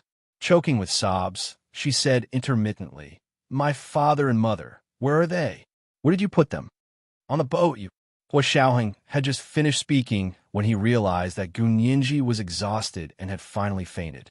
The huge emotional impact, coupled with the exhaustion of running all night, was something that even a person made of iron couldn't withstand. Hua Xiaoheng carried her horizontally and walked towards the guest house. The sky was bright, and the sun was rising over the sea. Hua Xiaoheng took one step at a time and steadily carried Gun Yinji back to her residence. Chunlai had already been called over by Song Jinning and was waiting at the entrance of the guest house. When he saw Gun Yinji in Hua Xiaoheng's arms with her eyes closed, Chunlai quickly took a step forward and asked worriedly, "What's wrong with her? Did she fall asleep or fainted?" "She probably fainted." Hua Xiaoheng carried her into the suite. He went to the bathroom first and washed her hands and feet, dried her hair, changed out of her wet clothes, then wrapped her in a bath towel and carried her out. Xiao Yi was supposed to help her do all of this, but Hua Xiaoheng didn't hesitate at all. He didn't look embarrassed at all. Xiao Yi quietly retracted her feet and waited in the living room with In Shi Xiang, Chunlai, and Song Jinning. They were already engaged and were going to get married soon, so it didn't matter. After carrying Gun Yinji back to the bed, Hua Xiaoheng called Chunlai in to examine her. "She's fine. She has a fever, but the temperature isn't very high, Chun-Li said as he examined her. Give her a glucose injection, and she'll be fine after a day of sleep. Hua Xiaoheng was slightly relieved and said, the ceremony is at night. Will she be able to wake up? It shouldn't be a problem. She's very healthy and will recover very quickly. Chun-Li glanced at Hua Xiaoheng, then turned around to pack up his medical kit and leave. There were still a lot of things to prepare today, so he couldn't stay here with Gu Nianji the entire time. There were still a few big shots waiting for him to report on the mission in the luxurious presidential suite on the 4th floor. Hua Xiaoheng leaned over and kissed Gu Nianji on the forehead. He asked Xiao Yi and Yin Shixiang to stay here to watch her while he went to report to the big shots. Song Jining brought her laptop over and stayed to accompany her. Gu Nianji woke up in the evening. She was in a daze when she saw Yin Shixiang and Xiao Yi sitting on the sofa opposite the bed, as well as Song Jining typing on her laptop at the desk. What time is it? She asked in a daze, licking her lips, feeling a little thirsty. Xiao Yi turned to look at her and quickly said, it's past 5 in the afternoon. What's wrong? Seeing her licking her lips, Xiao Yi poured her a glass of water. Gu Nianji rubbed her temples as she recalled what had happened from last night to this morning. She also remembered the last thing Hua Xiaoheng had said to her. I'll take you to see your parents. She struggled to sit up and said weakly, where's Hua Xiao? He said he wanted to bring me to meet my parents. Xiao Yi felt a headache coming on. Thinking that she was still unconscious, she quickly coaxed her softly. Do you still want to see him? Didn't you see him this morning? Gu Nianji gasped. I've seen it? Where is it? A rainbow, Xiao Yi quickly said. Major General Hua personally created a rainbow for you with artificial rain. Don't you remember? Only Major General Hua could think of and create such a lavish rainbow. Gu Nianji stared blankly at Xiao Yi. Her gaze gradually widened. That rainbow was artificial? Major General Hua made it rain? Didn't my parents come to see me? Yin Shixiang saw that Gu Nianji's condition wasn't right. He quickly pushed Xiao Yi away and comforted Gu Nianji in a gentle voice. No, the rainbow this morning wasn't artificial. You also know that artificial rainbows can only spray water and create a small rainbow in front of you that's less than a meter tall. How can it be made into the sky, right? That's a real rainbow. That was true. The rain was real. Although it was artificial rain, of course, rainbows appeared naturally. This was because the cause of rainbows was because different colors of light refracted differently in water. When sunlight passed through a certain angle and was refracted by the water droplets in the air, the 7 colors that made up sunlight would arrange themselves according to a certain pattern, forming a rainbow that looked like an arch bridge. Gu Nianji looked at Yin Shixiang for a while and completely understood. She didn't want to brush off Yin Shixiang's good intentions. She lowered her head and lowered her eyes. Song Jining had already called Hua Xiaoheng. When Hua Xiaoheng heard that Gu Nianji had woken up, he quickly said, give the phone to Nianji. Song Jining took the phone and handed it to Gu Nianji. She said gently, Nianji, it's Xiaoheng. Gu Nianji reached out to take it and said softly, hello. Her voice was delicate and soft, like a kitten that had just woken up. Hua Xiaoheng walked to a place where there was no one around and softened his tone. You're awake? Yes. Does your head still hurt? It doesn't hurt anymore. Do you still have a fever? It's not burning anymore. Can you get up and walk? Gu Nianji rubbed her legs and seemed to be fine. She smiled self-deprecatingly. With her physique, she would probably recover the next day, even if the sky collapsed. She nodded. Yes. Okay, come over with Big Xiong and Xiao Yi. Is there anything else? Gu Nianji asked timidly. She wasn't in good spirits. Bring your parents ashore. Hua Xiaoheng paused. You still have to offer flowers. That's right. This was what Major General Hua meant. He was going to take her to see her parents. Gu Nianji almost immediately lifted the blanket and jumped out of bed. She said anxiously, I'll be right there. She rushed into the bathroom and washed her face. She didn't put on any makeup and changed into a more solemn and dignified black dress. Gu Nianji carried the 2 bouquets of night epiphyllum wrapped in glass beads and came to Yin Shixiang's side. She said, Brother Xiong, Major General Hua asked you to take me there. Let's go. In Shixiang took her hand and led her away. Xiao Yi hurriedly followed behind. Song Jining sighed. She packed her laptop bag and followed him down the stairs. Gun Yinji followed In Shixiang, Xiao Yi, and Song Jining into the makeshift auditorium. Although it was temporarily built, the furnishings inside were meticulous. A long red carpet ran through the auditorium and extended to the gangplank by the sea. General Ji was wearing a formal military uniform and a military hat. The golden epaulets with 3 stars and 1 tassel were especially eye-catching under the lights. He stood there without a smile. Speaker Long and Prime Minister Bai were both wearing suits, while Grandfather Xie was wearing a Chinese-style suit. The 4 of them stood side by side at this end of the red carpet. Seeing Gun Yinji and the others enter, General Ji waved at her. Gun Yinji looked at In Shixiang and then at Xiao Yi. The 2 of them nudged her at the same time. Go! Gun Yinji pursed her lips and walked over with 2 bouquets of night epiphyllum wrapped in cellophane. General Ji moved aside, and she stood in the middle of the 4 of them. Gun Yinji felt uncomfortable being surrounded by the 4 big shots. However, she didn't dare to move again and stood there stiffly. The atmosphere in the auditorium gradually became heavy, and even the air seemed to stop flowing. Gun Yinji felt a little suffocated. However, this suffocating feeling didn't last long. She saw 8 soldiers in military uniforms carrying 2 coffins down the gangplank and walk towards the red carpet. Her heart was beating violently. Her body trembled uncontrollably, and her eyes were empty as she looked ahead. General Ji gently raised his hand and held her arm. Gun Yinji glanced at General Ji. Her big eyes were red and swollen. General Ji felt bad. He pursed his lips and said softly, Go, child. Go and offer flowers to your parents. In the auditorium, the MC in a senior colonel's military uniform was announcing the ceremony one by one. The national anthem was played and military music was played. A small honor guard of the 3 armed forces was holding their guns. As if they were being reviewed, everyone's eyes were on the coffin bearers who were slowly moving forward. Among the 8 tall and calm coffin bearers, Hua Xiaoheng was still the most eye-catching. They walked in unison and placed the 2 cherry coffins on the ceremonial platform in the auditorium. The coffins were covered with a bright red national flag and were placed quietly. Gun Yinji held back her tears and walked over slowly with 2 bouquets of night epiphyllum in her arms. She placed the 2 bouquets of night epiphyllum on the 2 coffins, then bent down and kissed the coffins devoutly. When she straightened up, 2 drops of tears fell again and fell on the white petals of the night epiphyllum. The tears on the petals were crystal clear. Under the lights of the auditorium, the colors of the rainbow seemed to appear again.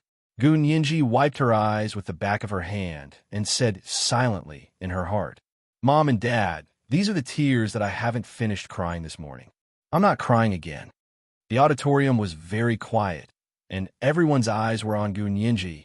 General Ji walked forward and stood beside Gun Yinji. He gave a speech to everyone with a heavy expression. There are 2 martyrs lying here. They are not Huaxia citizens, and they have never returned to their homeland before they died. However, they are descendants of Huaxia. Even if they have never set foot on Huaxia soil in their entire lives, they have never forgotten that they are Huaxia people.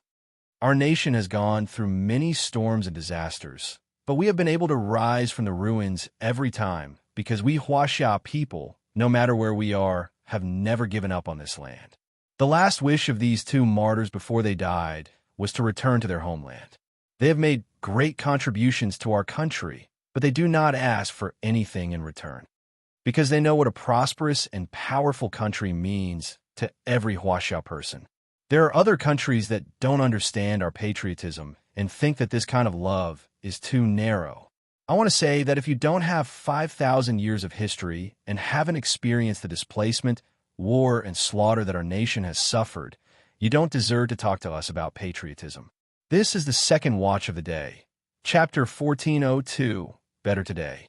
Today is the third watch, a reminder for everyone's monthly votes and recommendation votes. 8 p.m., the third watch. P.S. Thank you, Sing_Sing, the leader of the Alliance, for the 10,000 Chidian coins yesterday. Moi.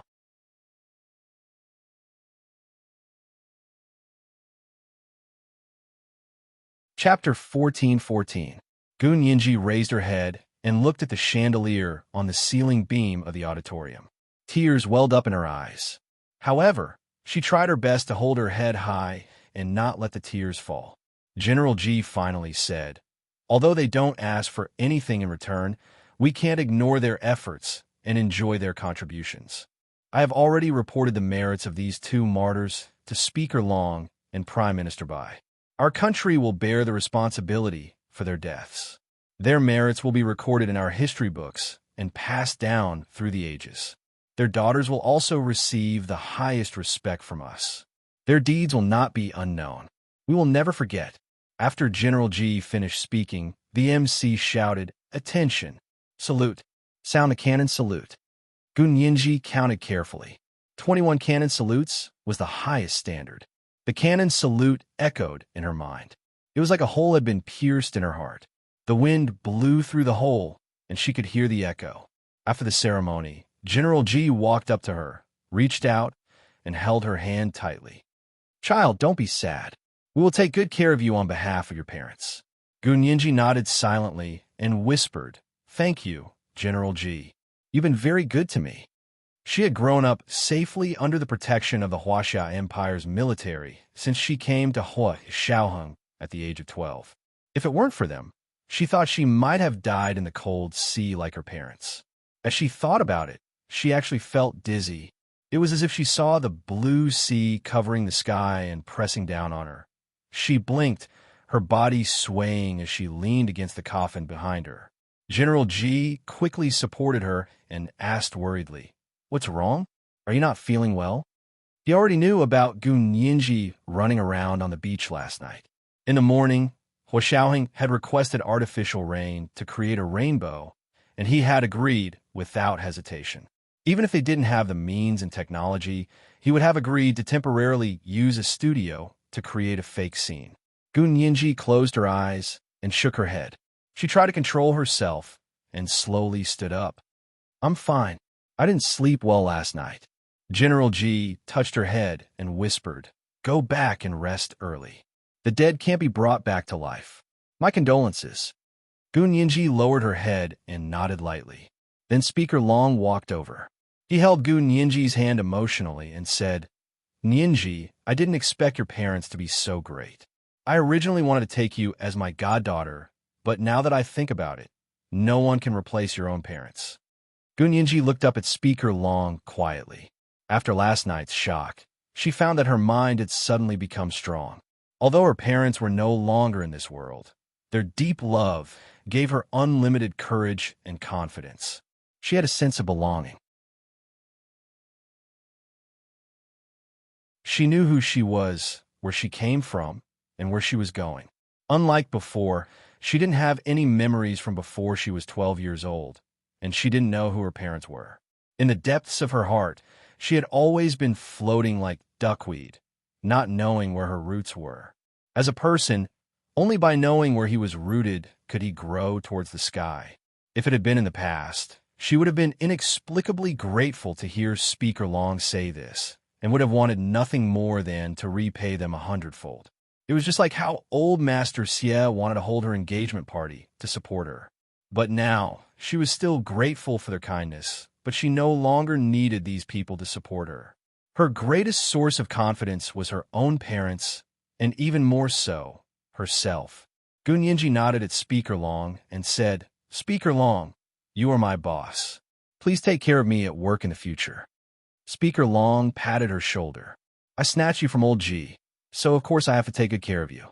Whoever makes things difficult for you is making things difficult for me." Gun Yinji nodded quietly and shook hands with the Prime Minister, who had walked up. Among the four big shots, Gun Yinji was only not very familiar with the Prime Minister. So the two of them didn't exchange pleasantries. The Prime Minister nodded at her and said, "My condolences." Gun Yinji also nodded in return. The last to walk up was old Master Xie. He said very cautiously, Nianji, my condolences. Your parents are great, and I am proud of them. Gu Nianji bowed slightly to express her gratitude. Old Master Xie said again, I'm very sorry about the engagement party. I've already told them that it was our fault. We weren't polite enough. I've already asked them to pack up and leave. This was probably the result of He Jichu's communication with Old Master Xie. Gu Nianji said lightly, It's not their fault. You're being too polite. After a pause, she added, Unfortunately, I have to hold a funeral for my parents next, so I won't be able to attend the engagement party. As soon as Old Master Xie heard about Gu Xiangwen and his wife, he knew that Gu Nianji wouldn't be attending the engagement party. Putting aside the unhappiness that had arisen because of changing the time, as a child, it was impossible for her to immediately attend the wedding after her parents had just been buried. Old Master Xie nodded in understanding. It's okay. Since you and Xiaoheng are both busy, then cancel the engagement party. When you get married next year, remember to give me an invitation. I won't go home until I'm drunk. Gu Nianji agreed. Of course. The big shots shook hands with her one by one and then left the auditorium. They were all big shots who had a myriad of important matters to attend to every day. It was already very rare for them to take a day and a night to attend her parents' funeral. The honor guard also left, and the crowd gradually dispersed. The packed auditorium was soon empty. However, Hua Xiaoheng, Song Jining, Chun Lai, Yin Shixiang, and Xiao Yi were still by her side. Hua Xiaoheng walked over and placed a hand on Gu Nianji's shoulder. He said, Do you want to see your parents' remains? Gu Nianji came back to her senses and recalled what Hua Xiaoheng had said to her father's holographic avatar. Her heart skipped a beat. If the submarine is filled with nitrogen, then their bodies should be well preserved, right? Hua Xiaoheng nodded, took a step forward, and pressed a button on the coffin. The lid of the coffin was halfway open, revealing the transparent inner coffin. Gu Xiangwen and his wife's faces were clearly displayed in front of them. Gu Nianji suddenly covered her mouth with her hand and swallowed a sob. Although the two of them had their eyes closed, they were still as lifelike as when they were alive. Gu Nianji stared blankly at their faces and slowly knelt down. Hua Xiaoheng also knelt down with her. Song Jining wiped her tears from his side. Yin Shixiang and Xiao Yi lowered their heads and lowered their eyes. They didn't dare to look at such a scene. Chun Lai took off his round glasses and wiped them. He also felt very uncomfortable. Gu Nianji kowtowed 3 times to her parents, and Hua Xiaoheng finally closed the coffin. Nianji, where do you want to bury your parents? Hua Xiaoheng helped her up. With their status, they can be buried in the National Martyrs Cemetery in the imperial capital. Gu Nianji had originally wanted to bury her parents in her grandfather Gu Hao's hometown, but on second thought, her father and mother were both born and raised abroad. Even the Huaxia Empire was a country they had only set foot in after they passed away. What was the point of burying them in their hometown? Moreover, her father had said that he had spent the rest of his life hiding from the Japanese right wing. What he wanted the most should be a safe and peaceful life, right? He didn't have to worry about being discovered every day.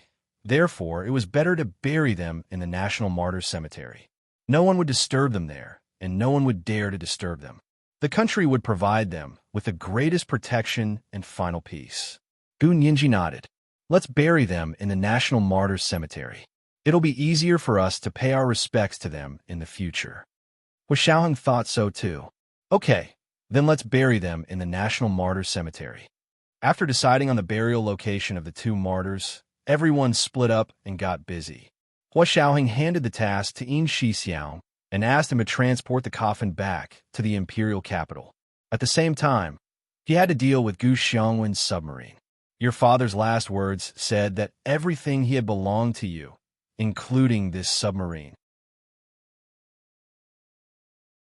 Hua Xiaoheng turned on his phone and showed Gu Nianji the video they had taken of the submarine. When she saw the words "Serious I" appear on the top of the submarine, Gu Nianji was extremely touched.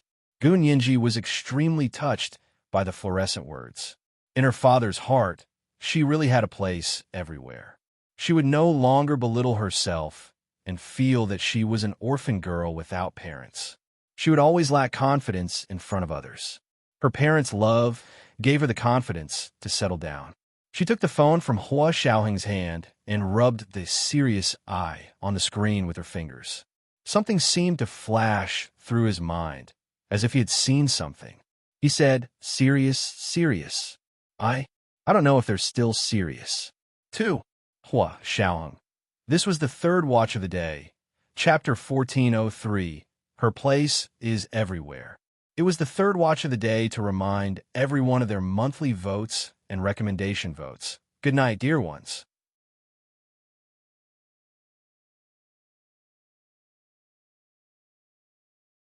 Chapter 1415. Let's talk about Sirius first. Hua Xiaoheng brought her to the cave where the submarine was placed. Last night, Gunyinji had followed Hua Xiaoheng here, and her world had turned upside down. She thought of the holographic portrait of her father she had seen yesterday and the fluorescent Sirius above the submarine in the video. Gunyinji looked up at the submarine for a long time.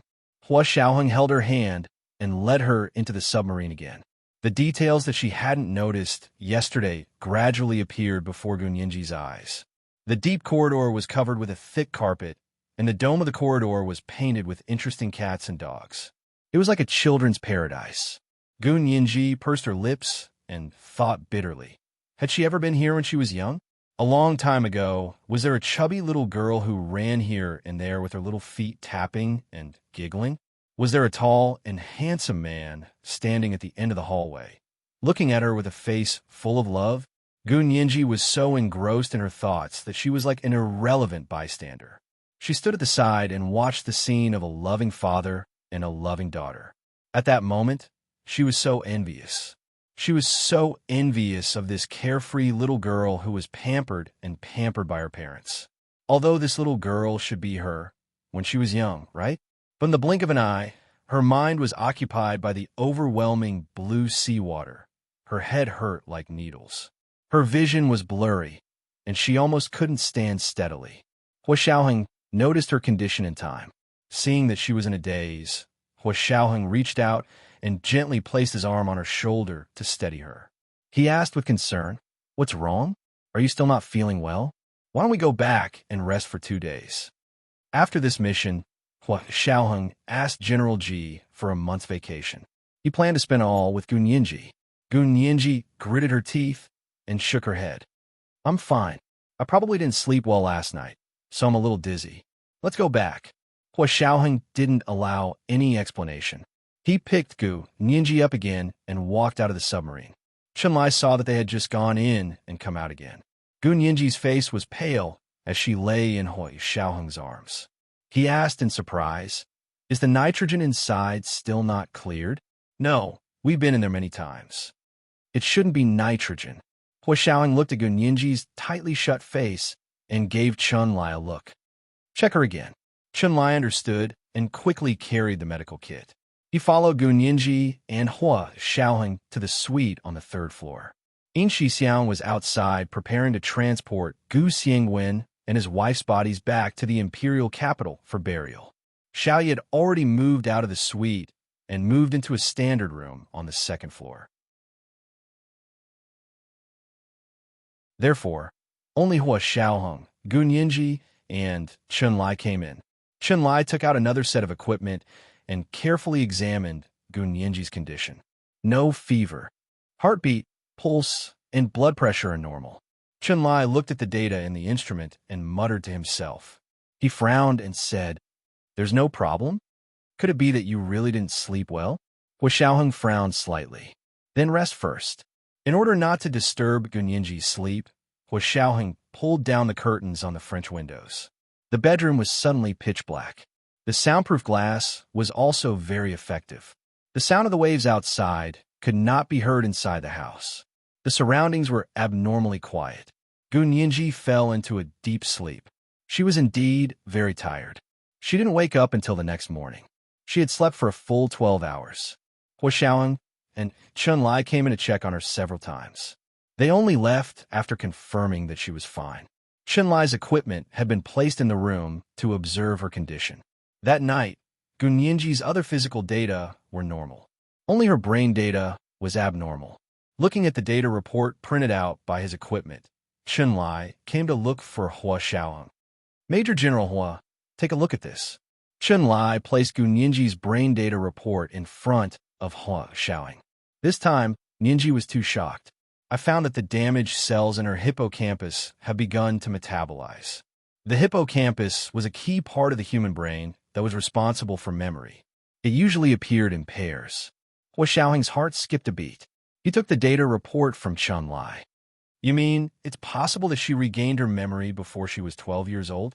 Lai shook his head regretfully and said, on the contrary, that part of her memory is in the process of being permanently lost. Hua Xiaoheng. He looked down at Lai's report. Speak human language. Lai glared at Hua Xiaoheng, but he still accepted his fate and explained, we've carefully studied Ninji's physical condition before. Hua Xiaoheng nodded. I remember. Ever since she was rescued by you when she was 12 years old, I realized that the hippocampus in her brain was very developed. Lai paused and didn't continue. Instead, he drew a circle on the data report, meaning that the hippocampus in Gunyinji's brain was twice the size of an ordinary person's. People with a developed hippocampus had a very good memory. Ninji has a photographic memory, mainly because the hippocampus in her brain is very developed. Lai pointed at the data report. But because she once suffered a huge shock, a part of the hippocampus in her brain was severely damaged. It was like a hard disk that was broken. I told you, this is why she can't remember her memories before she was 12 years old. Hua Xiaoheng looked up and looked at Lai coldly. Aren't you talking nonsense? Lai spread out his hands and said helplessly, let me finish. Previously, this part of the area was damaged. I used to think that as long as it was active again, Ninji would be able to recover her memories before she was 12 years old. But after this major stimulation, that part of her hippocampus was indeed stimulated to become active again. However, it's like a hard disk that has a problem. When you reactivate this hard disk, you don't use data repair, but hard disk formatting. Hua Xiaoheng frowned even more. What do you mean? If her brain is really like a hard disk that has a problem, why isn't it data repair? Why does it have to be hard disk formatted? Because her brain chose to format itself. Lai didn't understand why either. I can only tell from the data I've observed that the part of her hippocampus that was originally in a damaged state is starting to become active. It's all relying on new cells. The cells that were previously damaged have all been metabolized. To be precise, it's the huge stimulation of the past few days that has accelerated the metabolism of that part of the hippocampus. When all the metabolism is completed, that part of her damaged hippocampus is equivalent to a hard disk formatting completed. The old information is completely overwritten, and new memory cells are in a new state. Lai finished speaking and clicked his tongue. Her memory is already heaven-defying. This time, it's even more heaven-defying. I don't even know how high her IQ will reach in the future. Hua Xiaoheng wasn't worried about this. He casually placed a hand on the data report and said nonchalantly, it's just a good memory. No matter how high her IQ is, without the corresponding EQ, she'll at most be like you. How good can she be? Hey, don't hit me in the face. Lai blushed. How am I not good? How is my EQ not high? Just because I'm single, you're mocking me like this. He suddenly thought of Yi Zitan, and his words stopped abruptly. Hua Xiaoheng glanced at him and understood what he was thinking. Hua Xiaoheng looked down at the data report and said, then you mean that her dizziness now is a side effect of the damaged part of the hippocampus restarting its metabolism?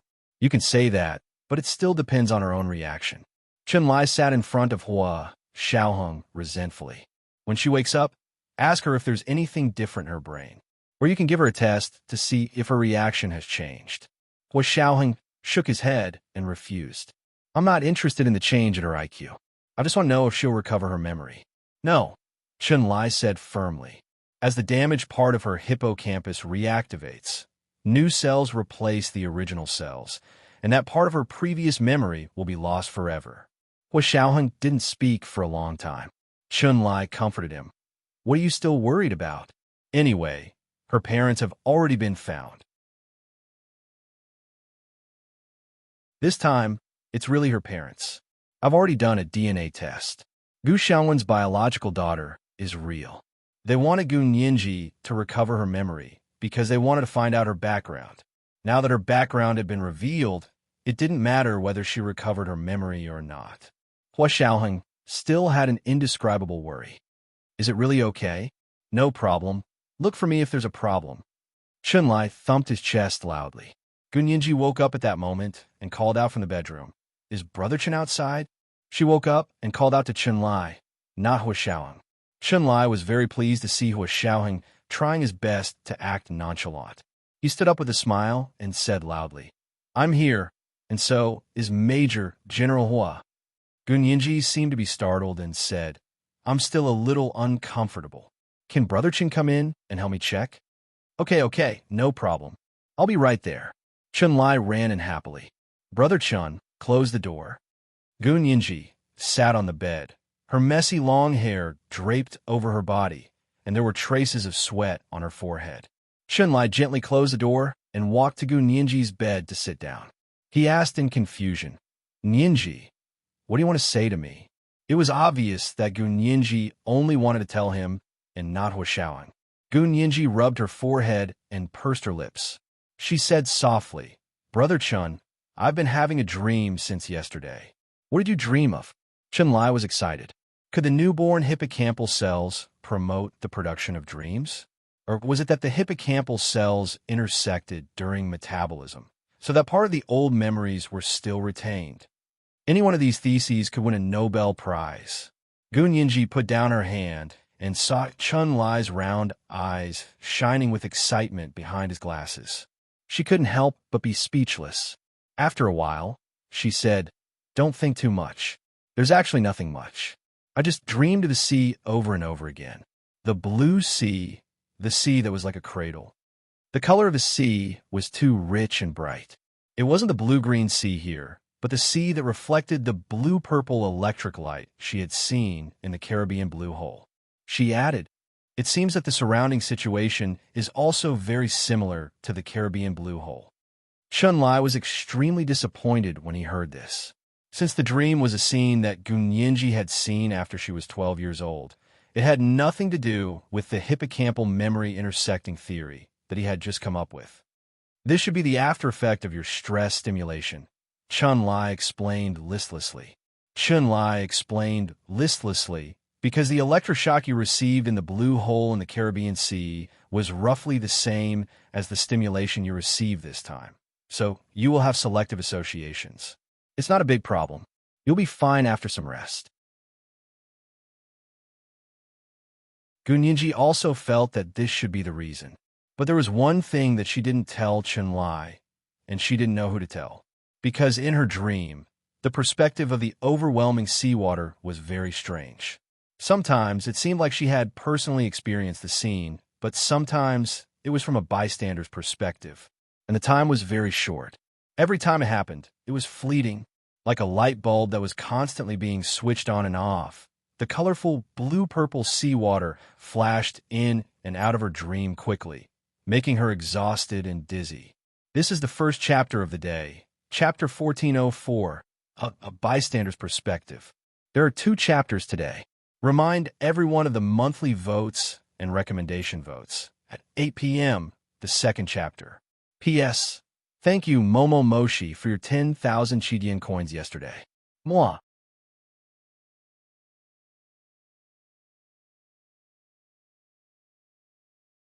Chapter 1416. After Chun Lai left, Gu Nianji sat on the bed alone, half hugging the blanket as she pondered. Hua Xiaoheng pushed the door open and walked in. The head of the bed sank slightly. Gu Nianji looked up and saw Hua Xiaoheng sitting down. Hua Xiaoheng reached out and caressed her cheek. You've lost weight. Her face wasn't big to begin with, and now it had shrunk even more, making her already large eyes look even bigger. Her eyelashes were thick and slender like butterfly wings, and they were naturally raised at the ends of her eyes. It made her eyes look like they were painted with eyeliner. Her black eyes were sparkling and sparkling. As her gaze moved, it was as if she was trying to steal someone's soul.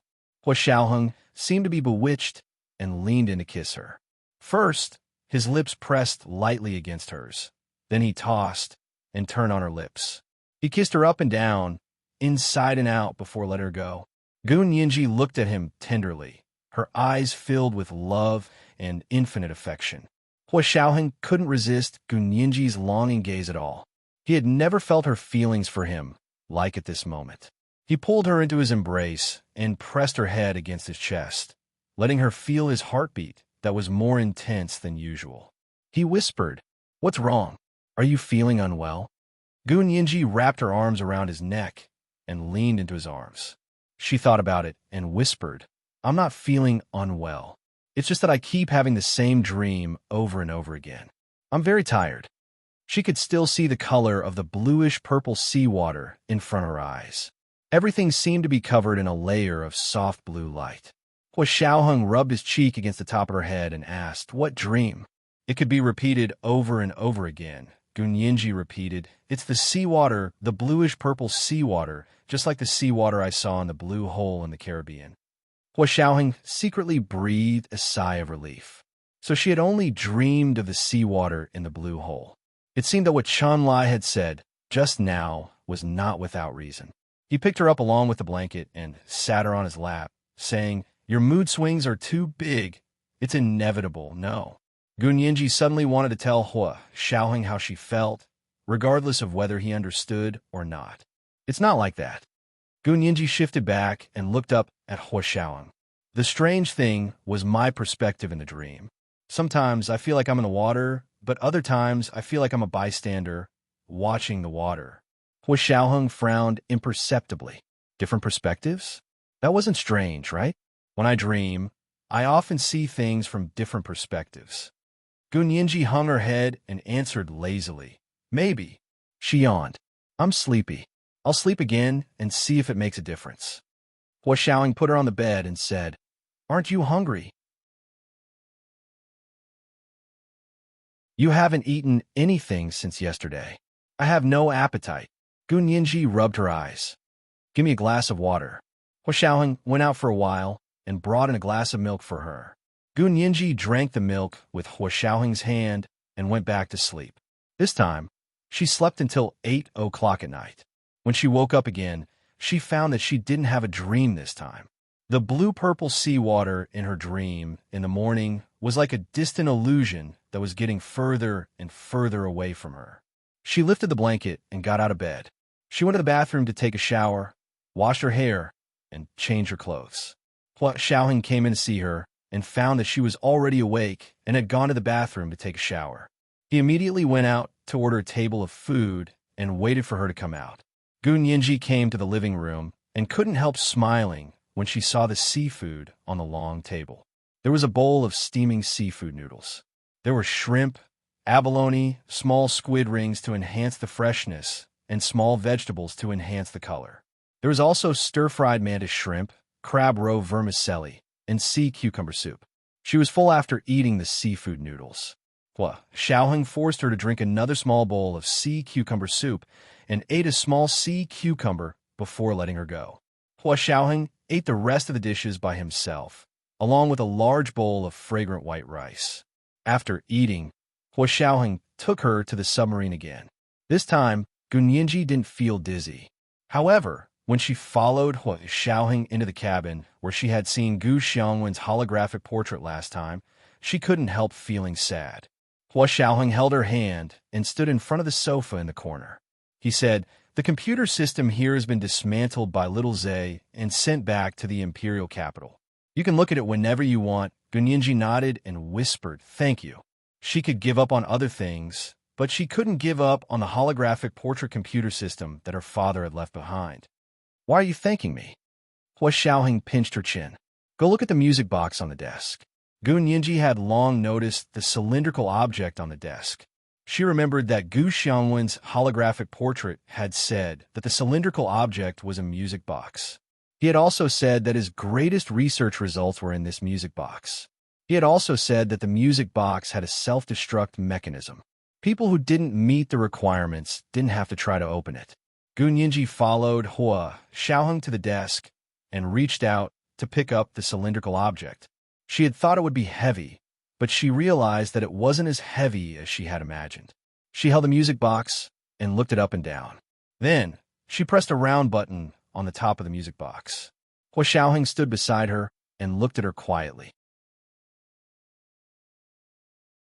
They had studied the button on the music box. It should be a fingerprint lock.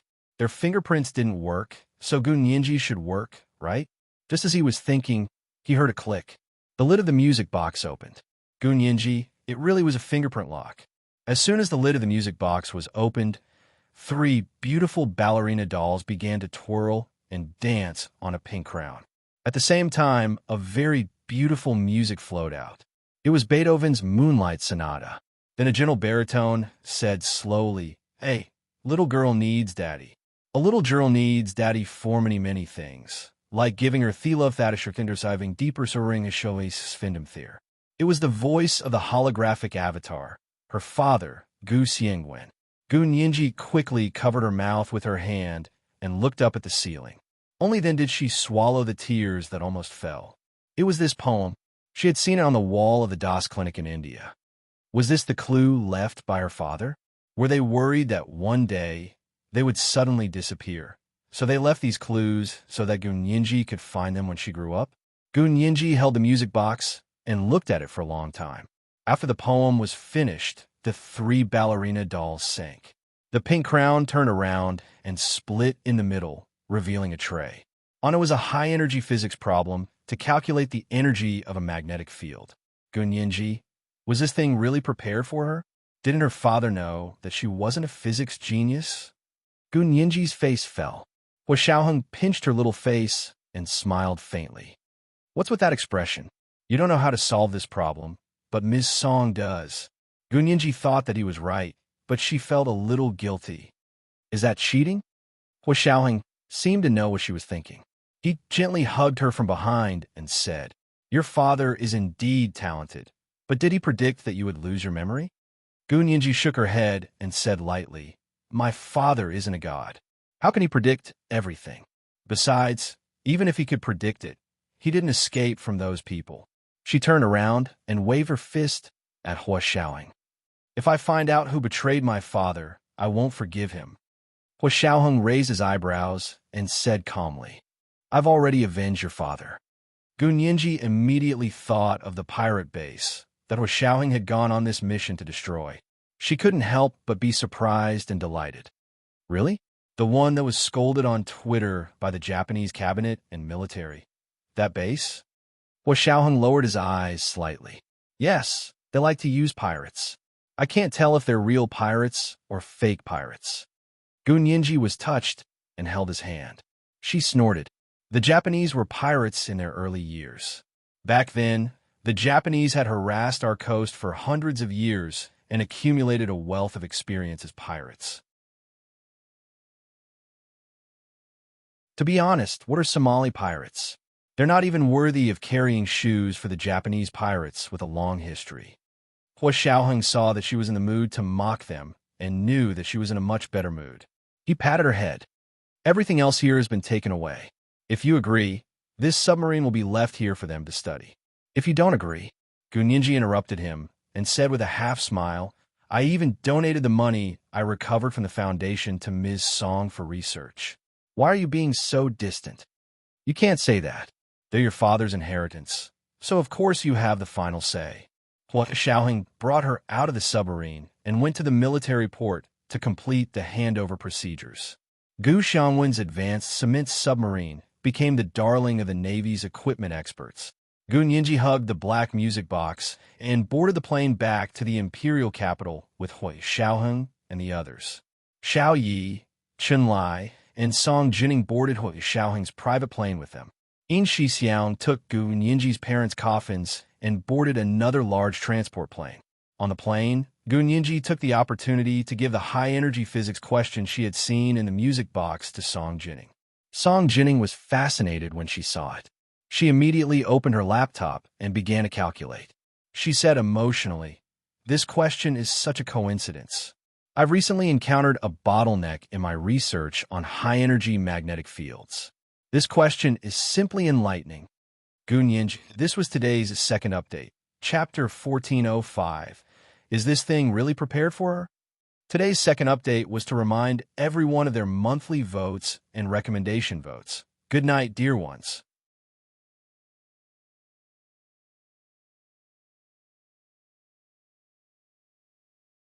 Chapter 1417. A few hours later, the military plane and the large transport plane landed at the Imperial Capital Airport one after another. Zhao Yangzi was already waiting to pick them up. He brought a convoy over to welcome Gunyinji's parents' coffins into the National Martyrs Cemetery. Gunyinji and the others got off first and lined up with Zhao Yangzi. The same few soldiers in military uniforms carried Gu Xiangwen and his wife's coffins down from the plane's suspension ladder. The weather in the imperial capital was starting to heat up. Gunyinji's eyes couldn't help becoming moist again as she watched her parents' coffins being sent to the hearse. She took a deep breath and looked up at the blue sky. She thought that the weather was so hot that her eyes were sweating. Gu Xiangwen and his wife's coffins were finally buried in the imperial capital's National Martyrs Cemetery. In addition to family members being able to pay their respects every year, there was also a public memorial hosted by the state every year. When Gunyinji had nothing to do, she would go to her parents' coffins at the National Martyrs Cemetery. She would talk to them, wipe their tombstones, and deliver some of her favorite dishes and snacks. Unfortunately, she didn't remember what her parents liked to eat, so she could only deliver what she liked. That day, Gunyinji came again with 2 bouquets of night epiphyllum. She placed the night epiphyllum in front of the grave, then took out a tissue from her backpack and wiped her parents' tombstones over and over again. "Mom and Dad, are you used to living here? This is the National Martyrs Cemetery of the Huaxia Empire. The people who live here are all people who sacrificed their lives for this country. You must get along well with them. You won't feel lonely." Gunyinji carefully plucked a fallen leaf from Gu Xiangwen's tombstone as she nagged. "Although you guys might not care, I'll feel uncomfortable if I'm with someone who has a different view of the world, even if it's just one sentence." After wiping the tombstone, Gunyinji placed the 2 bouquets of night epiphyllum neatly in front of the 2 tombstones. Her perfect symmetry obsessive-compulsive disorder flared up slightly. It took her a long time to adjust the 2 bouquets of flowers into the same angle and shape. Hua Xiaoheng stood behind her and looked at her the whole time. He held a cigarette in his hand and smoked occasionally. It was rare for him to have such leisure time, but he didn't use it for anything else. Every day, when Gunyinji wanted to come here, he would pack his things and come with her. They stayed from morning until sunset. She never got tired, and he never got tired. It was the same today. However, not long after the sun rose, another person appeared in front of Gunyinji's parents' tombstone. He Jichu. He was wearing casual clothes, a white custom-made linen and silk-blended shirt with a small checkered collar, smoke gray straight pants of the same material, and white casual shoes on his feet as he slowly walked over. Hua Xiaoheng looked at him calmly and nodded. "Good morning, Professor He." Jichu glanced at him and frowned. "Don't smoke so much in front of Nyinji. Second-hand smoke is harmful to health." Hua Xiaoheng's fingers twitched as he held the cigarette. In the end, he raised his hand and tossed the remaining cigarette but into the bamboo-shaped trash can under the tree. Gunyinji heard Jichu's voice and turned to look. "Professor He, why are you here?" Jichu didn't say anything else. He walked over to Gu Xiangwen and his wife's tombstones and silently studied them. Gu Xiangwen's tombstone simply wrote, "Grave of my late father, Gu Xiangwen. An unfilial daughter weeps." The photo on the tombstone was a screenshot of Yixian's photo. Jichu glanced at it and didn't comment. He turned to look at his wife's tombstone beside Gu Xiangwen. He didn't see the photo. He only saw a hand-painted white rose that had been sealed in plastic. Jichu's shimmering almond-shaped eyes flashed as he asked coldly, "Where's her photo? We didn't find a photo of her when she was alive." Gunyinji was angry when she thought of this. That be *TCH, Gu Yanran, destroyed all the photos of my parents. The family photo that Hua Xiaoheng had taken in the Gu villa on the Caribbean island was fake.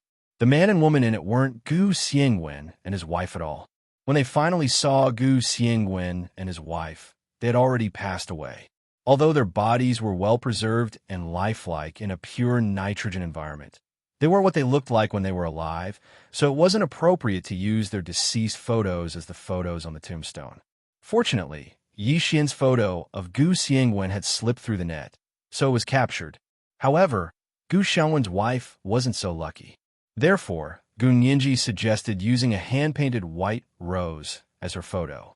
She had seen her mother's body. She lay quietly in a cherrywood coffin. She was as beautiful and clean as a white rose. Yijichu pursed his lips and said softly, "You feel the same way? There's not even a photo. Where did your childish admiration come from?" Gu Nianji was very disgusted by Yijichu's tone and immediately said, "That's my parents. Where do you think my childish admiration came from?" As she spoke, she stood in the middle of Gu Xiangwen and his wife's tombstones, looking like she was protecting her children. Although Yijichu wasn't very happy, he was amused by Gu Nianji's expression. He shook his head and chuckled. "You're quite protective of them. Of course I have to protect them. They only have me." Gu Nianji's eyes turned red after she finished speaking. She clenched her fists and glared fiercely at Yijichu. Hua Xiaoheng walked over and put his arm around Gu Nianji's shoulder. He said calmly to Yijichu, "Professor He, please behave yourself in front of my father-in-law and mother-in-law's coffins. Otherwise, I don't mind teaching you a few lessons on their behalf." "You?" Yijichu glanced at Hua Xiaoheng contemptuously. "Did they acknowledge you?"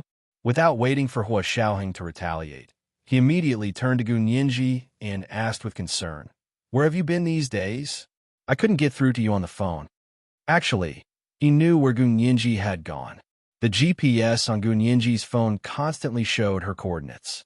When Yijichu saw that she had gone to the southernmost port city in the south, he thought she had gone on vacation, so he didn't disturb her.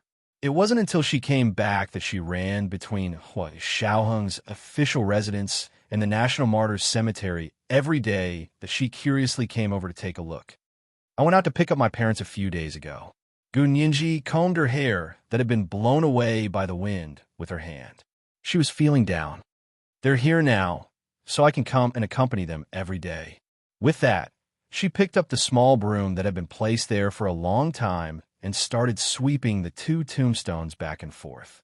Yijichu stood to the side and watched Gu Nianji busy herself with a complicated expression. Hua Xiaoheng glanced at Yijichu and said calmly, "You're very disappointed." He said it in an affirmative tone. Yijichu crossed his arms lazily and leaned against a big tree in front of the grave. He sneered. "Yes, I'm very disappointed. I thought you were the one who moved in." Hua Xiaoheng. When Gu Nianji heard this, her heart skipped a beat. She quickly turned around and said, "Pft, pft, pft. Bad things don't work, but good things do. Professor He, if you keep talking nonsense, my parents don't welcome you to visit them." Yijichu's expression changed. He turned around and left, saying coldly, "Who cares?" His clear and cold voice was filled with a strange anger and suffocation. Gu Nianji looked at Yijichu's back and said childishly, "Umph, I'm not asking you. I'll suffocate you to death." Hua Xiaoheng, he suddenly had a headache. After the two of them returned from the National Martyrs Cemetery, Gu Nianji was still a little worried. She tried calling Yijichu, but found that she couldn't get through. She was silent for a while and whispered to Hua Xiaoheng, "I think, brother, he seems to have blocked me." Hua Xiaoheng looked up at her from the military magazine. "I couldn't ask for more." Gu Nianji. Time seemed to pass especially quickly when two people in love were together. Not long after, Hua Xiaoheng's vacation was almost half over. That day, after Gu Nianji got up in the morning and washed up, she saw Hua Xiaoheng sitting at the dining table reading the newspaper. She asked casually, "What are you reading? Why are you so engrossed?" Hua Xiaoheng put the newspaper down and pressed it to the side. He picked up the knife and smeared blueberry jam on the bread. Then, he placed the bread in front of Gun Yinji and said, "The big report on your parents' deeds is finally out today." Calculating the time, it was the 35th day after her parents' bodies were found. It was the most important day of funerals for Southerners. Gun Yinji didn't understand this tradition, but she had carefully looked up information about sacrifices and funerals. Although no one around her taught her about it, she could look it up on her own. Online children were fearless. Gun Yinji pursed her lips. She knew that this kind of timing was definitely not a coincidence. It must have been arranged by Hua Xiaoheng. "Thank you. That's very kind of you," Gun Yinji said softly. She also poured black pepper sauce on Hua Xiaoheng's steak. Hua Xiaoheng looked at her without batting an eyelid. His slender fingers dragged his plate over. "You're still being polite with me? They're also my father-in-law and mother-in-law." The word father-in-law and mother-in-law came out of Hua Xiaoheng's mouth naturally and sincerely. Gun Yinji instantly felt a wave of warmth rise in her heart and flowed into her limbs. Her mood, which had been gloomy for almost a month, instantly improved. Just as she was about to drink the milk, her phone rang. She took it and saw that it was actually the great beauty Xiao Yi. She picked up the phone and said with a smile, "What's the matter, miss?" Because Hua Xiaoheng was on vacation this month, Gun Yinji stayed with him at the official residence and gave Xiao Yi a break. With Hua Xiaoheng as her personal bodyguard, she didn't need anyone else by her side. Xiao Yi took the opportunity to go home and live with her parents. She had been on missions for many years.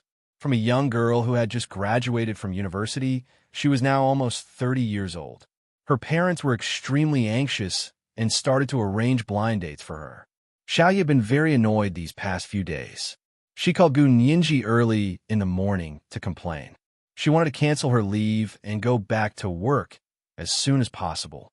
Gun Yinji couldn't help laughing when she thought about the valiant and beautiful killing machine, Xiao Yi, going on a blind date. She shook her head and smiled.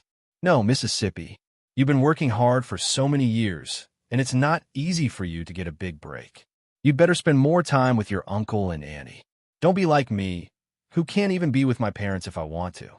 If my parents were still alive, I would do anything they asked me to do." Xiao Yi was stunned for a moment. Her annoyance at her parents forcing her to go on a blind date lessened a lot.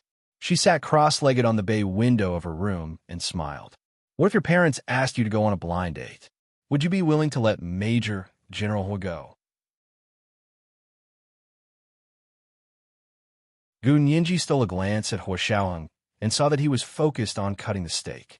He probably didn't hear her talking to Xiao Yi. She pretended to pick up something and slipped down from the chair. She hid under the table and hugged her phone with both hands. She whispered, "If they ask me to go, I'll go." As soon as she finished speaking, a pair of long legs appeared in front of her. Looking up, she saw Hua Xiaoheng's handsome face looking down at her from above. With a half-smile, he said, "Don't hide under the table when you're talking big. Is your skin itching again?" This is the first chapter of the day. Chapter 1406, My Skin is Itching Again. There are 2 updates today. A reminder for the monthly votes and recommendation votes, 8 o'clock in the evening. Moi.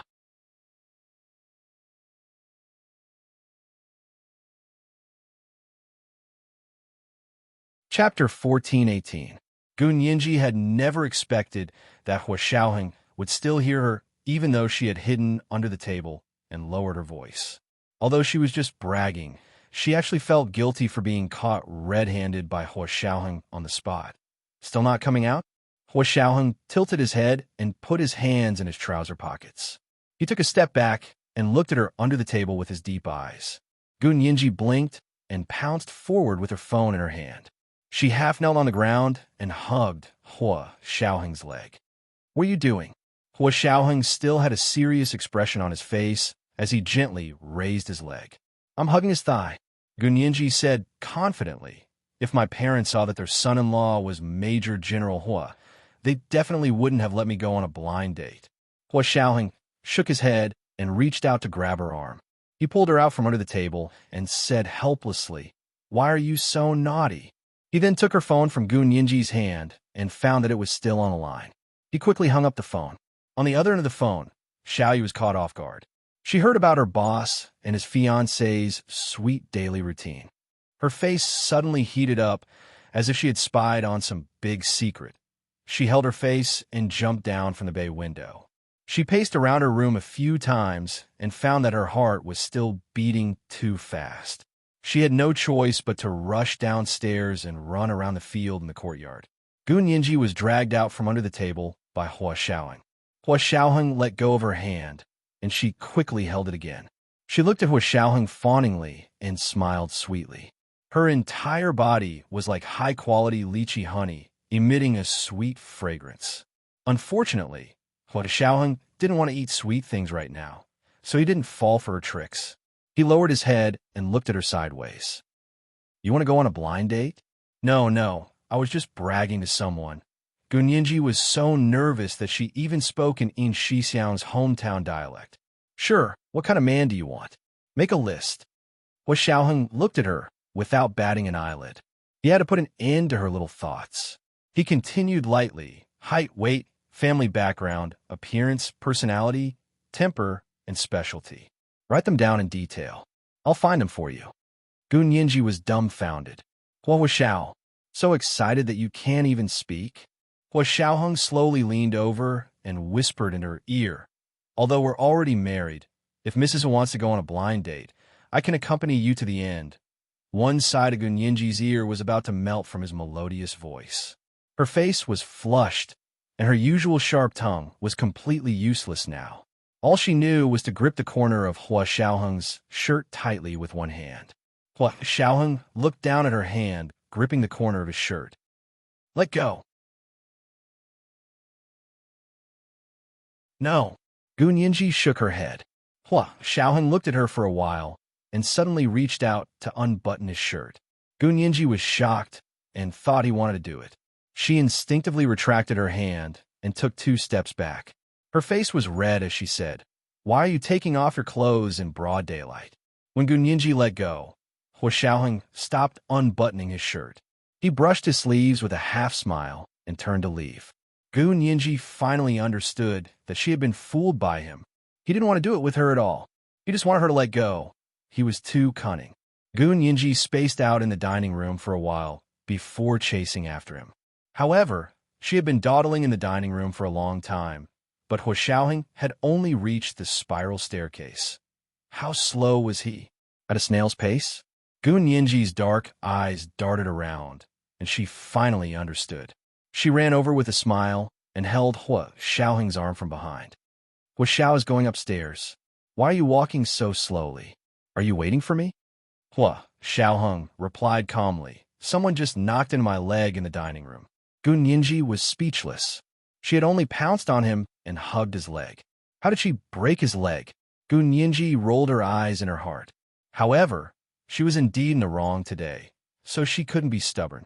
She lowered her head and carefully followed Hua Xiaoheng up to the 2nd floor.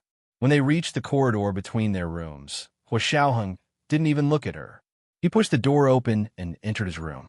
Gun Yinji wanted to follow him in, but she was worried that Hua Xiaoheng was still angry and would chase her out. She didn't dare to rush him like before, so she paced around Hua Xiaoheng's door anxiously. She walked around and glanced at Hua Xiaoheng's door. Then she walked around and looked at Hua Xiaoheng's door again. Hua Xiaoheng was about to get dizzy from looking at the surveillance cameras in the room. However, he still waited for a while before saying lightly, "Why aren't you coming in?" The voice came from inside the room. Gun Yinji then saw that the door was ajar. Hua Xiaoheng hadn't closed it at all. She secretly breathed a sigh of relief, pushed open Hua Xiaoheng's door, and walked in. Hua Xiaoheng stood by the door. After she entered, Hua Xiaoheng closed the door behind her. Gun Yinji turned around, and Hua Xiaoheng had already walked up to her. He held the back of her neck with one hand and her waist with the other.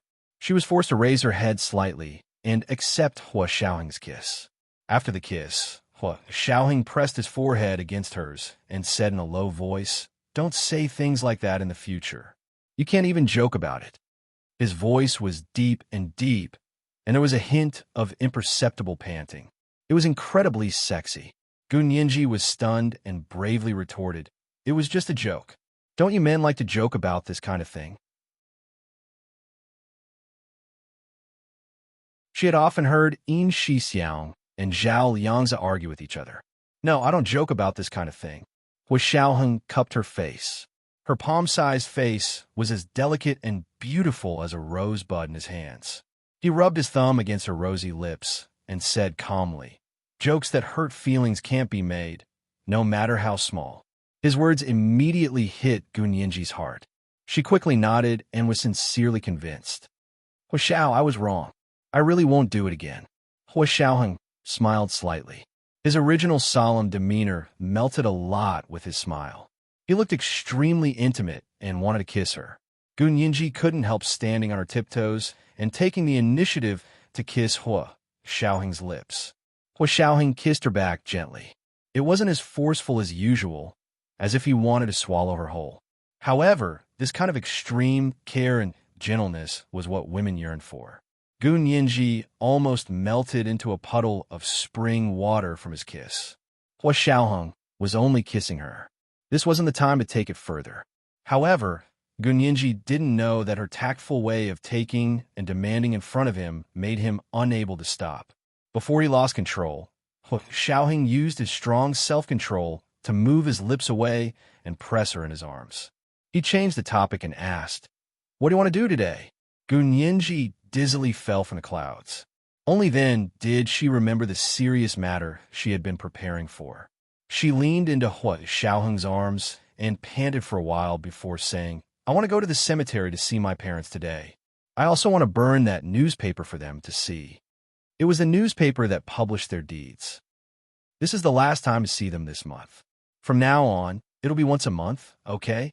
Gunyinji asked for Hua Xiaoheng's opinion. Hua Xiaoheng patted her little face. "You can go whenever you want. Who said that you have to pick a day to see your parents?" Gunyinji laughed and hugged Hua Xiaoheng's thin waist. "You're not angry anymore? If you keep getting such ideas, I'll continue to be angry." Hua Xiaoheng pulled her arm away. "Go get ready." Gunyinji nodded and went back to her room to pack her things.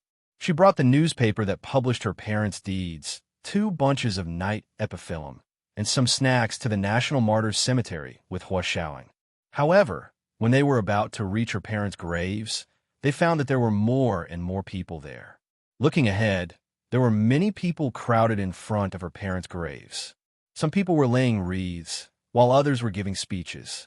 There were also primary school students standing in front of her parents' graves, listening to the teacher tell the story of the people who were lying here. Looking at their childish little faces and the pure admiration and respect in their eyes, Gunyinji felt that her eyes were about to sweat again.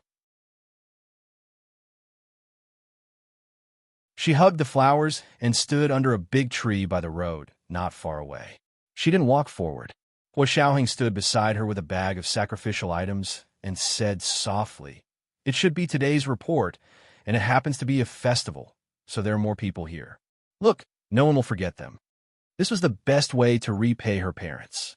Gunyinji nodded and stood there with Hua Xiaoheng the whole time. She watched the endless stream of people coming and going, and she actually watched with relish. She didn't feel bored without playing with her phone the whole day. In the evening, the crowd finally dispersed, and Gunyinji carried the flowers over to place them. 10 hours had passed. Although the night epiphyllum had been specially treated, it was still a little wilted. Gunyinji sprayed water with a small sprinkler and put some snacks on it. She whispered, "Mom and Dad, are you very happy today? Although I'm late, you won't punish me, right?" She muttered in front of Gu Xiangwen and his wife's graves for a long time. It wasn't until dusk that she was pulled away by Hua Xiaoheng. She looked back 3 times with every step, reluctant to part. Hua Xiaoheng turned her head around and said helplessly, "If you want to come back tomorrow. It's already dark today. Hurry up and go back." Gunyinji shook her head. "I can't wallow in this kind of sadness. Mom and Dad didn't do this to make me miserable. I want to live well, so they can truly be at ease." Therefore, she couldn't form a psychological dependence on the 2 graves. Hua Xiaoheng looked at her in surprise. After a long time, he rubbed her head. "Yes, you've really grown up." After the 2 of them returned, Hua Xiaoheng personally cooked a sumptuous dinner for her. After dinner, Gu Nianji turned on the computer as planned and began to take stock of the assets Gu Xiangwen had left behind. This is the first update of the day. Chapter 1407, Teaching Your Wife Behind Her Back. There are 2 updates today to remind everyone of the monthly votes and recommendation votes. Good night, dear ones.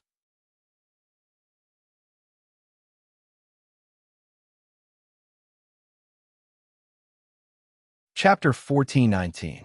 The Gu family had a lot of assets.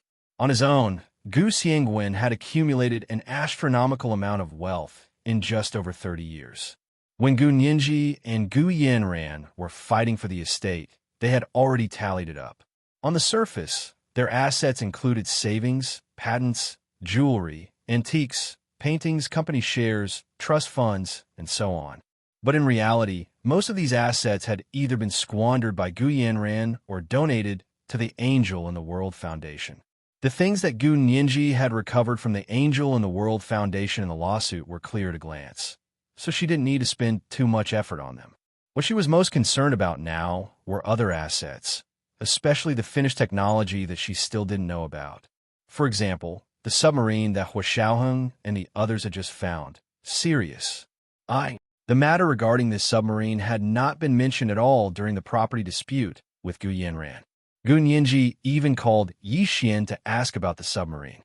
As expected, Yi Xian also didn't know anything about this submarine. As for whether or not Gu Yanran knew about it, Gu Nianji had her doubts for now. She couldn't help but chat with Hua Xiaoheng, who was reading a book, as she sat in front of the computer and organized all of Gu Xiangwen's assets. Major General Hua, do you think Gu Yanran knows about my father's submarine? Hua Xiaoheng was sitting on the recliner next to her. He had a book over his head and was pretending to sleep. The things that Gu Nianji's father had left behind involved a lot of military technology. It wasn't that Hua Xiaoheng didn't want to see them, but Gu Nianji was the master now, so if she didn't take the initiative to ask, Hua Xiaoheng wouldn't interfere. Now that Gu Nianji asked, Hua Xiaoheng finally said, "It's hard to say." Even Hua Xiaoheng thought it was hard to say, so Gu Nianji was curious. Why? Maybe she doesn't know because this submarine's technology content is very high. Maybe your father did a good job keeping a secret. Gu Yanran isn't his biological daughter, so it's possible that he hid it from her. Gu Nianji nodded thoughtfully. What if she knows? If she knew but kept it a secret from the beginning? Hua Xiaoheng removed the book from his face and looked at Gu Nianji sharply. Then we have to re-evaluate Gu Yanran as a person. Based on Gu Yanran's crimes, she could be executed several times over. However, Hua Xiaoheng had kept her locked up because his intuition told him that something was wrong. He couldn't explain the reason, but he felt that there was something wrong with Gu Yanran and Gu Nianji's fight for the inheritance, as well as her explanation of the whereabouts of Gu Xiangwen and his wife. They couldn't say that she was lying because they didn't know the truth, so there was no proof that she was lying. Also, anyone who lied had a motive. Gu Yanran had already admitted to using her biological father to pretend to be Gu Xiangwen in order to seize and transfer the Gu fortune. What motive did she have to cover up the real cause of Gu Xiangwen's death? Or did she know that Gu Xiangwen was dead? Gu Nianji frowned and thought about it for a while, then said, "Now that you mention it, I also think there's a problem. Actually, when I was fighting the estate dispute case, I felt that it was quite strange. If she knew that my parents were dead and I was missing, she would be the only heir after 7 years. Then, she could just take over the Gu family's assets. Wouldn't it be superfluous to make her biological father lie in a hospital bed in a vegetative state for so many years? She later confessed that because you disappeared, she was worried that you would come back to fight with her for the inheritance. So she used the adoption matter and used her biological father to pretend to be Gu Xiangwen to deceive everyone and create the established fact that you were adopted and she was the biological one." Hua Xiaoheng told Gu Nianji what they had pried out of Gu Yanran's mouth. This explanation was impeccable. However, Gu Nianji thought about it for a while and said, "How did she know that my father had passed away? And she once said that he died in a plane crash." Yes, your father's holographic avatar said very clearly that the plane didn't crash at that time. Instead, He was kidnapped and forced to land in a part of the sea at the Cape of Good Hope. Hua Xiaoheng sat up from the recliner. So on this point, do you think Gu Yanran knew the truth and lied? Or did she not know the truth and lied casually? Gun Yinji paused, and her expression gradually darkened. If she didn't know the truth, that is, if she didn't know the whereabouts of my parents, then lying would be excusable. If she knew the real cause of my parents' death and still lied, then wouldn't she have colluded with the Japanese right wing? She must have colluded, Hua Xiaoheng said with certainty. The question now is to what extent. In the matter of your parents' death, was she a traitor or an accomplice? Gun Yinji's eyes couldn't help turning red again when she thought of her parents' tragic situation. She turned to look at the computer and sniffled. Hua Xiaoheng handed her a tissue and comforted her calmly. If you want to cry, cry. Your parents must know that you've been a crybaby since you were young. Gun Yinji's tears instantly disappeared when she heard that. She turned to look at Hua Xiaoheng and said angrily, "Who's a crybaby? Why do I want to cry?" Hua Xiaoheng smiled, but didn't say anything. Gun Yinji turned to think of when she had just arrived at Hua Xiaoheng's side 7 years ago and would often cry at the top of her lungs at that time. Hua Xiaoheng was only in his 20s. Faced with a chubby 12-year-old crybaby, he must have had a headache, right? Gun Yinji blushed and glared at Hua Xiaoheng. She turned to look at her computer screen and typed furiously on the keyboard. She muttered, "Crying before the age of 18 isn't called crying. Minors can't cry. At least I haven't cried much since I was 18. Hua Xiaoheng was speechless. She had turned 18 and was now 4 months away from turning 20. It had only been less than 2 years, right? What a load of bullshit. Hua Xiaoheng didn't comment. He stood up and pulled a stool over to sit next to Gun Yinji. He watched her search on the computer. The Gu family's assets were all digitized and stored in the computer. At this time, Gun Yinji's powerful computer skills came in handy. She wrote a few search programs to find the information she needed in the vast amount of computer data. Hua Xiaoheng saw how red her face was and quietly changed the topic. He looked at the program she wrote and said, "What kind of content are you looking for?" Gun Yinji pursed her lips awkwardly and didn't speak. Hua Xiaoheng propped his head up with his hand and leaned against her computer desk. He glanced at her. "Still angry? What's wrong with a little crybaby? I just like little crybabies." Gun Yinji rolled her eyes and didn't believe him at all. "Hua Xiao, doesn't it hurt your conscience to say such things that go against your conscience?" "Then what do you want me to say? That I'm annoying? That I want to throw you out when I see you cry?" At that time, he really wanted to throw her out, but a certain little crybaby who had been hugging his leg since she was a child had been hugging his leg, so he couldn't throw her out. Gun Yinji angrily hit the table. "How can you say that? You should say that no matter what I am, whether I'm a little crybaby or a little laughing bag, you love me so much that you can't help yourself." Hua Xiaoheng looked at her with a smile and nodded. "Yes, you're right." Gun Yinji turned around and poked his chest with her finger. "Don't be perfunctory with me. I'm not perfunctory." "Really?" Gun Yinji's eyes darted around. "Then repeat what I just said." "What?" Hua Xiaoheng wanted to play dumb. He couldn't say something so shameful and childish. "I knew you weren't sincere, and you're still playing dumb." Gun Yinji looked at him with disdain. "And you said you weren't perfunctory." "I really wasn't." "Then repeat it again. Just say that no matter what I am, you love me so much that you can't help yourself." Gun Yinji pointed her phone at Hua Xiaoheng and wanted to record him saying this. Of course, she had to be careful when leaving voice evidence. Hua Xiaoheng thought about it and repeated with a smile. "Okay, no matter what I am, you love me so much that you can't help yourself. Are you satisfied?" "Yes, that's more like it." Gun Yinji's first reaction was to be overjoyed. She felt refreshed, and every pore on her body felt as if she had just gone to a spa. But after replaying it on her phone, she quickly came back to her senses. Damn it, she had been tricked by that cunning Hua Xiaoheng again. No, you're wrong." Gun Yinji chased after him to correct him. "You should say, no matter what you are, I love you so much that I can't help myself." Hua Xiaoheng suddenly flashed his phone and said with a smile, "I know you love me. You don't have to promise me again." It turned out that he had also recorded a video just now and had quickly used an editing software to edit it. Opening the playback on his phone, he saw a beautiful girl with big eyes smiling at the phone and saying, "No matter what you are, I love you so much that I can't help myself." It was as if she was confessing to him. Gunyinji was so angry that she pounced on him and wanted to hit him. Of course, she was quickly violently suppressed by Hua Xiaoheng. After fooling around, Gunyinji was so tired that she lay in his arms and said, "Delete the video just now." "No." Hua Xiaoheng refused immediately. "But I'll encrypt it and save it. Only I can open it and watch it." "What's so good about that?" Gunyinji panicked at the thought of it, and her eyes turned red again.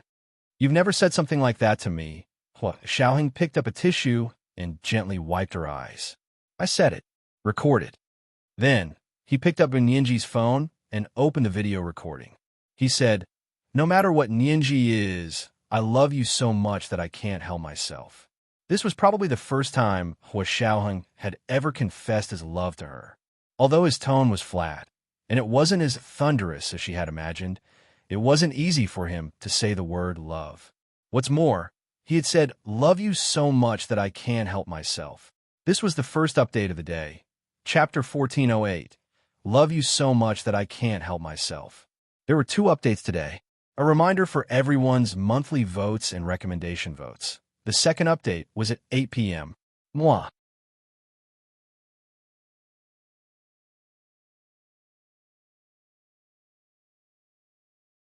Chapter 1420. Happiness came so suddenly that Gunyinji almost couldn't react. She watched as Hua Xiaoheng put the phone back in her hand and instinctively gripped it tightly. "Are you satisfied?" Hua Xiaoheng patted her head. "This way, we both have dirt on each other." Gunyinji snapped back to reality and glared at Hua Xiaoheng. She pressed the phone to her chest and said proudly, "This isn't dirt. This is the greatest wealth of my life." Hua Xiaoheng was speechless. He looked at Gunyinji with a smile. "Then do you want to double your wealth?" "Yes."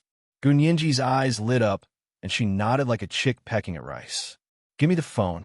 Hua Xiaoheng smiled faintly and extended his hand to Gunyinji. Gunyinji put the phone back in his hand and looked at him curiously. Hua Xiaoheng picked up her phone and asked while suppressing his laughter, "How many times do you want your wealth to multiply?" Gunyinji was speechless. It could even be so smart to pick multiples? Gunyinji said tentatively, "Then double." She wasn't greedy. She just wanted to double it. But then again, did Hua Xiao really have a quick way to double her wealth? Then should she withdraw all the money in her bank account and give it to Hua Xiao? Gunyinji's thoughts were running wild when she saw Hua Xiaoheng nod from the corner of her eye. Then he picked up her phone and pressed a few buttons on the touchscreen. "Fine, double it as double," Hua Xiaoheng said as he returned the phone to Gunyinji. Gunyinji raised an eyebrow. "So fast. What kind of a legal method is this?" As she spoke, she looked down at her phone and saw that Hua Xiaoheng had copied the video. She had been tricked again. Gunyinji wanted to hit him. "This is how you double my wealth?" Gunyinji said with a serious expression and showed Hua Xiaoheng the 2 identical videos on her phone. Hua Xiaoheng nodded seriously. "You said this is your greatest wealth, so I copied it. Of course, it's doubled your greatest wealth. What's wrong?" Gunyinji was speechless. What was wrong? Everything was wrong. Gunyinji glared at Hua Xiaoheng, knowing he was teasing her. Ignoring him, he put away his phone and focused his attention back on his program on the computer. Hua Xiaoheng turned around and sat next to her. He rested an arm on the back of the computer chair behind Gunyinji and crossed his legs as he calmly watched her search for information on the computer.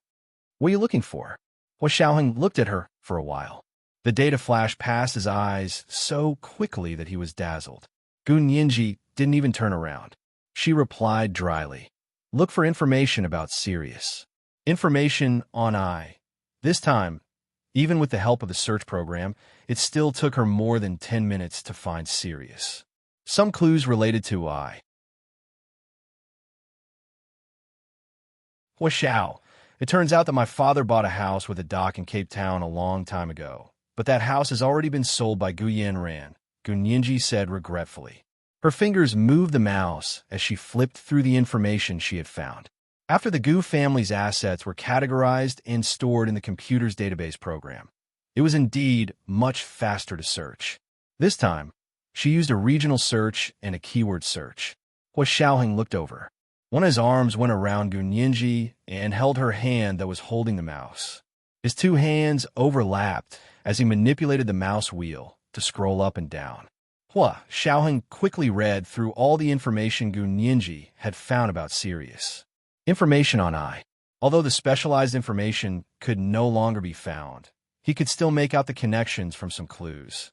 Hua Xiaoheng controlled the mouse and clicked on the house that had once belonged to Gu Xiangwen.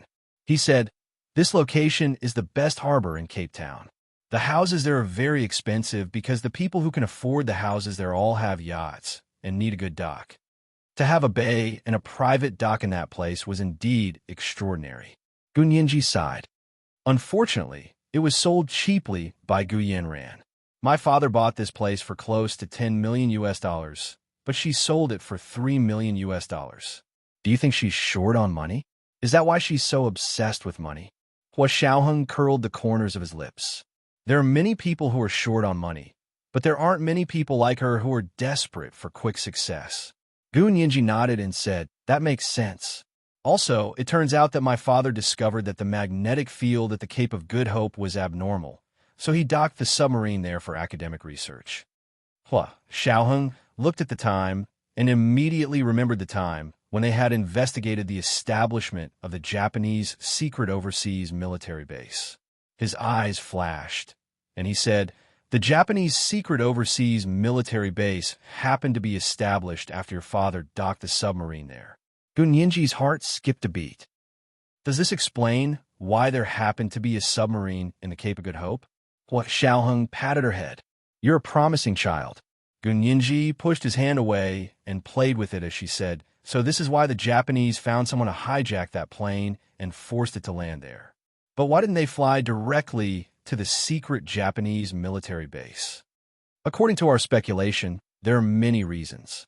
Hua Xiaoheng picked out a few important reasons and said, "First of all, because the plane wasn't your parents' private plane, but a civil airliner. There were hundreds of people on the plane. If they directly flew it to the secret Japanese military base, there was a high chance that information would be leaked. The Japanese government didn't want to be enemies with the world, so they definitely wouldn't be stupid enough to directly bring the entire plane back to their base." Gu Nianji suddenly understood. So they hired mercenaries to hijack the plane and force it to land on an island near the Cape of Good Hope. But at the same time, in order to ensure that the plan would go smoothly, they also arranged for spies on the plane. They were the 4 spies, and they were closely following my parents. Gu Xiangwen wasn't like Hua Xiaoheng and the others. They were special intelligence agents who had undergone rigorous professional training and could see through those disguised passers-by at a glance. Gu Xiangwen and his wife didn't see through it, which had nothing to do with intelligence. Moreover, people with good intentions were the easiest to deceive. Hua Xiaoheng said thoughtfully, "The Japanese have done a thorough research on your father. They know that he's kind-hearted, so they chose 2 old men and 2 young men who were descendants of the Huaxia Empire. Think about it. When the plane was hijacked and someone asked your father for help, they were old men and children, and they were his compatriots. How could he not help?" Gu Nianji's mood dropped. "If my father wasn't so kind-hearted, would he have escaped? If your father wasn't so kind-hearted, he wouldn't be Gu Xiangwen," Hua Xiaoheng said calmly. Gu Nianji nodded slowly and took a deep breath. She held the mouse and looked at the next content. She asked Hua Xiaoheng, "Major General Hua, from your professional point of view, shouldn't there be other staff on that submarine?" Hua Xiaoheng nodded. Of course. This was also the clue they were looking for. They hadn't expected Gu Nianji to be looking for it as well. However, this was only their conjecture based on common sense. In fact, they hadn't found any clues. Could it be that this kind of submarine didn't need other staff, and her parents could handle it? Gu Nianji said in confusion. Also, I didn't find any clues about Sirius 2. Traces of 2. Was she really overthinking things? Or had her father not had time to create Sirius 2? Had he been killed? No matter how she thought about it, The second possibility was more likely. Gun Yinji closed the computer and pondered silently for a while. She said to Hua Xiaohong, "Can you think of a way for me to see Gu Yanran? You want to see her?" Gun Yinji clicked on the computer with the mouse and said seriously, "Now that my father and mother have been found, I want to see what she has to say. And I still have questions." Hua Xiaohong thought about it and said, "Okay, I'll arrange it." The next day, Hua Xiaohong asked In Shixiang to complete the procedures for them and directly brought Gun Yinji to see Gu Yanran. Gu Yanran was an important criminal and was being held in a secret place in the Special Operations Forces. This place was quite far from the Special Operations Forces headquarters. It would take about 2 hours to drive there. After going through layers of security checks, Gun Yinji and Hua Xiaohong finally arrived at the small room to see Gu Yanran. There were 3 walls here, and there were no windows. When the door was closed, the door and the wall almost merged into one. It felt very oppressive. Gu Yanran sat on a chair in the middle of the room. There was a small conference table in front of her, and Gun Yinji sat opposite her, quietly sizing her up. This is the second update of today, Chapter 1409. Everything is wrong. There are 2 updates today to remind everyone of the monthly votes and recommendation votes. P.S. Thank you to Only Reading Makes People Happy in Life for the 10,000 Chidian coins that I planned to give you yesterday. Good night, sweethearts. You're tuning in to the Romance Rendezvous YouTube channel. We're so grateful for your support, and don't forget to subscribe to join us on this incredible journey through captivating stories.